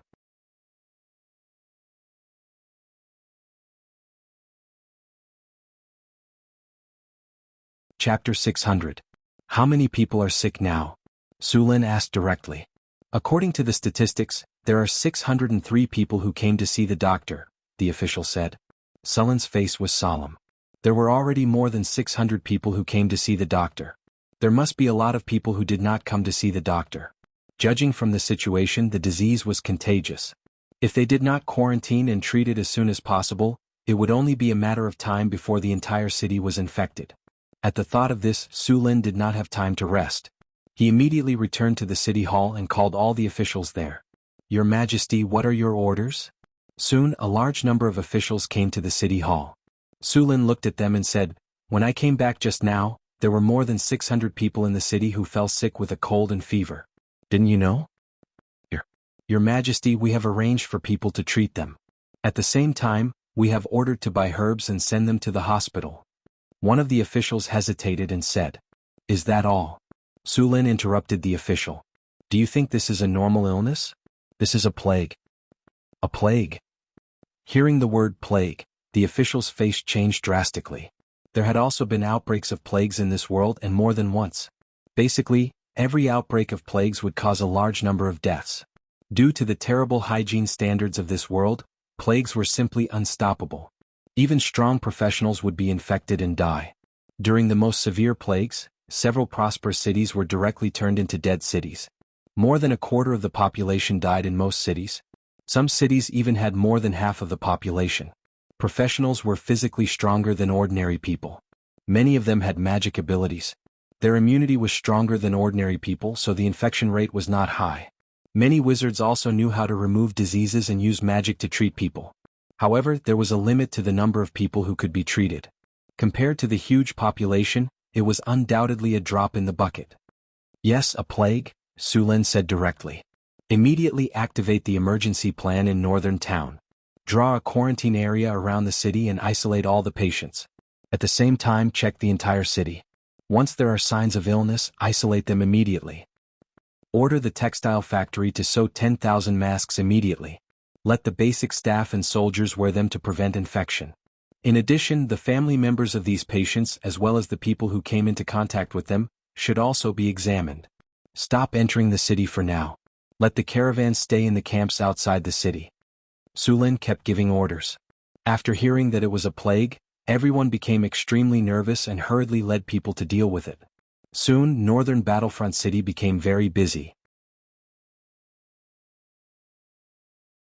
The news of the plague didn't spread. First of all, the plague wasn't that serious. It should be under control soon. Although there weren't many doctors in northern Battlefront City, there were several temples here. Now that there was a plague, it shouldn't be a problem to ask them for help. As for not telling the civilians, Sulin was worried that the civilians would run away from the city if they knew about the plague. If that happened, the northern citadel that he had worked so hard to expand to more than 100,000 people would suffer a great loss. Also, send someone to invite the bishops of the various churches in the city. I will be holding a banquet in the palace tonight. Invite them to attend, Sulin said directly. Your Majesty, I will arrange for someone to send the invitations, a guard said. Alright, you guys go deal with the plague. I'll go back to the Tower of Northwind and see if there's any other way. Sulin left the city hall and went straight to the Tower of Northwind. At the astrology station. You're saying there's a plague in the city? Hathaway said in surprise. Yes, I saw more than 600 patients in the hospital when I came back. They all have fever, headache, and weakness. Some have even fainted, Sulin said. It does seem to be a plague. Hathaway nodded and said, I'm sorry, Sulin, I haven't been paying enough attention to the city. Otherwise, I would have known about the plague a long time ago. It's not your fault. Sulin shook his head and said, the plague came too suddenly. There are more than 100,000 people in the city. The divine spells of the priests are not enough. I want you to do some research and see if you can make a special cure for the plague as soon as possible. All right, send a patient to the Tower of Northwind. I'll do some research and make a special cure for you as soon as possible, Hathaway said straightforwardly. As a matter of fact, Northern Battlefront City had a good environment and many buildings to reduce the spread of the disease. This made Northern Battlefront City much more resistant to the disease. If it were any other city, at least a few thousand people would have been infected by the disease. Moreover, the disease would have spread throughout the city. On Sulin's status panel, a series of data showed that there was a plague in the Northwind City. Luckily, the numbers were not very high. After Sulin issued a lot of orders, the numbers had stopped increasing. It was obvious that the measures he had taken before were effective. Sulin sent people to the hospital to find a few patients for experiments. Hathaway found a few wizard apprentices to help her with the research. Your Majesty, it's almost time for the banquet. Most of the bishops of the churches have arrived. Do you want to meet them? I'll be there right away. Sulin went straight back to the palace. The banquet hall was brightly lit, and a few high-level priests were chatting. When they saw Sulin come in, they all went up to greet him. Sulin simply exchanged a few words with them and then invited them to sit down. Your Majesty, may I know why you called us here this time? The priest of the God of Wisdom asked directly. Something did happen. Sulin took a sip of tea and continued, a plague has been discovered in the Northwind City. Plague. Everyone's face froze. The relaxed atmosphere suddenly became serious. Yes, a plague. Sulin nodded and said, but fortunately the plague has not spread. It has been contained to a certain extent. Now I need your help to get rid of this plague. Your Majesty, we are willing to do our part for the Northwind City, the priest of the Goddess of Life said directly. Thank you so much, Sulin said happily. In return, I promise you that I can build a temple in the Deepwater port to spread the glory of the Goddess of Life forever. Thank you for your generosity. The priest of the Goddess of Life stood up and thanked Sulin. Several other priests of the temple who were a step slower expressed their willingness to help in exchange for preaching in Deepwater City, and Sulin also agreed to do so. With the help of the priests, the Northwind City suddenly had enough people. A few temples provided about 20 priests, and the doctors and wizards in the Northwind City began to treat the patients.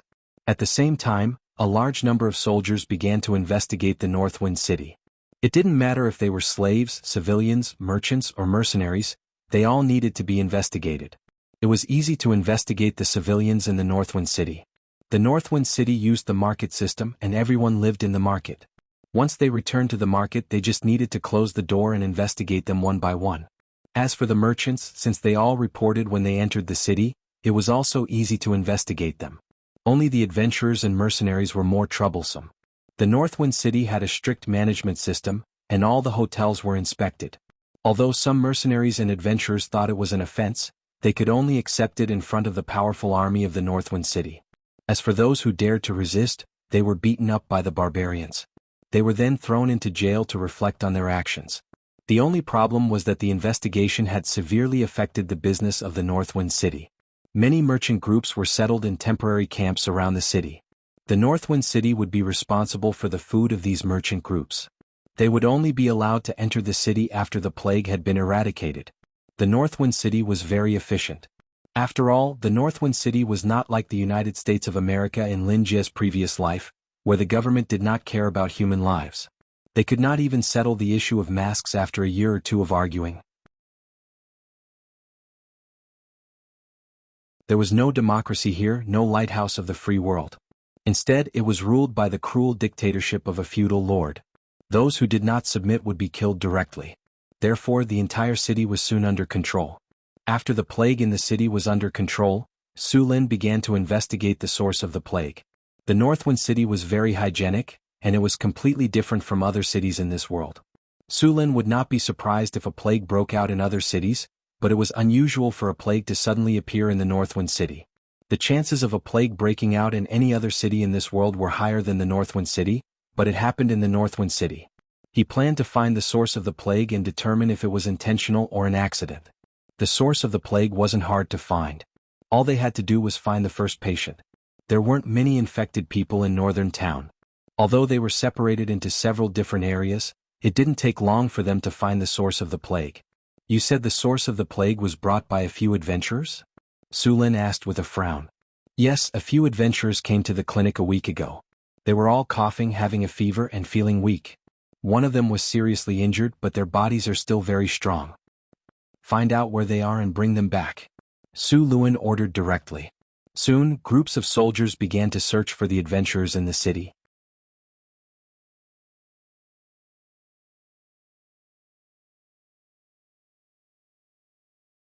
Chapter 601. Due to the existence of supernatural forces in this world, there were also some life forms that could control the plague. The most famous one was the Voodoo School. The Voodoo School was a branch of the Wizard School. It originated from the ancient shamanism. They mastered the power of the shamans and combined it with the knowledge of the Wizard School, which eventually developed into the Voodoo School. The Voodoo School looked very evil at first glance.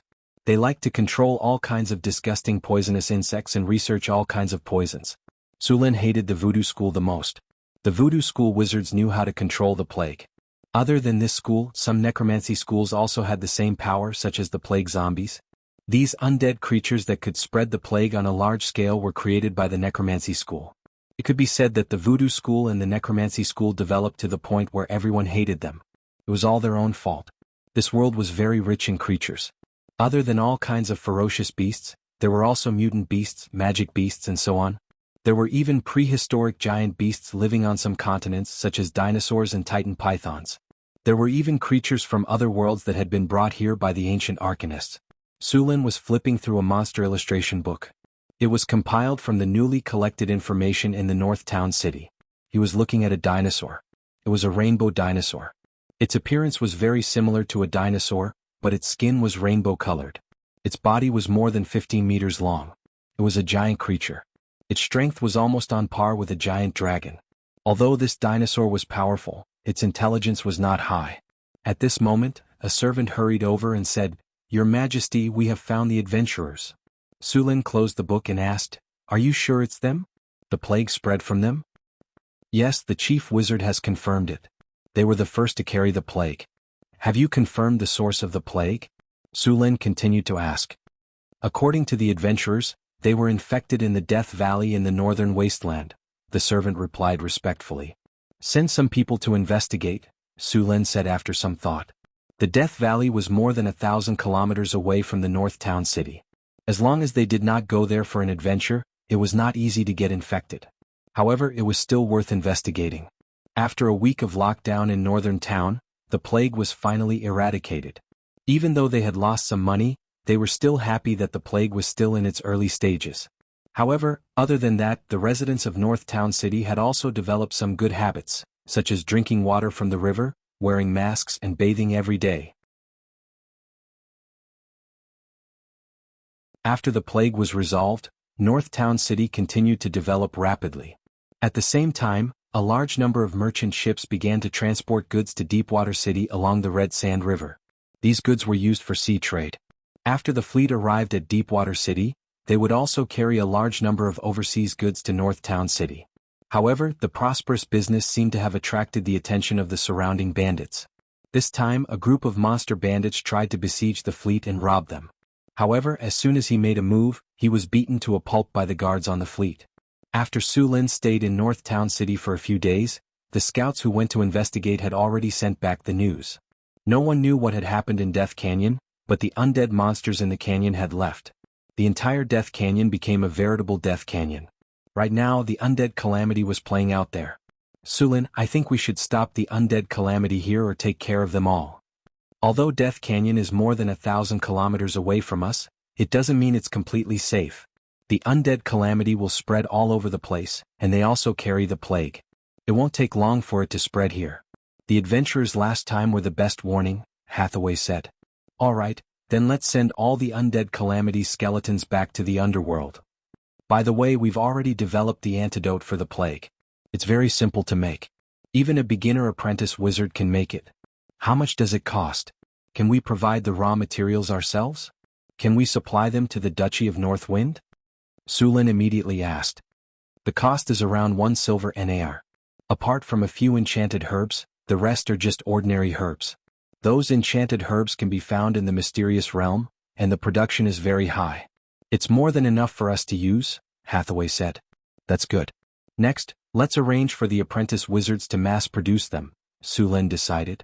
What about Death Canyon? Let's send some people to take care of it. As long as we don't enter Death Canyon, it shouldn't be a problem, Su Lin said. Whatever, I'll take a team and go there myself. We'll settle this once and for all. Death Canyon was very dangerous. It was full of poisonous insects and man-eating plants. They needed to bring a lot of insect repellents, antidotes, and some powerful warriors. Soon all the materials were ready. Early the next morning, a portal was opened on the astrology platform of North Wind Tower. Su Lin led a group of barbarian warriors and 2 teams of archers through the portal. In the next second, they appeared more than 1,000 kilometers away from North Town City. With a familiar light, Su Lin and the others appeared in a gloomy place less than 20 miles away from Death Canyon. Scouts, start patrolling immediately. The rest of you stay alert. We'll set up a temporary territory here for the time being. Su Lin did a simple search of the surrounding environment and let people set up the territory. Su Lin was a little envious of Hathaway. She had Mistra's Mansion. This spell was not destructive, but it could be summoned in the wild to live. Mistra's Mansion was a spell that folded the space of a different dimension. It could seal a mansion in a different dimension and summon it when needed. Mistra's Mansion could be said to be a necessary spell for traveling. Soon, a large number of scouts gave the collected information to Su Lin. After a simple look, he began to assign tasks. You guys are in charge of this direction. I don't want any monsters to break through here, Su Lin said directly. A simple map was spread out, and Su Lin began to divide the areas that each team was responsible for. At this moment, an anxious shout was heard. Get the antidote quickly. We have people here who are poisoned.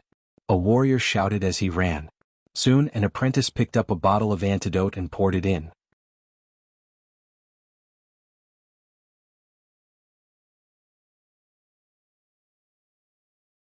Chapter 602. The antidote quickly took effect, and the poisoned soldier's breathing visibly stabilized. The black blood at the wound also slowly flowed out under the effect of the antidote. In just a few minutes, the blood had already returned to its original red color. Alright, it's fine now. Send him to the back to rest. It's another fine lad. After the sorcerer apprentice checked that there were no problems, he directly sent the injured soldier to the temporary camp at the back. Su Lin used the earth wall spell, magic control plus change of mentality, to build a few houses in the camp. Then he used mud to rock to turn the mud into hard rocks and built a temporary camp here. Because someone was injured and poisoned, the other soldiers became more cautious. Something is coming. A half-elf archer warned. Half-elf archers had sharp eyes and could discover the enemy at the first moment. With the archer's warning, the others all became vigilant. Kacha. The sound of some branches breaking came from the bushes in front. Then a ferocious giant bear came out of the dark forest. Its tall body was like a small mountain full of oppression. Its blood-red pupils revealed a hint of madness, and in its ferocious mouth was a row of sharp teeth that flickered with cold light. There were many red marks on its body, and the fur on it was much shorter than the rest of its body. This ferocious giant bear's body was full of bumps and hollows, and it looked like it had been casually bitten a few times. There were also some places where the fur had completely fallen off, and one could see the dark red flesh that leaked out. It was obvious that this ferocious giant bear had also been infected by the plague, but its physique was high enough to withstand the plague. The wounds on its body should have not completely healed. Moreover, after experiencing the plague, this ferocious giant bear seemed to have become more powerful than before. After seeing the group, it did not have any fear. With a low roar, it directly rushed towards the group. Its huge body was like a small mountain, and when its huge bare paws came down, even the rocks would be smashed into pieces. Frost arrow. A blue magic arrow instantly shot out from the crowd, directly hitting the dire bear in the next second. An icy blue color immediately appeared on the dire bear's body, and its originally swift movements immediately became slow and stiff. Taking advantage of this opportunity, the surrounding soldiers charged forward. 2 soldiers of the capture barracks blocked the attacks of the dire bear with their shields, while the spear in their other hand pierced out like a poisonous snake. The sharp spear left a bloody hole on the body of the dire bear. Roar! Under the pain, the ferocious bear's eyes became even crazier. Its huge bear paw viciously slammed onto the shield of one of the soldiers of the capture barracks. A dent appeared on the shield made of fine iron. The huge force caused the body of the soldier of the capture barracks to involuntarily retreat. The warrior of the capture barracks slightly frowned. The other warrior beside him seized the opportunity, the spear in his hand instantly piercing into the eyes of the dire bear. Blood splattered everywhere. The heavily injured dire bear roared, its powerful bear paw viciously slapping out, wanting to slap the human who had caused it such heavy injuries to death. However, the warrior of the capture barracks was already prepared. After his attack landed, he did not continue to fight and directly retreated. Bang! With a muffled sound, a deep imprint was left on the ground where the dire bear had just been. Ice arrow. Another blue arrow of light flew out, and the body of the dire bear was suddenly covered with frost. Its movement speed became even more sluggish. The two soldiers of the capture barracks seized the opportunity to continuously attack. Very quickly, the dire bear let out a mournful howl, loudly falling to the ground. After dealing with this dire bear, several soldiers dragged this big fellow back to the barracks. Although the meat of a dire bear could not be compared to a magical beast, it was still very good to use to fill one's stomach. The strength of the dire bear in front of them was not bad. A normal dire bear's strength was around rank 8, and a Grand Knight could deal with it. However, this dire bear in front of them had already reached the peak of the 3rd step, almost reaching the 4th step. Dire bears were originally known for their strength, and a peak rank 3 dire bear's strength was even more abnormal. This was because it had encountered Sullen's capture barracks. If a normal heavy armored spearman encountered this dire bear, even if they didn't die from a single slap, their bones and tendons would definitely be broken. After Su Lin saw the dire bear's carcass, he inspected it and found that there was no plague on it. Then he directly ordered people to dispose of it for lunch. This time he had brought 3 teams of 60 people. Half of them had reached the 3rd step and the rest were all rank 2. These people could be said to be the king of stomachs. This dire bear in front of them was about 2 tons, enough for them to eat for 2 days. Then these soldiers began to divide into small groups to clear out the surrounding area. This place was only about 5 miles away from the Death Valley. There were not many monsters running out of the valley. In addition to clearing out these monsters, they also needed to clear out the plague in the Death Valley. Not only did Hathaway successfully make an antidote to the plague, but she also made a powder that could eliminate the plague and prevent it from spreading again. This time, Northern Battlefront City had made sufficient preparations to eliminate the plague. All the water sources around the Death Valley had to be sprinkled with the powder. Water sources could quickly spread the plague, and once the water sources were contaminated, the surrounding animals would all be infected. Hiss. As the powder spread, many infected animals were driven out of the valley by the powder. Then they were shot down by the half-elf magic archers. Boom. There was a loud noise. A large tree was uprooted and thrown over. The few spear guards around it quickly dodged. Then a giant snake tail swept across, and a spear guard who couldn't dodge in time was sent flying. The giant snake's scarlet tongue trembled slightly. Its strange dark red eyes moved back and forth. This giant snake's head alone was 5 or 6 meters tall. Its body was more than 20 meters long. The giant snake slithered quickly. In the blink of an eye, it had reached the spear guard who was sent flying. Its scarlet mouth opened wide, intending to swallow him. Lightning spear. A loud shout was like a thunderclap. It was so loud that it made people's ears go numb. In the next second, a long spear made of lightning flew out. The lightning flashed and the giant snake's head was hit. The lightning spear had an infinite amount of power and stabbed into the giant snake's head.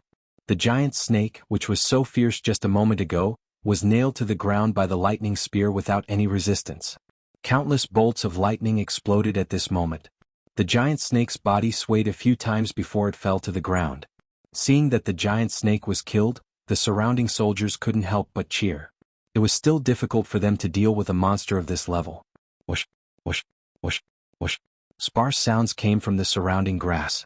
A half-elf magic archer directly shot a flame arrow in that direction.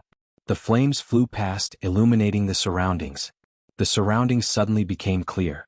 The faces of the nearby warriors changed when they saw that under the illumination of the flames, a dense pack of poisonous snakes was rapidly slithering towards them. The large ones were as thick as an adult's arm, while the small ones were only as thick as a finger. Countless poisonous snakes covered the entire ground.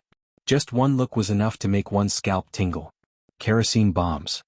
After seeing the large number of poisonous snakes, one of the soldiers subconsciously threw a bottle of kerosene over.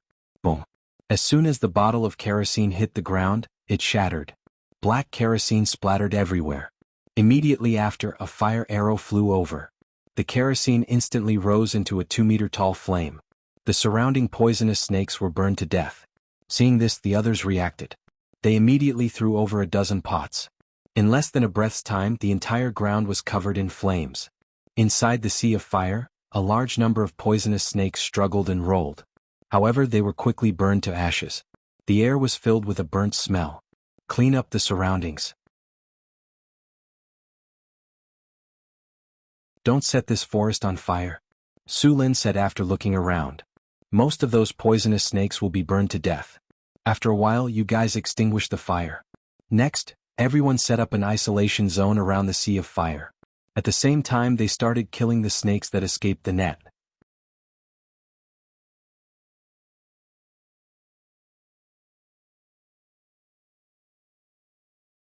Chapter 603. In the evening, everyone finished the battle and returned to the camp. Su Lin summoned the magic guards to keep watch and set up some warning circles. There was no need for anyone to keep watch at night. The soldiers who had been fighting for a day began to set up a campfire and prepare food. Bah! Why does this giant python meat have a weird taste? It's disgusting. A soldier tasted the cooked giant python meat and threw it aside with a look of disgust. Su Lin sniffed the giant python meat. There was a strong fishy smell on it, so he threw it aside. He then cut a piece of fierce bear meat and continued to roast it. The fierce bear meat soon emitted a tempting fragrance. Su Lin took out Frodo's barbecue seasoning and sprinkled some on the meat. The aroma became even stronger. He brushed a layer of sauce on the meat and began to eat. Night fell. Su Lin went into his room to meditate. The others also fell asleep. The forest was very quiet because of the killing during the day. Only the magic guards summoned by Su Lin stood around the camp. The night passed quickly. When the sun rose again, the camp was lively again. After a simple breakfast, Su Lin led the soldiers to the Death Canyon. Group haste. With a flash of light, everyone felt their bodies lighten, and then their movement speed immediately increased a lot. Group haste could make people run faster than a galloping horse. If it was a rogue who was good at agility, they could do even more incredible moves such as jumping on roofs and walls, or even running on almost vertical walls. Death Canyon was very dangerous. Along the way, Su Lin led the soldiers forward. Along the way, they constantly encountered wandering undead creatures. After sensing the aura of life on the soldiers, they would immediately rush up to attack. However, most of these undead creatures were zombie beasts or ghosts. These monsters might be a nuisance to others, but they were nothing to the army of Northern Fortress City. They were easily wiped out. Although the Northern City did not send many people for this operation, their strength was not bad. A team of barbarian warriors had all been implanted with the blood of the frost giants. After transforming, his strength would be close to that of a legendary tier being. Against these tier 2 undead creatures, it would be a piece of cake. With the cooperation of the barbarians, the army of Northern Battlefront City was like a hot knife through butter. They soon arrived at the Valley of Death. As soon as they got close, a thick aura of death loomed over them. The entire Death Valley was shrouded in such an aura. This evil aura was like poison to normal people.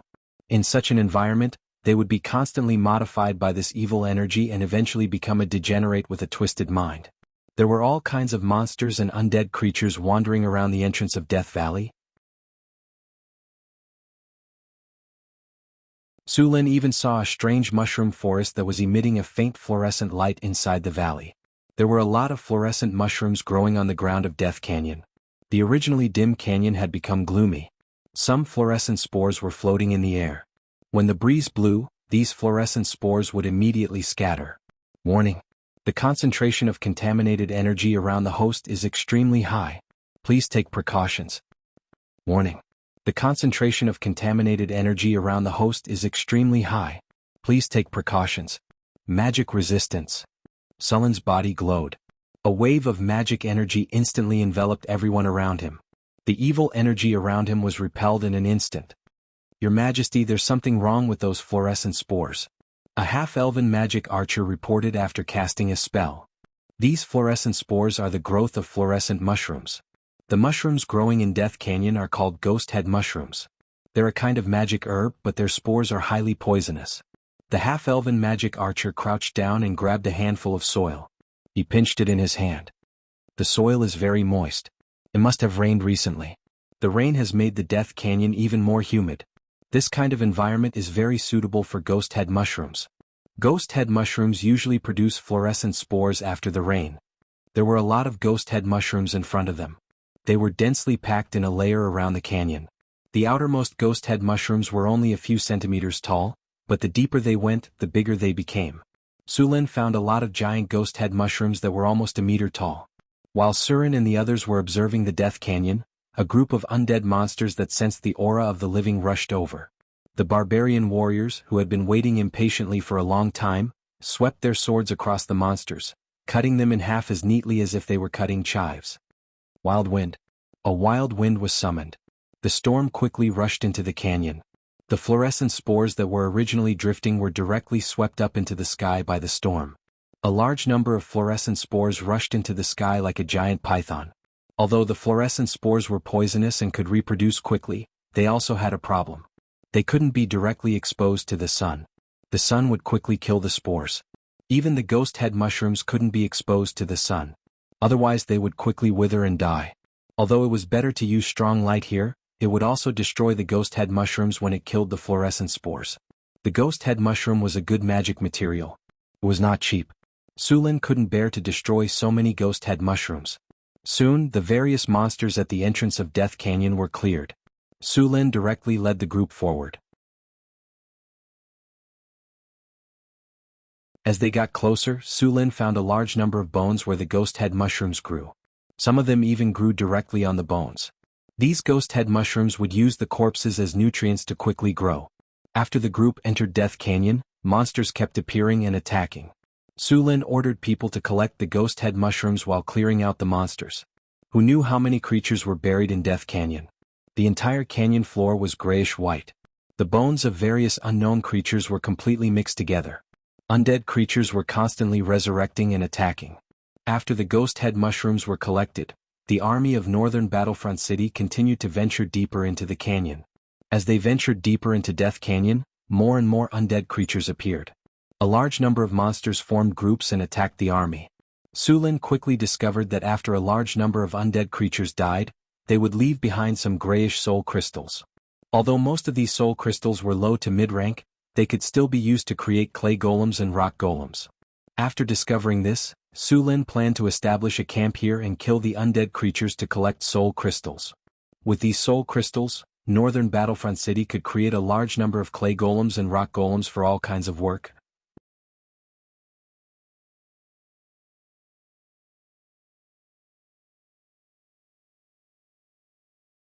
Chapter 604. The Golem Factory in Northern Battlefront City was already on the right track. Now, the number of Golem army in Northern Battlefront City was limited by the soul crystals. There was a shortage of low-grade to high-grade soul crystals.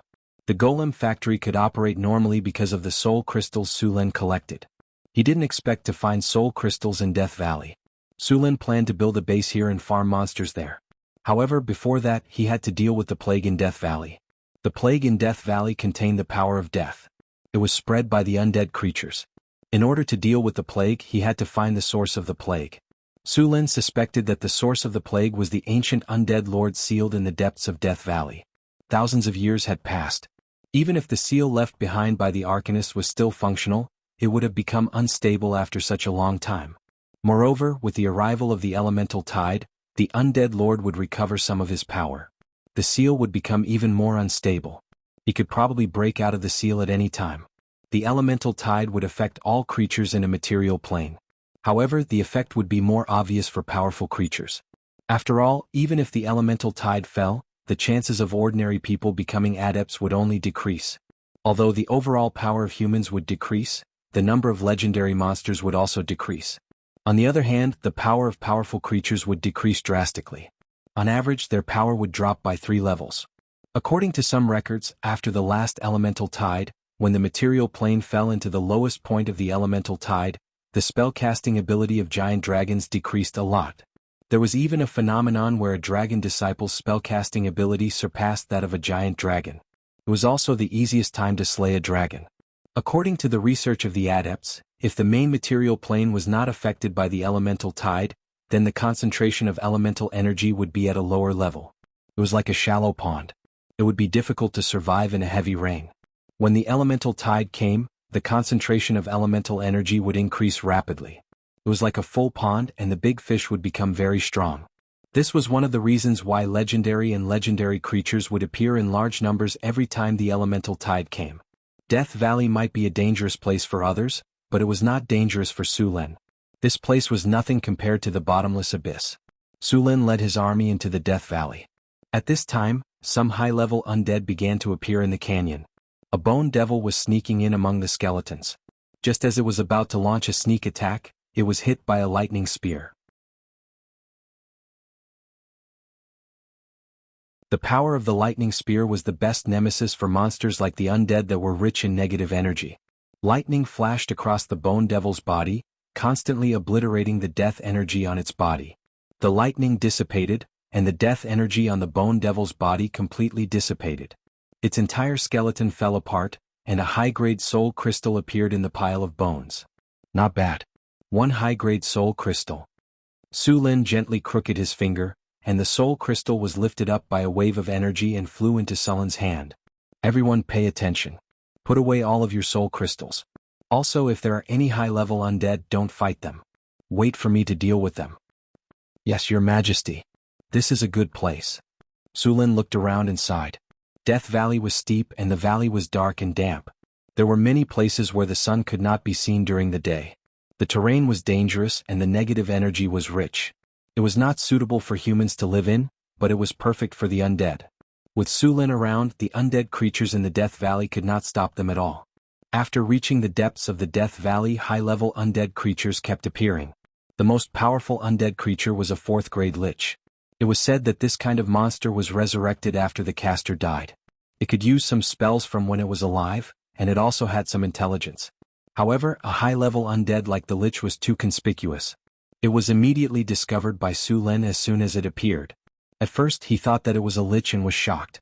After taking a closer look, he realized that something was wrong. A lich and a lich did look similar, but a lich was a creature that the caster actively used the lich transformation circle to transform.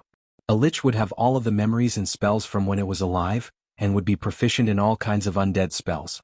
Every lich was basically at the legendary level. Most liches were otaku. They would hide in the wizard tower to research all kinds of spells and knowledge and make all kinds of magic tools. It could be said that this kind of creature was more dangerous than a giant dragon. Most of the time, a lich's wealth was more than a giant dragon's. A lich was far from being a lich and they were not on the same level. Before the lich could make a move, Su Lin summoned a thunderbolt and struck it on the head. It was immediately struck half dead, and then it was blown up by Sullen's halberd. After the lich died, it also dropped a high-grade soul crystal. In addition to the soul crystal, there was also a white bone magic staff. This thing was useful for necromancers as it could increase the power of necromancy spells, but for other wizards it was useless. After cleaning up these undead creatures, Su Lin came to the deepest part of the canyon. Unexpectedly, there were no undead creatures in the deepest part of the canyon. There was only a building that looked like an altar, but because of the passage of time, this altar had become dilapidated. There were a lot of cracks on the altar, and death energy was constantly overflowing from those cracks. Looks like it's here. Seeing the altar in front of him, Su Lin said, "You guys stay here. Just one person will go over." "Yes, your majesty." Su Lin took a few steps forward and approached the altar. The altar occupied a large area with a diameter of over 10 meters. It was entirely made of obsidian. Logically speaking, this thing should be very sturdy. However, this altar looked like a dilapidated building, as if it would collapse at the slightest touch. Even the runes on the altar that were originally used to seal the altar had become incomplete. Many of the runes had been completely corroded by the death energy and had lost their function. Basically, it's completely damaged. It can't be repaired. We can only tear it down and rebuild it. After confirming the altar's condition, Sullen's face became serious. This sealing altar had been unmaintained for thousands of years. The wizard sect that sealed the undead lord had probably disappeared long ago. But this sealing altar doesn't seem to be simple. Su Lin looked around the altar for a while and made some other discoveries. He did not feel the undead lord's aura under the altar, which meant that this altar was probably not suppressed in a material plane, but a small secret realm. At the thought of this, Su Lin's eyes lit up. If this was a secret realm, then there should be some good stuff inside. Soon Su Lin felt the power of space under the altar. This was a space barrier. At this time, this space barrier had weakened greatly after thousands of years. Su Lin quickly found a weak spot on the space barrier. He then left a teleportation coordinate around it, broke open a space crack and went in. Su Lin's vision twisted, and the next second, he appeared in an unfamiliar ruin. As soon as he entered, Su Lin felt that the surroundings were very cold. He knew that the temperature was not low, but a large amount of negative energy had gathered here. It was the human soul that felt the coldness. Warning. Warning. An abnormal radiation field has appeared around the host. The concentration of negative energy in the surroundings is too high. Contaminated energy in the surroundings. Warning. Warning. The power of the death realm has been detected. Su Lin frowned slightly. This secret realm had become a death realm. This was a place that only existed in the lower planes. The death realm was an area that had been completely transformed by the power of death. Here, even ordinary corpses would be quickly resurrected as undead. What did the wizard who sealed this place do? Su Lin frowned. At this moment, a strange sound suddenly came from the darkness. Then a bone spear instantly shot out, like a sharp sword, and pierced towards Su Lin. Bang! Su Lin's arm moved slightly, and the storm battle halberd appeared in front of him. The blade of the halberd moved slightly, and directly cut the bone spear in half. What's that? Some black shadows appeared in front of Su Lin. They looked like humanoid creatures. They were tall and strong, and the surface of their bodies seemed to be covered by a black armor. The armor was completely black, and even the face was covered by a helmet.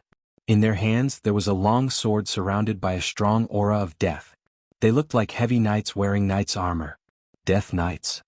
After seeing the appearance of these monsters, Su Lin immediately recognized them. Death Knights were very powerful undead creatures.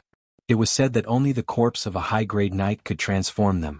The strength of each Death Knight was at least grade 3 and most of them were grade 4.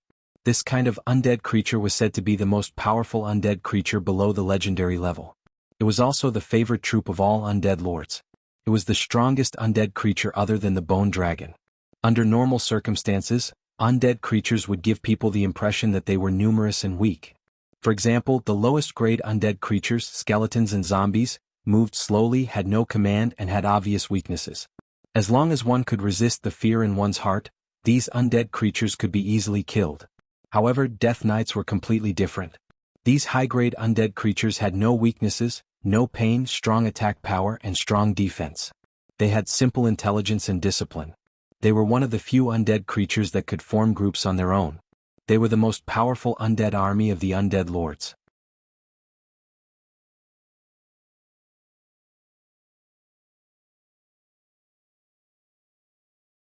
Chapter 605. Lightning Spear. 5 Lightning Whips. Thunderstorm. After seeing this undead knight, Su Lin immediately released a large number of lightning spells. Lightning spells dealt extra damage to the undead. In fact, the most damaging spells to the undead were the holy light spells, followed by lightning and fire. Normal undead were easy to deal with, but high-level undead were different. This was especially true for this kind of undead knights. They had no fear, no pain, no hunger, no fatigue and no fear of death. They were proficient in all kinds of battle techniques and were very disciplined.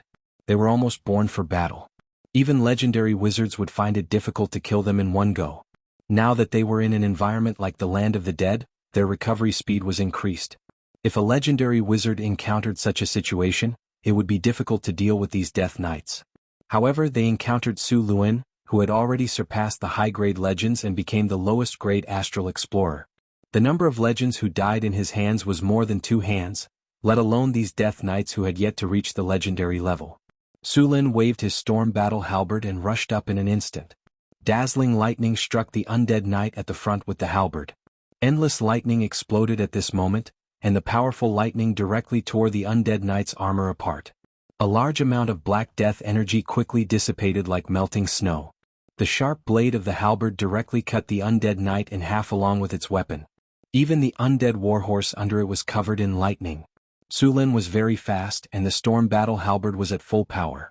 Dazzling lightning swept across the area, and the undead knights that rushed up could not fight back at all under Su Lin's attack. More than a dozen undead knights were quickly covered in lightning. The endless lightning dissipated, and all of the undead knights turned into a pile of bones. In addition to these, there were more than a dozen high-level soul crystals. What a treasure land. I got more than a dozen high-level soul crystals in such a short time. It's faster than the abyss. Su Lin put away the soul crystals and continued to walk deeper into the secret realm. This secret realm was unexpectedly desolate. The soil beneath his feet seemed to have been contaminated by the power of death, turning into a sickly grayish white. This was a sign that the soil had completely lost its nutrients. In the depths of the secret realm, a dense power of death circled around. That should be the true place where the undead lord was sealed. After dealing with the undead knights, the rest of the journey was very quiet. No other undead creatures appeared, which was obviously very abnormal. After all, this was a land of the dead and the surroundings were so clean that there was not even a ghost. Su Lin cast a defensive spell on himself and quickly advanced toward the central area. After walking for a quarter of an hour, a palace made of black rocks appeared in the distance. The construction of the palace was very grand, and the entire palace was made of huge rocks. Stone pillars more than a meter in diameter supported a huge dome. The entire palace was similar to the Parthenon temple in his previous life. It looked very spectacular. Although it had been there for several millennia, the palace was still very well preserved. At this moment, the entire palace was shrouded in an evil energy field. The runic array that was originally used to seal the palace had been infected by this evil energy field and was on the verge of collapse. Meanwhile, the palace was shrouded in an almost corporeal death energy. Su Lin extended his left hand and made a grabbing motion toward the palace.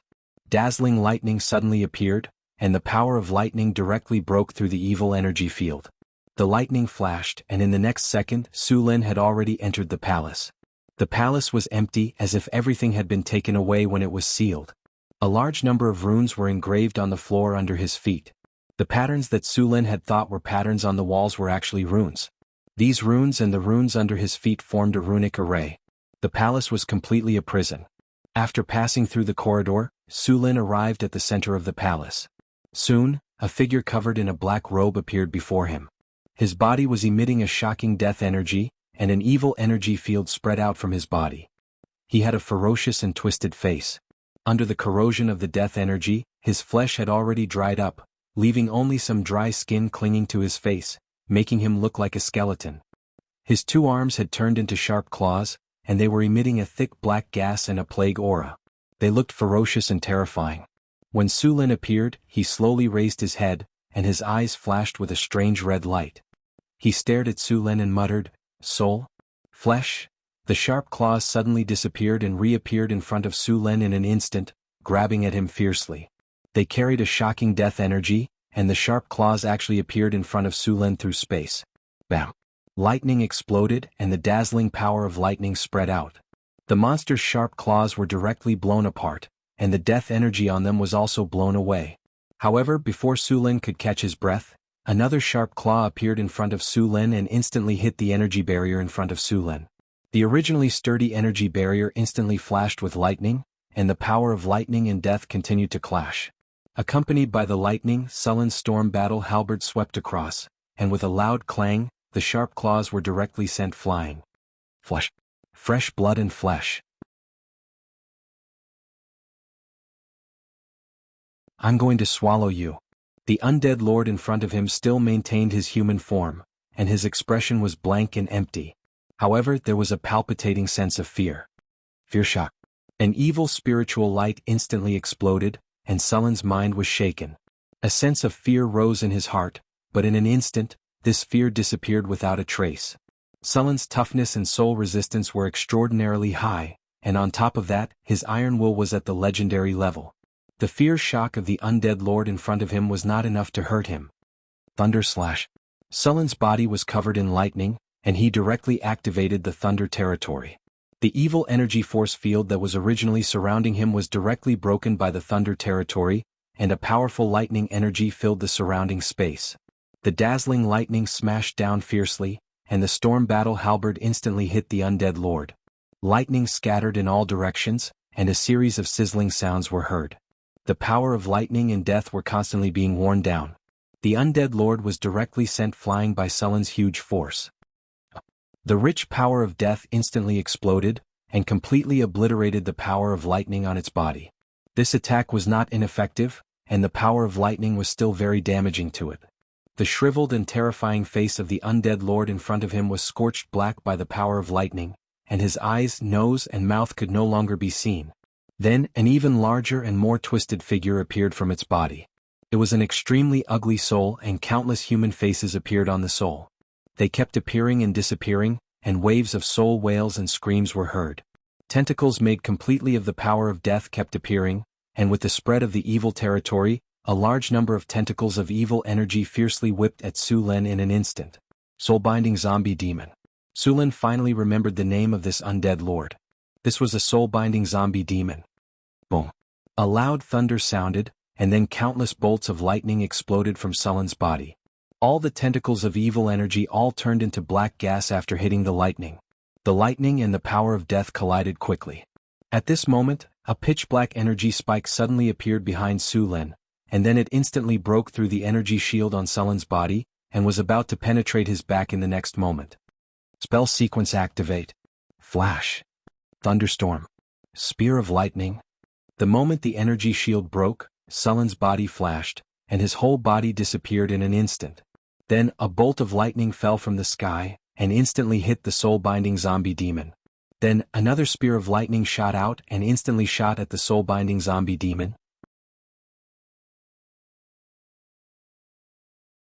But at this moment, the soul-binding zombie demon flashed with evil energy, and the next second, it appeared beside Su Lin, and its pair of ferocious claws grabbed at him again. Bang, bang, bang. Without thinking, Su Lin quickly attacked with the Storm War Halberd. The Storm War Halberd carried the powerful power of lightning and kept attacking. The soul-binding zombie demon's ability was very strange, but its strength was far lower than Sullen's. But this time it wanted to fight Su Lin in close combat. When it came to close combat, Su Lin was not afraid of anyone. Endless lightning enveloped Sullen's body, and flashes of lightning kept flashing. The Storm War Halberd kept hacking at the soul-binding zombie demon's body. The soul-binding zombie demon's shriveled body kept retreating, and the lightning kept entangling it. Soon, the shroud on the soul-binding zombie demon's body was torn apart, and finally, after another heavy hack, the shroud on the soul-binding zombie demon's body was completely broken. Under the dazzling lightning, it instantly shattered into countless pieces, and the body under the shroud appeared before Sullen's eyes. It was a completely shriveled human corpse. In the battle just now, the flesh had been torn apart, revealing the black bones inside. Su Lin waved the Storm War Halberd in his hand, creating a series of phantoms. The Storm War Halberd seemed to have turned into a dozen at this moment, and the continuous attacks forced the soul-binding zombie demon's big sister to retreat. Roar! The soul-binding zombie demon roared, and a strong evil energy erupted from its body, causing Sullen's attack to pause for a moment. Taking advantage of this opportunity, the soul-binding zombie demon instantly activated its teleportation ability, trying to distance itself from Su Lin. But just as it disappeared, Su Lin also activated Flash and chased after it again. The dazzling lightning lit up the entire palace. The palace was not big. The soul-binding zombie demon kept flashing and attacking, and Su Lin kept flashing and chasing after it. Both of them teleported very quickly, and the entire space seemed to be covered by lightning.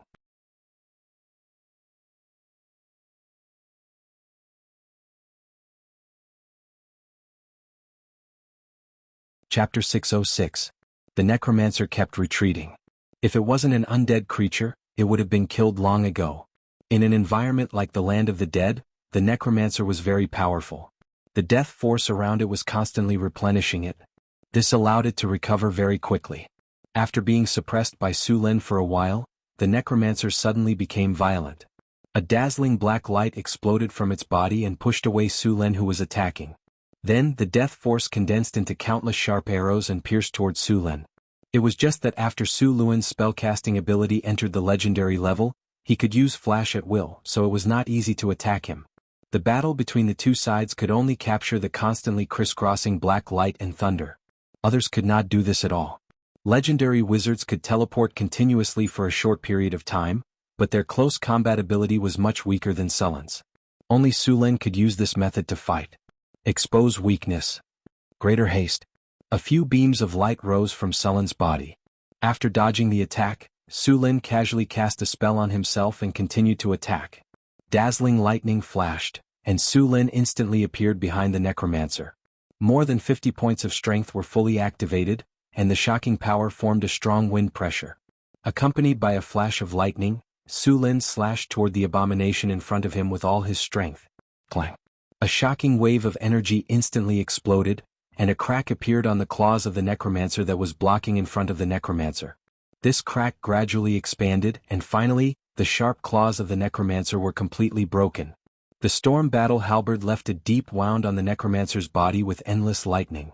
Sullen's full power quickly suppressed the necromancer. Even in an environment like the Land of the Dead, the necromancer was not Sullen's opponent at all.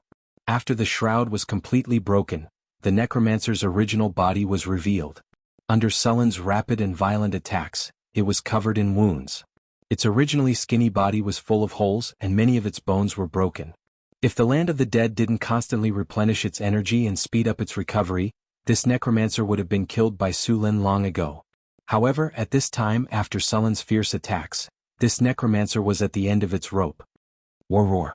A golden light burst forth from Sullen's body, and a powerful divine radiance erupted in an instant. The dazzling golden light swept over in an instant. At such a close distance, the necromancer had no time to dodge. Coupled with the fact that it had just been hit by the storm battle halberd, the necromancer's body suddenly stiffened at this moment. The sudden outburst of divine power directly interrupted the soul-bound zombie demon's movements. Then rune chains appeared in an instant, directly sealing the surrounding distance. At this moment, the soul-bound zombie demon was like a little bug caught in a spider's web, trapped in place and unable to move.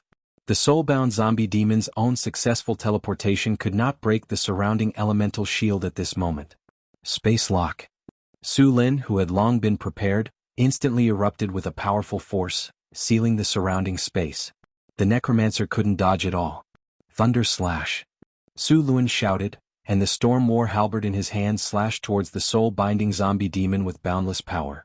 Accompanied by a dazzling burst of lightning, the soul-binding zombie demon in front of him was directly split in half from head to toe. Endless lightning burst out from the necromancer's body, and a large amount of death energy collapsed in an instant. Countless souls wailed, and the necromancer's body was completely destroyed in the lightning. Then an extremely ugly soul appeared. It was the necromancer's soul. Although the necromancer had been killed by Su Lin, as long as this soul escaped, it wouldn't be long before it seized a body and resurrected. Wanna run? Go to hell. Lightning chains appeared in an instant, and then locked the necromancer's soul. The storm battle halberd flashed with lightning and directly split the necromancer's soul into two. After losing its body, the necromancer's soul was once again severely damaged, and this time, it could no longer maintain its soul form. A huge wound was torn open on the necromancer's soul, and then countless souls swarmed out of its wound. These souls had long been contaminated by the necromancer's power, and most of them had become incomplete. If they escaped from here, they would quickly be transformed into undead by the Land of Death. The entire space was enveloped by a lightning net, and all the souls were trapped here as soon as they appeared. Sullen's eyes flashed with a golden light, and then a divine radiance burst out from his body. Along with Sullen's roar, a divine radiance instantly swept in all directions with Su Lin as the center. All the souls that came in contact with it let out a dying wail. Immediately afterward, a large number of gray soul crystals fell down like rain, and a series of clinking sounds could be heard. Soul-binding spell, magic gem. With a flash of light, the lightning chains dragged the soul of the soul-binding zombie demon and sealed it into a magic gem the size of a fist. Su Lin reached out and put the black soul crystal into his bag. Although he only glanced at it briefly, Su Lin already discovered that this soul crystal was also of the advanced legendary rank. Including this one, Su Lin already had several soul crystals of this quality. Phew! After completely eliminating the necromancer, Su Lin also let out a long sigh of relief. Then he waved his hand and a spiritual light flashed, and the large number of low-level soul crystals that had just fallen on the ground were also collected by Su Lin. Ding. Congratulations, host, you have successfully killed the soul-binding necromancer. You have received 356,700 experience points. You have won the battle. Ding. Congratulations, host, you have killed the soul-binding zombie demon. You have obtained the title of Undead Terminator. Your name has spread far and wide across the continent. Your story has been sung by bards. You have successfully killed an undead lord. Other undead creatures will feel fear towards your aura.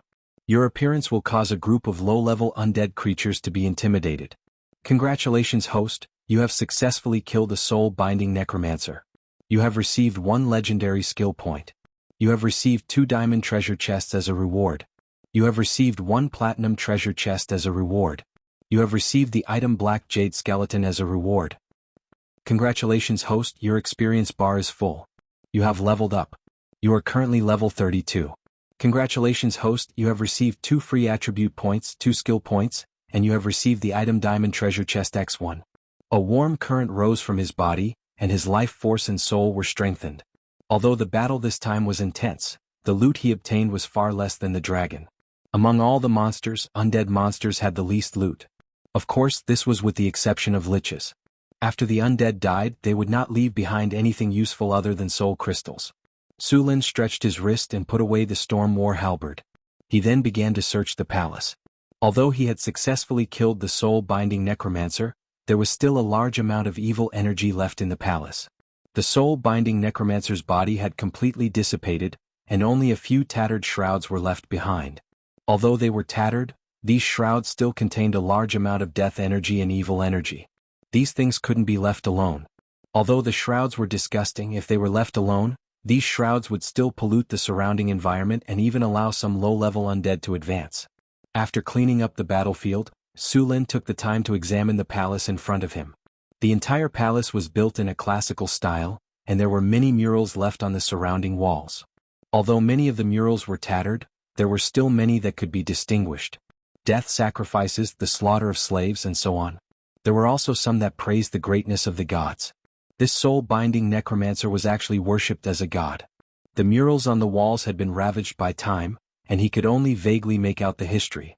This soul-binding necromancer should have been created by the natives in ancient times.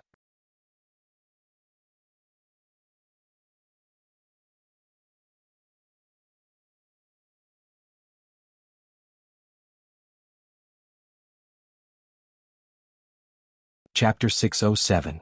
Su Lin had originally planned to set up a camp here to collect soul crystals. At the same time, it was also a place for the Northern Garrison Army to gain EXP.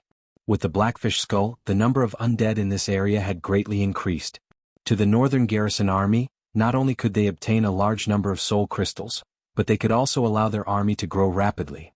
It was simply killing 2 birds with 1 stone.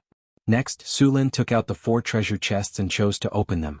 After a burst of beautiful sound and light effects, Su Lin heard the sound of a system notification. Congratulations, host. You have opened a diamond treasure chest. You have obtained 1 wishing crystal. Congratulations, host. You have opened a diamond treasure chest. You have obtained the forging blueprint for the divine weapon, Thunder God's Spear. Congratulations, host. You have opened a diamond treasure chest. You have obtained the principle of anti-gravity. Congratulations, host. You have opened a platinum treasure chest. You have obtained the Fountain of Youth. Hearing the system notification, Su Lin's face was filled with shock. He then impatiently took out the item. Su Lin had obtained a wishing crystal in the past. Its function was very simple. It was to use the wishing spell to summon an elemental spirit to fulfill a wish. This wishing crystal was the reward for fulfilling the wish. There was still a lot of room for manipulation with the legendary wishing spell. The second treasure chest item shocked Su Lin. It was the forging blueprint for the divine weapon, Thunder God's Spear. One had to know that every item that was called a divine weapon possessed powerful strength. Even if it was not personally forged by a god, it was still unimaginably powerful. For example, there was once a mithril ringmail. Although he did not know who created this equipment, its defense was shockingly strong. It was enchanted with a legendary defensive spell. At the same time, it also had unimaginable elemental and physical resistance. Even a legendary weapon would find it difficult to break through its defense. More importantly, this mithril ring mail was as light as a feather. After wearing it, it would not affect the body's agility at all. Sulin picked up the blueprint and examined it. The blueprint of the Thunder God's spear was recorded using an unknown animal skin. It recorded the entire forging process and the various materials needed. This forging blueprint could only be used once. After the forging was completed, it would self-destruct. Ever since Sulin's strength had surpassed the advanced legendary level and he had become an astral explorer, he had wanted to increase the power of his weapons. Now that he had this artifact forging blueprint, it was like meeting a pillow when he was sleepy. However, it was not easy to forge a divine artifact. The materials needed were very precious. Sulin had collected a lot of them in the past. The materials listed were 9 heaven black iron, dragon bone, god's blood, thunder crystal, and so on. Sulin already had some of the materials and he planned to collect some of them. It would be great if he could buy them, but if he couldn't, he would have to think of other ways. The principle of anti-gravity was a thick book. Although it seemed inconspicuous, it was important information for the construction of the floating space city. The area of the floating space city was much larger than that of the floating space tower. It required a lot of power to lift a city and then fly it into the sky. This was a very detailed and huge topic that involved a lot of things. Anti-gravity was a supplement to the floating space ring. Because the floating space city was too large and its weight was amazing, if such a city flew, the forces in the city would be uneven, and it was likely to cause the city to collapse and be damaged due to its own weight. Therefore, the power of the floating space ring must be evenly distributed to all parts of the floating space city. The same was true for the research of anti-gravity.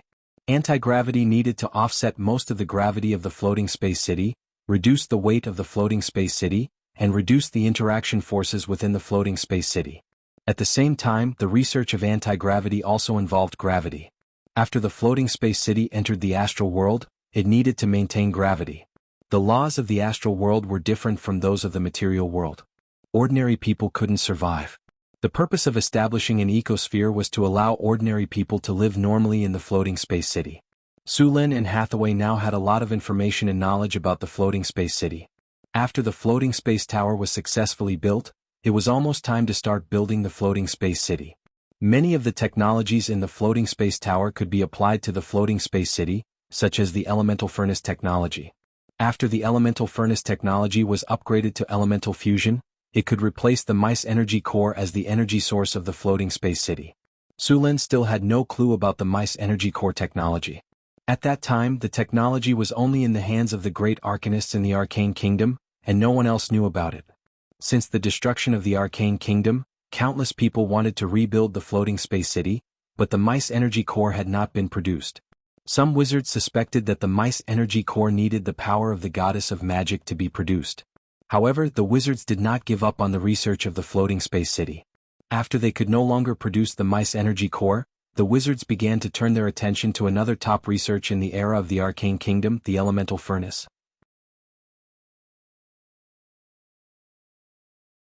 In the later years of the Arcane Kingdom, the elemental furnace had completed elemental fusion and entered the stage of elemental annihilation.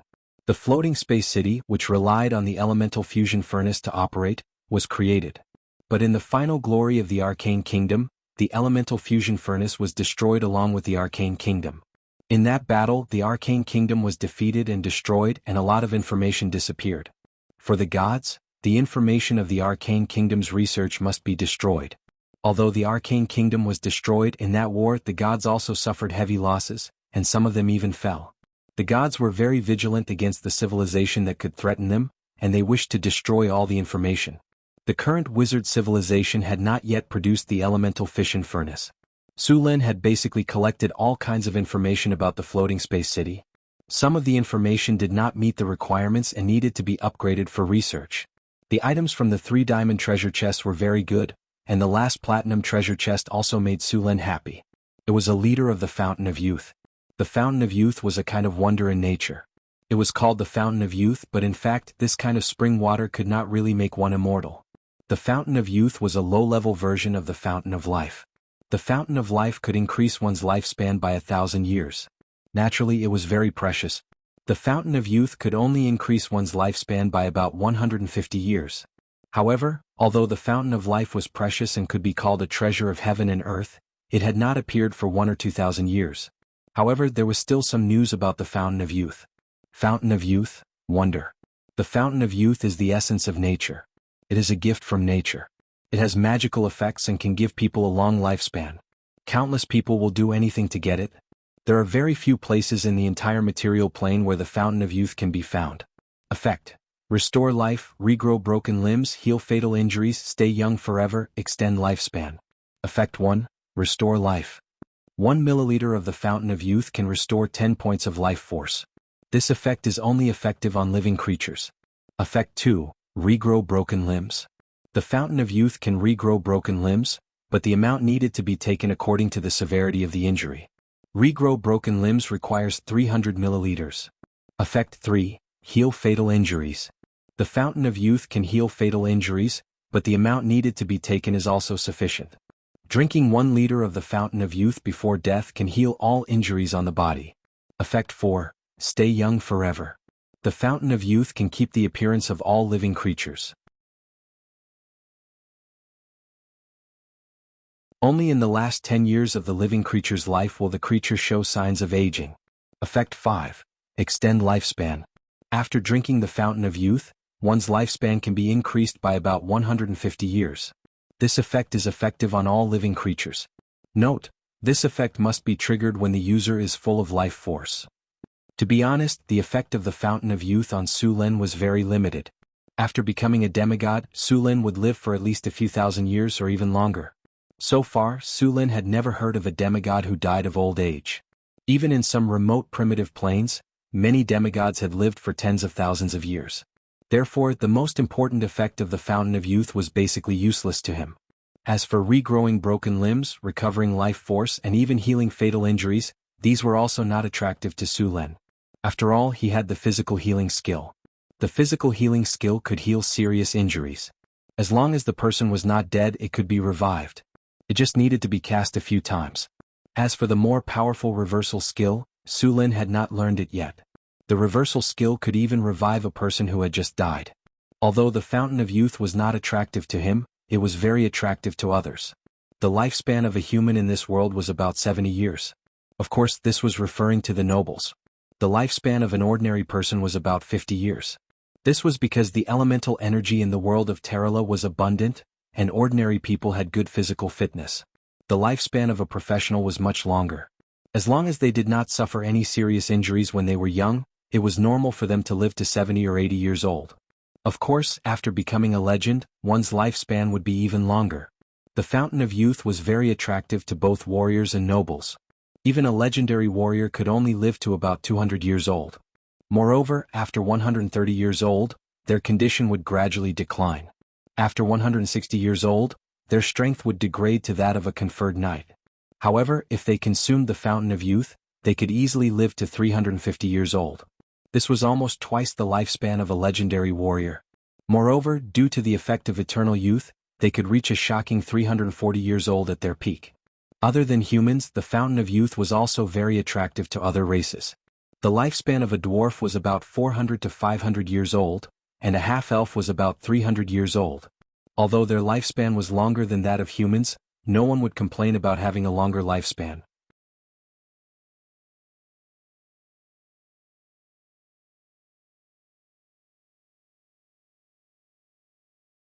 Chapter 608. Su Lin had obtained a liter of the Fountain of Youth. He was planning to give half of it to the soldiers of the North Town City. Most of the soldiers were humans and their lifespans were limited. Su Lin had no use for the Fountain of Youth, but it was a good idea to give it to his men. Since there was only a limited amount of the Fountain of Youth, he could only give it to the soldiers who had contributed the most. It was very beneficial to the North Town City. Not only would it make them work harder, the soldiers would also benefit from it. They would support Su Lin even more. Most importantly, even if one thought that the Fountain of Youth would grant them a lifespan of 150 years, what would happen in reality? The peak life of a soldier below the legendary rank was 45 years old. Their lifespan would start to decline after that. The peak life of a soldier below the legendary rank was 120 years old. However, after consuming the Fountain of Youth, the peak life of a soldier below the legendary rank was over 200 years old. Those above the legendary rank could live up to 300 years old. It was a great deal. Overall, the soldiers were working hard to exchange for the Fountain of Youth to extend their lifespan. They could continue to contribute to the work of the North Town City. Even though the soul-binding zombie monster had been killed, the problem it had left behind was still unsolved. He had to deal with the Land of Death. Su Lin had already decided to turn the place into a training ground for new players. It would also become a soul crystal resource point. However, Su Lin had to seal off the Land of Death and place the black jade skeletons here to prevent others from coming in and destroying the place. It was easy to deal with. He just had to bury the black jade skeletons in the Land of Death, and they would merge on their own. Su Lin then added another layer of seal to the Land of Death. The seal only allowed people to leave but not enter. Su Lin left after seeing the undead being born in the Land of Death again. Outside the Valley of Death, the soldiers of the North Town City were still guarding the altar. A teleportation light flashed and Su Lin appeared. "Your Majesty, you're back," a servant said respectfully. "It's done. Let's leave," Su Lin said. The team soon swept through the army and arrived at the entrance of the Valley of Death. Su Lin had already decided to turn the place into a training ground and a soul crystal resource point. It was necessary to modify the place. Thunder Domain. Su Lin stood at the entrance of the Death Canyon. Dazzling lightning instantly enveloped his body, and the entire sky darkened at this moment. Countless lightning bolts rolled in the sky, as if they were about to fall in the next second. The powerful energy directly lifted Su Lin's body in mid-air.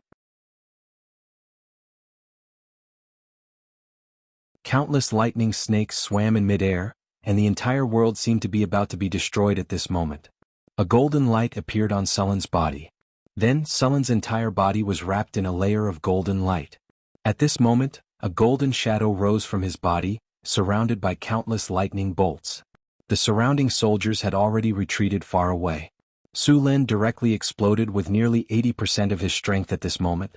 Mana control. Mud to stone. Dazzling magic energy emerged from Su Lin's body. Then an 800-meter-long stone wall suddenly rose at the entrance of the Death Canyon. Under the influence of this powerful magic, the stone wall quickly rose. It soon rose to 50 meters before stopping.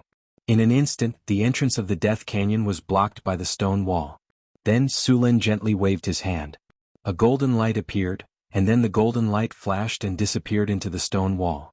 The original stone wall became even stronger. After completing all this, Su Lin slowly breathed a sigh of relief. The oppressive power on his body also slowly dissipated.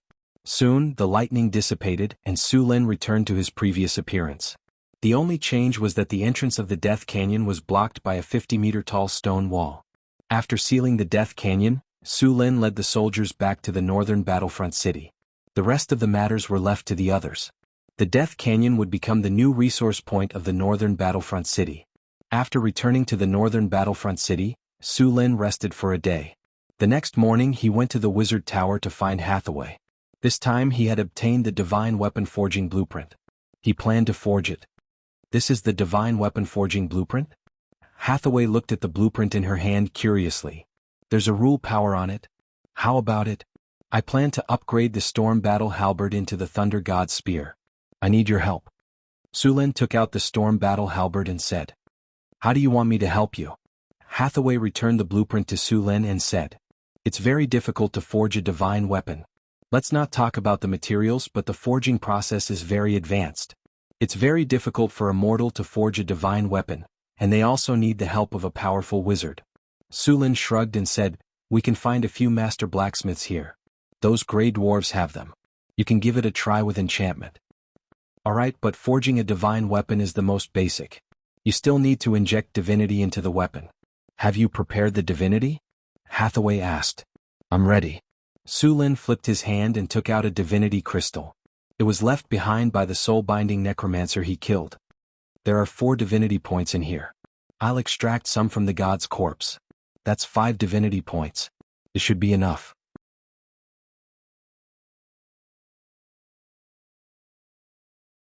"Since everything is ready, let's get started," Hathaway said.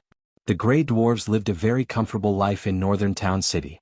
They went to the blacksmith's workshop every day to forge weapons, and when they came back at night, they could have a drink at the tavern. They also received a salary every day. Unlike before when all their wealth belonged to the king, The gray dwarves were very satisfied with their lives. Of course, it would be even better if there was more alcohol. Su Lin set a daily workload for these gray dwarves. Only those who completed their work would be given alcohol, and those who did a good job would be rewarded. Of course, to not affect their work, there was a limit to the amount of alcohol they could get every day. Northern Town City adhered to the idea that labor would be rewarded. The more work, the more rewards. When they heard that the city lord wanted to forge a powerful weapon, and that he needed the gray dwarves with the best forging skills, the gray dwarves were very enthusiastic. Soon, the gray dwarves with the best forging skills appeared in front of Su Lin. "Nice to meet you." Su Lin smiled at the 3 gray dwarves in front of him. "I'm sure you already know that I'm here to forge a powerful weapon for you. Your Majesty, what weapon would you like to forge? Please don't hesitate to ask. Old Han's craftsmanship isn't just for show, it's definitely the best amongst us gray dwarves." A gray dwarf who was only about 1.4 meters tall, but was extremely sturdy said as he patted his chest. "Your Majesty, don't listen to him. Let me forge the weapon. I think I can give you a surprise." Another gray dwarf said eagerly, "Your Majesty, my forging skills are the best. Let me forge it." The 3 gray dwarves fought for the right to forge the weapon. The gray dwarves were all very loud. When they argued, it was like they were in a blacksmith's workshop.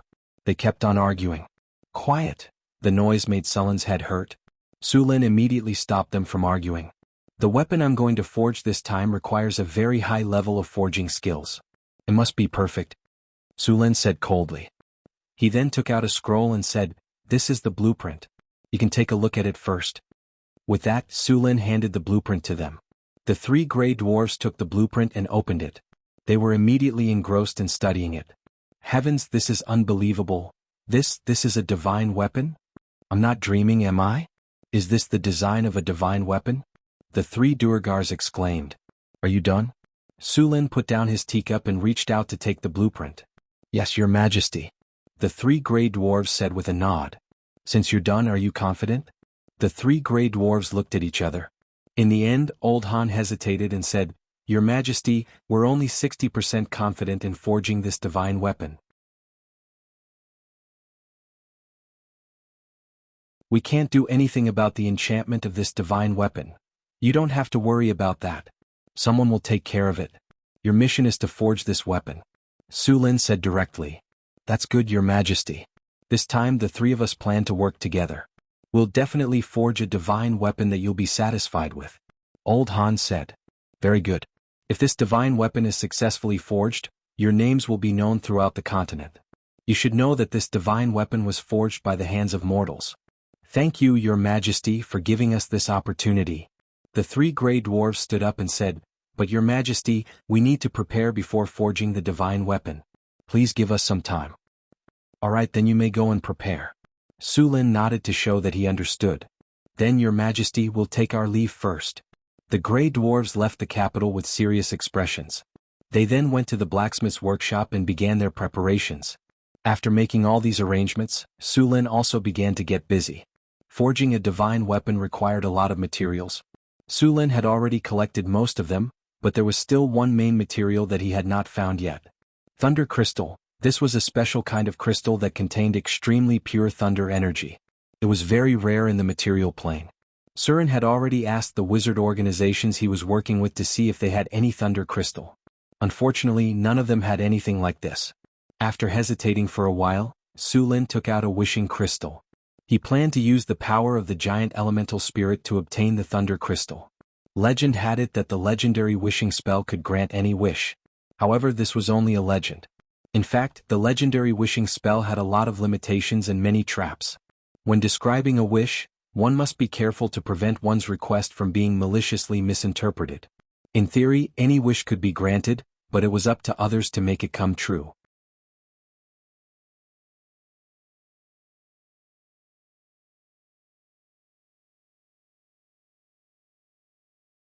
Chapter 609. After making up his mind, Su Lin quickly set up a wishing table in the astrology platform and prepared to cast the wishing spell. After the preparation of the wishing table was completed, Su Lin slowly closed his eyes and began to organize his words. This was the most troublesome part of the wishing spell. When making a wish, you had to negotiate with the Jinn of Elements. These Jinn of Elements would distort your meaning in various ways. They would find any loopholes and use them to their advantage. You had to block all the loopholes. The process of using the wishing spell was no less than negotiating with a senior demon. The contract had to be very careful. If one was not smart enough, it was very likely that they would be played by the word games in the contract. In the end, they would pay a huge price and not get the result they wanted. This was not a joke. Wizards had paid a huge price and finally summed up a set of effective wishing rules. Su Lin took a deep breath, then suddenly opened his eyes. His body flashed and he instantly activated the rune array. The wishing table operated, and the surrounding magic crystals suddenly appeared with a strange light. Then a low spell sounded and powerful elemental energy surged out in an instant. A wave of elements that made people's hearts palpitate came out. The powerful elemental energy directly distorted the surrounding space. With the gathering of magic energy, a powerful victory shrouded directly. An elemental god? Su Lin felt the powerful divine power. Then a gust of wind blew, and countless wind elements gathered into a shadow in the air. It was a wind elemental god. As soon as the wind elemental god appeared, he looked at Su Lin and gently waved his hand. Then a contract scroll and a feather pen appeared in his hand. A majestic voice sounded in the wizard tower. "Did you summon me? A demigod? Do you have any wishes or wishes that you want to fulfill?" Su Lin was surprised that he could summon a wind elemental god this time. He thought it would be good enough to summon an elemental god this time. He did not expect that an elemental god would answer his call in person. Of course, compared to an elemental god, elemental gods could fulfill more wishes, which was also good news.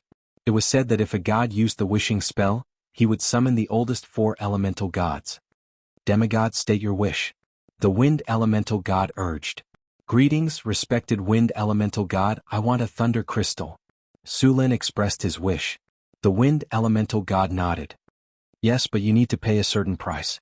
In addition, you need to write your wish on this contract scroll. Only when you sign the contract will I grant your wish."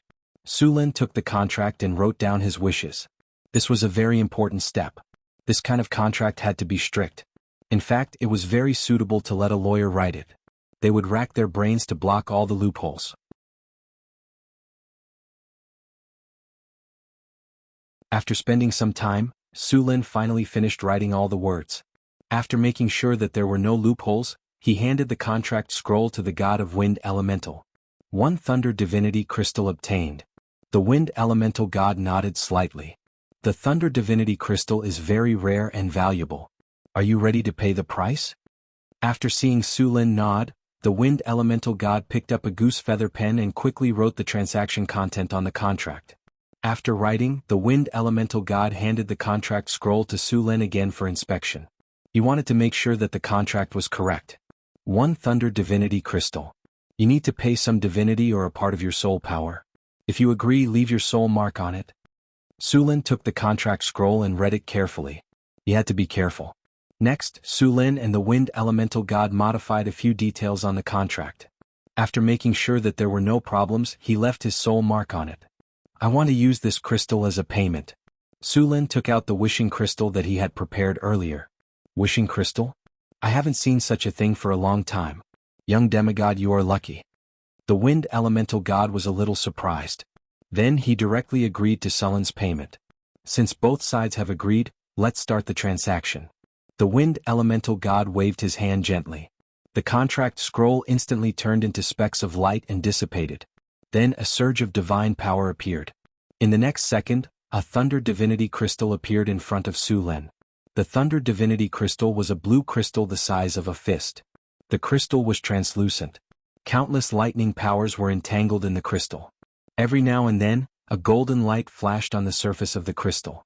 Then, the wishing crystal in Su Lin's hand instantly flew into the wind elemental god's hand. In the next second it disappeared. "The contract is complete. Little guy, I hope you still have a wishing crystal when we meet next time." As he spoke, the wind elemental god glanced at Su Lin. Then he turned into a gust of wind and disappeared without a trace. The divine power that shrouded the wizard tower also disappeared. Su Lin picked up the thunder divinity crystal with one hand and played with it. He held his chin with the other hand and thought to himself, "It seems that the wishing crystal is very attractive to them." Su Lin could only get the wishing crystal from a treasure chest. He didn't know where this crystal could be produced. It was probably impossible to find a large number of wishing crystals to trade with the elemental god. Su Lin quickly put this matter aside. The next important thing was to forge a divine weapon. After a few days of preparation, the 3 dwarven blacksmiths had finished all the preparations.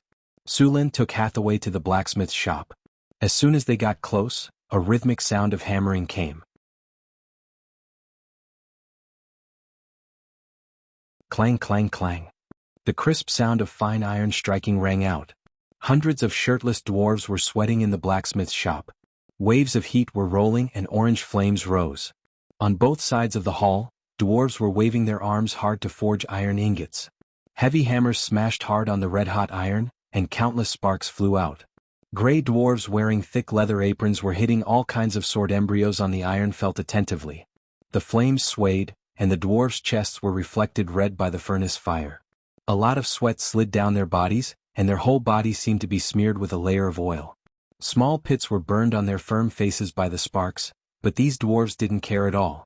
In the blazing furnace, a red sword embryo was burning in the flames. The gray dwarf next to him picked it out with a serious face. The sword embryo was red, and as soon as it was taken out, the dwarf put the sword embryo directly into the liquid next to it. As soon as the fiery red sword embryo was put in, a burst of flames jumped up, followed by a burst of crackling sounds. White smoke rolled and the liquid instantly boiled. When the sword embryo was taken out again, a layer of fish scale-like patterns appeared on the surface of the sword embryo. It looked very beautiful. Su Lin knew that this pattern would only appear on a high-quality weapon after countless rounds of forging. In the hall, pieces of iron embryos were constantly hammered into the shapes of various weapons and armors. Then they were sent into the cooling pool next to the furnace with iron pliers. The water in the cooling pool was not ordinary water. This was one of the dwarves' secret recipes. It was a quenching liquid made from more than a dozen different materials. These quenching liquids were divided into several types. They were specially used to quench various kinds of weapons. When the smoke dissipated, the dwarves began to repeat the previous forging process again. Their movements were strong and powerful. Although it looked very simple, it was full of a strange rhythm. Under their careful forging, high-quality weapons were forged under the hammers. This was the blacksmith workshop in northern Battlefront City. High-quality weapons were forged every day. Now, the army of northern Battlefront City had basically finished changing their equipment. The arrival of Su Lin and Hathaway didn't attract their attention. The dwarves were still very serious when they were working. Soon, a blacksmith steward brought Su Lin and Hathaway to a room next door. At this time, 3 dwarven blacksmith masters were also forging with bare arms. Looks like you're well prepared. Su Lin glanced at what the 3 dwarves were forging. It was a weapon very similar to the Thunder God's spear, but the material used was ordinary fine iron. It was completely different from the Thunder God's spear. The 3 dwarves were building this model to familiarize themselves with the forging method of the Thunder God's spear. Your Majesty, you're here. We're ready. Han stopped immediately when he heard Su Lin's voice. All the materials for the Thunder God's spear are ready. Now, I'll give it to you to forge. Su Lin nodded at them and took out the materials that had been prepared. Seeing the rare materials appear in front of them, the dwarves were a little excited. Everything is here. This is the forging blueprint of the Thunder God's spear. Hathaway and I will be here to help you.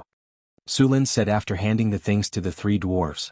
As you wish, we will do our best to forge this artifact. Han said with a serious face. Then the 3 dwarves began to work. In the past few days, the 3 dwarven blacksmith masters had practiced several times. Now, it could be said that they were familiar with the process. They picked up the materials and began to forge. Su Lin and Hathaway didn't disturb the 3 dwarves. They stood aside and watched them quietly. The 9th heaven black iron was calcined in a special furnace. The flames in the furnace became very bright, and the temperature reached thousands of degrees. However, the 9th heaven black iron was very difficult to forge. Even at thousands of degrees, it still took a lot of time to smelt it. Heat the furnace with magic. The gray dwarf said directly. Su Lin waved his hand gently. Immediately, a strong fire element appeared in the furnace, and the temperature of the furnace increased again. You're tuning in to the Han Li's Wuxia Adventures YouTube channel. We're so grateful for your support, and don't forget to subscribe to join us on this incredible journey through captivating stories. Your generosity through donations truly makes a world of difference, as it's the primary source of revenue that allows me to expand and enhance this channel for you. Thank you from the bottom of my heart for being a part of this adventure.